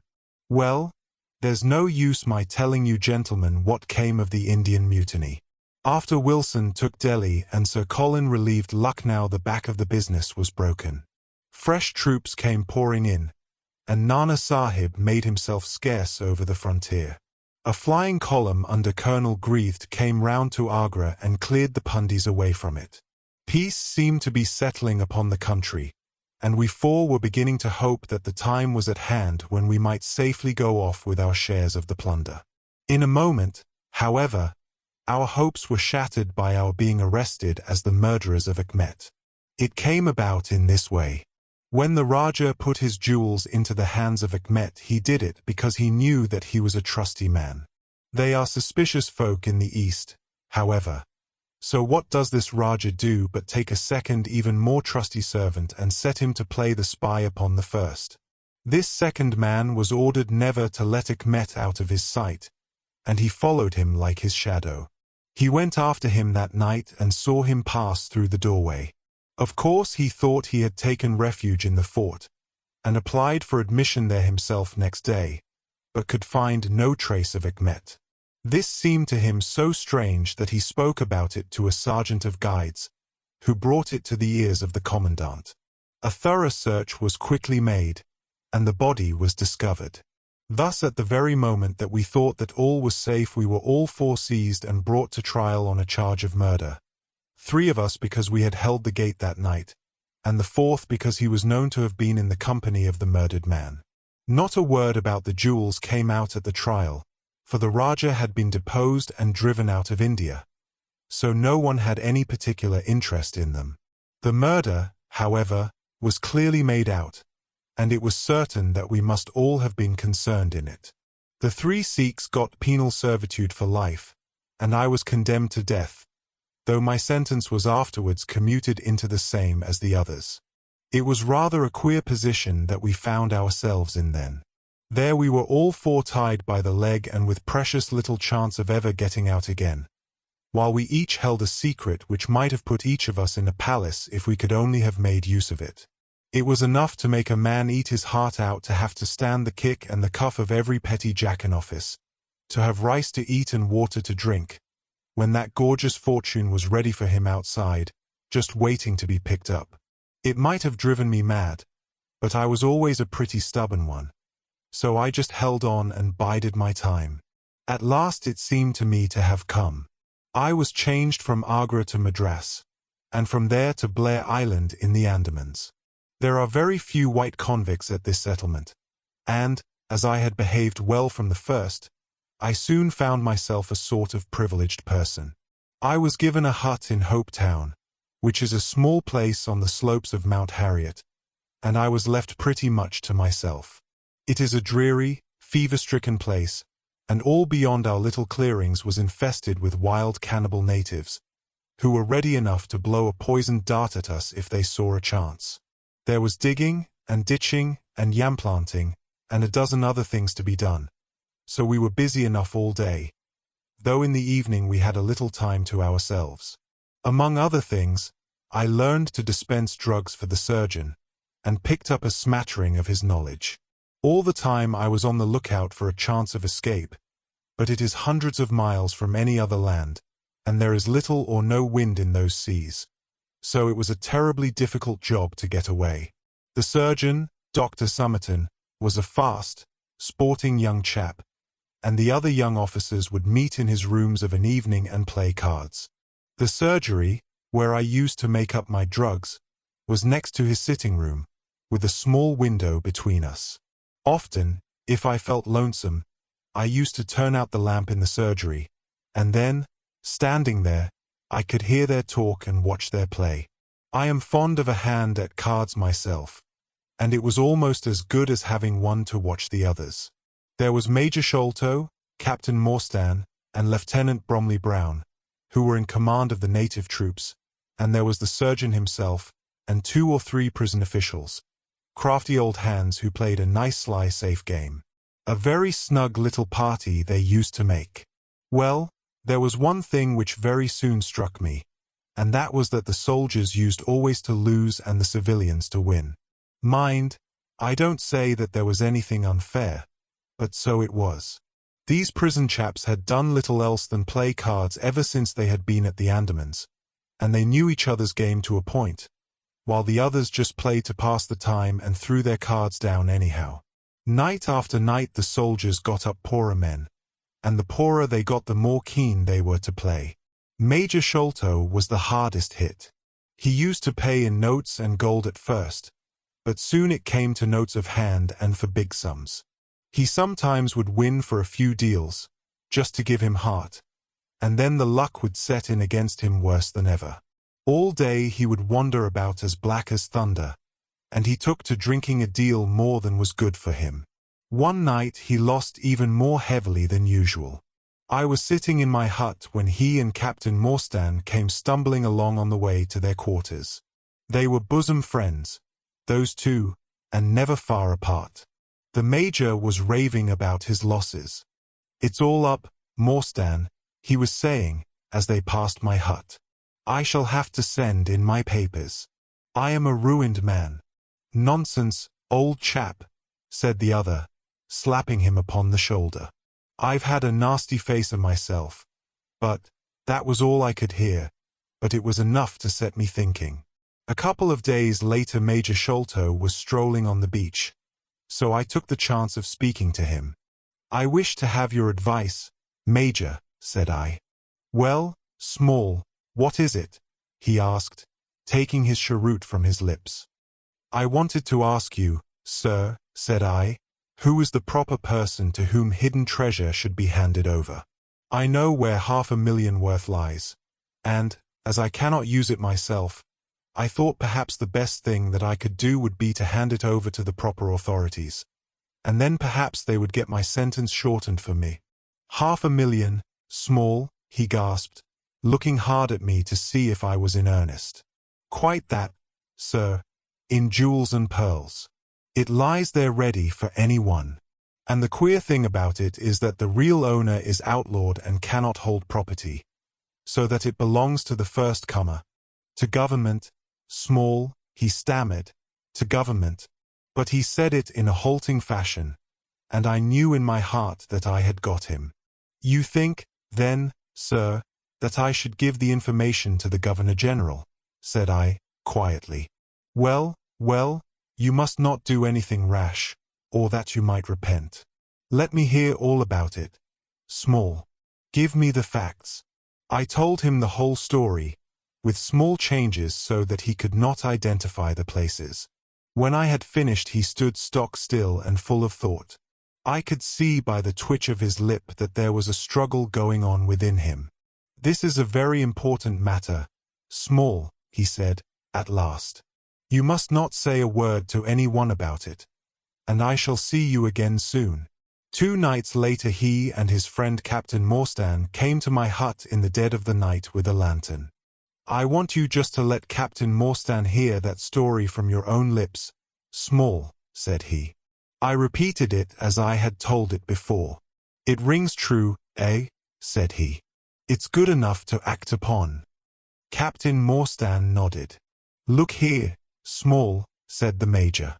"We have been talking it over, my friend here and I, and we have come to the conclusion that this secret of yours is hardly a government matter, after all, but is a private concern of your own, which of course you have the power of disposing of as you think best. Now, the question is, what price would you ask for it? We might be inclined to take it up, and at least look into it, if we could agree as to terms." He tried to speak in a cool, careless way, but his eyes were shining with excitement and greed. "Why, as to that, gentlemen," I answered, trying also to be cool, but feeling as excited as he did, "there is only one bargain which a man in my position can make. I shall want you to help me to my freedom, and to help my 3 companions to theirs. We shall then take you into partnership, and give you a 5th share to divide between you." "Hum," said he. "A 5th share. That is not very tempting." "It would come to 50,000 apiece," said I. "But how can we gain your freedom? You know very well that you ask an impossibility." "Nothing of the sort," I answered. "I have thought it all out to the last detail. The only bar to our escape is that we can get no boat fit for the voyage, and no provisions to last us for so long a time. There are plenty of little yachts and yawls at Calcutta or Madras which would serve our turn well. Do you bring one over? We shall engage to get aboard her by night, and if you will drop us on any part of the Indian coast you will have done your part of the bargain. If there were only one, he said. None or all, I answered. We have sworn it. The four of us must always act together. You see, Morstan, said he, Small is a man of his word. He does not flinch from his friend. I think we may very well trust him. It's a dirty business, the other answered. Yet, as you say, the money would save our commissions handsomely. Well, Small, said the Major, we must, I suppose, try and meet you. We must first, of course, test the truth of your story. Tell me where the box is hid, and I shall get leave of absence and go back to India in the monthly relief boat to inquire into the affair. Not so fast, said I, growing colder as he got hot. I must have the consent of my 3 comrades. I tell you that it is 4 or none with us. Nonsense, he broke in. What have 3 black fellows to do with our agreement? Black or blue, said I, they are in with me, and we all go together. Well, the matter ended by a second meeting, at which Mahomet Singh, Abdullah Khan, and Dust Akbar were all present. We talked the matter over again, and at last we came to an arrangement. We were to provide both the officers with charts of the part of the Agra fort and mark the place in the wall where the treasure was hid. Major Sholto was to go to India to test our story. If he found the box, he was to leave it there, to send out a small yacht provisioned for a voyage, which was to lie off Rutland Island, and to which we were to make our way, and finally to return to his duties. Captain Morstan was then to apply for leave of absence, to meet us at Agra, and there we were to have a final division of the treasure, he taking the Major's share as well as his own. All this we sealed by the most solemn oaths that the mind could think or the lips utter. I sat up all night with paper and ink, and by the morning I had the 2 charts all ready, signed with the sign of 4, that is, of Abdullah, Akbar, Mahomet, and myself. Well, gentlemen, I weary you with my long story, and I know that my friend Mr. Jones is impatient to get me safely stowed in Chokey. I'll make it as short as I can. The villain Sholto went off to India, but he never came back again. Captain Morstan showed me his name among a list of passengers in one of the mailboats very shortly afterwards. His uncle had died, leaving him a fortune, and he had left the army, yet he could stoop to treat 5 men as he had treated us. Morstan went over to Agra shortly afterwards, and found, as we expected, that the treasure was indeed gone. The scoundrel had stolen it all, without carrying out one of the conditions on which we had sold him the secret. From that day I lived only for vengeance. I thought of it by day and I nursed it by night. It became an overpowering, absorbing passion with me. I cared nothing for the law, nothing for the gallows. To escape, to track down Sholto, to have my hand upon his throat, that was my one thought. Even the Agra treasure had come to be a smaller thing in my mind than the slaying of Sholto. Well, I have set my mind on many things in this life, and never one which I did not carry out. But it was weary years before my time came. I have told you that I had picked up something of medicine. One day when Dr. Somerton was down with a fever, a little Andaman islander was picked up by a convict gang in the woods. He was sick to death, and had gone to a lonely place to die. I took him in hand, though he was as venomous as a young snake, and after a couple of months I got him all right and able to walk. He took a kind of fancy to me then, and would hardly go back to his woods, but was always hanging about my hut. I learned a little of his lingo from him, and this made him all the fonder of me. Tonga, for that was his name, was a fine boatman, and owned a big, roomy canoe of his own. When I found that he was devoted to me and would do anything to serve me, I saw my chance of escape. I talked it over with him. He was to bring his boat round on a certain night to an old wharf which was never guarded, and there he was to pick me up. I gave him directions to have several gourds of water and a lot of yams, coconuts, and sweet potatoes. He was staunch and true, was little Tonga. No man ever had a more faithful mate. At the night named he had his boat at the wharf. As it chanced, however, There was one of the convict guard down there, a vile Pathan who had never missed a chance of insulting and injuring me. I had always vowed vengeance, and now I had my chance. It was as if fate had placed him in my way that I might pay my debt before I left the island. He stood on the bank with his back to me, and his carbine on his shoulder. I looked about for a stone to beat out his brains with, but none could I see. Then a queer thought came into my head and showed me where I could lay my hand on a weapon. I sat down in the darkness and unstrapped my wooden leg. With 3 long hops I was on him. He put his carbine to his shoulder, but I struck him full, and knocked the whole front of his skull in. You can see the split in the wood now where I hit him. We both went down together, for I could not keep my balance, but when I got up I found him still lying quiet enough. I made for the boat, and in an hour we were well out at sea. Tonga had brought all his earthly possessions with him, his arms and his gods. Among other things, he had a long bamboo spear and some Andaman coconut matting, with which I made a sort of sail.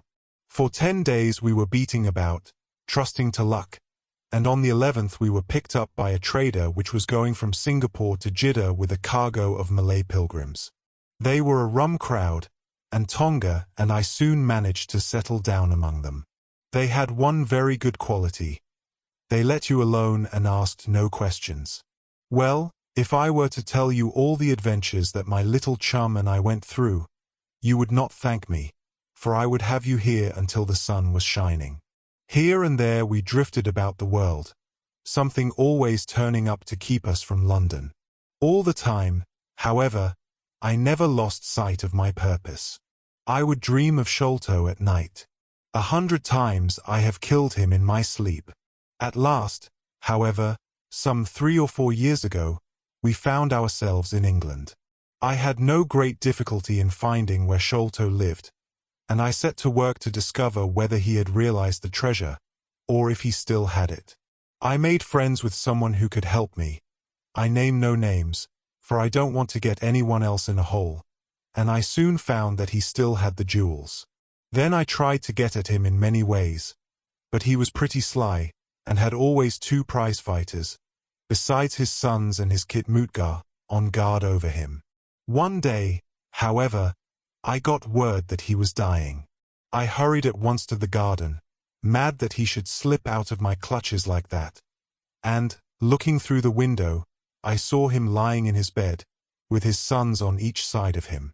I'd have come through and taken my chance with the 3 of them, only even as I looked at him his jaw dropped, and I knew that he was gone. I got into his room that same night, though, and I searched his papers to see if there was any record of where he had hidden our jewels. There was not a line, however, so I came away, bitter and savage as a man could be. Before I left I bethought me that if I ever met my Sikh friends again it would be a satisfaction to know that I had left some mark of our hatred. So I scrawled down the sign of the 4 of us, as it had been on the chart, and I pinned it on his bosom. It was too much that he should be taken to the grave without some token from the men whom he had robbed and befooled. We earned a living at this time by my exhibiting poor Tonga at fairs and other such places as the Black Cannibal. He would eat raw meat and dance his war dance, so we always had a hatful of pennies after a day's work. I still heard all the news from Pondicherry Lodge, and for some years there was no news to hear, except that they were hunting for the treasure.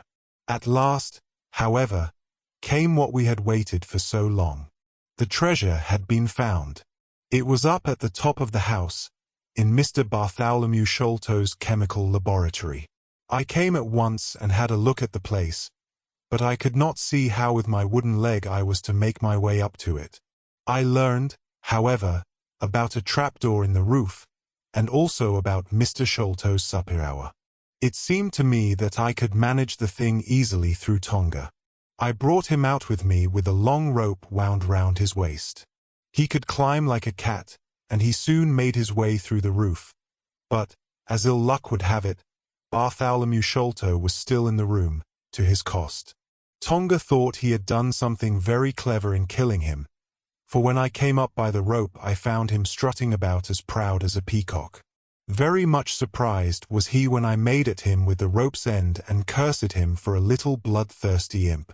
I took the treasure box and let it down, and then slid down myself, having first left the sign of the 4 upon the table, to show that the jewels had come back at last to those who had most right to them. Tonga then pulled up the rope, closed the window, and made off the way that he had come.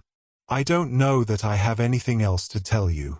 I had heard a waterman speak of the speed of Smith's launch, the Aurora, so I thought she would be a handicraft for our escape.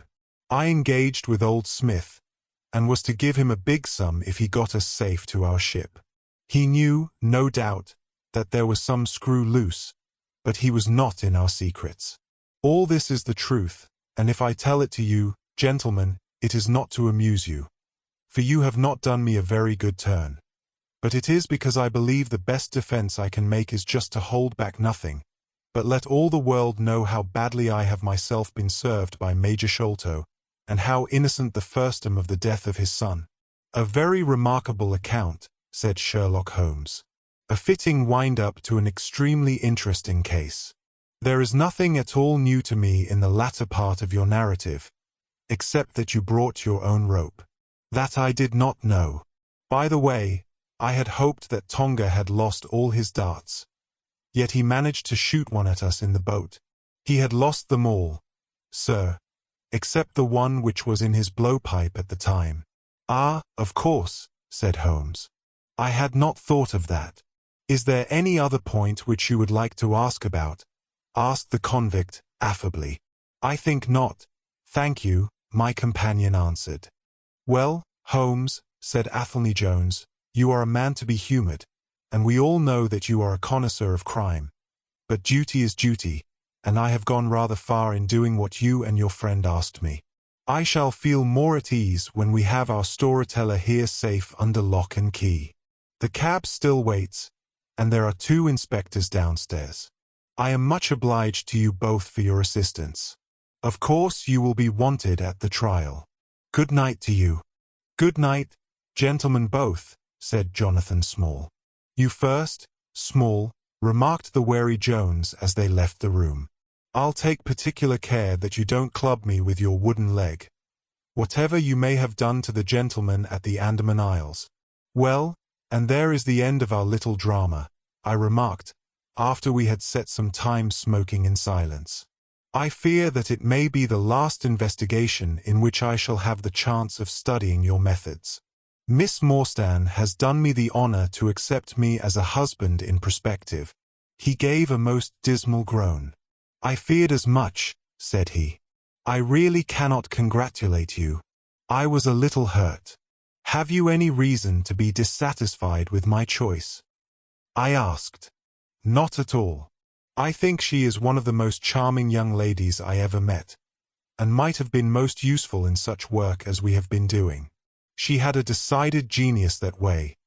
Witness the way in which she preserved that Agra plan from all the other papers of her father. But love is an emotional thing, and whatever is emotional is opposed to that true cold reason which I place above all things. I should never marry myself, lest I bias my judgment.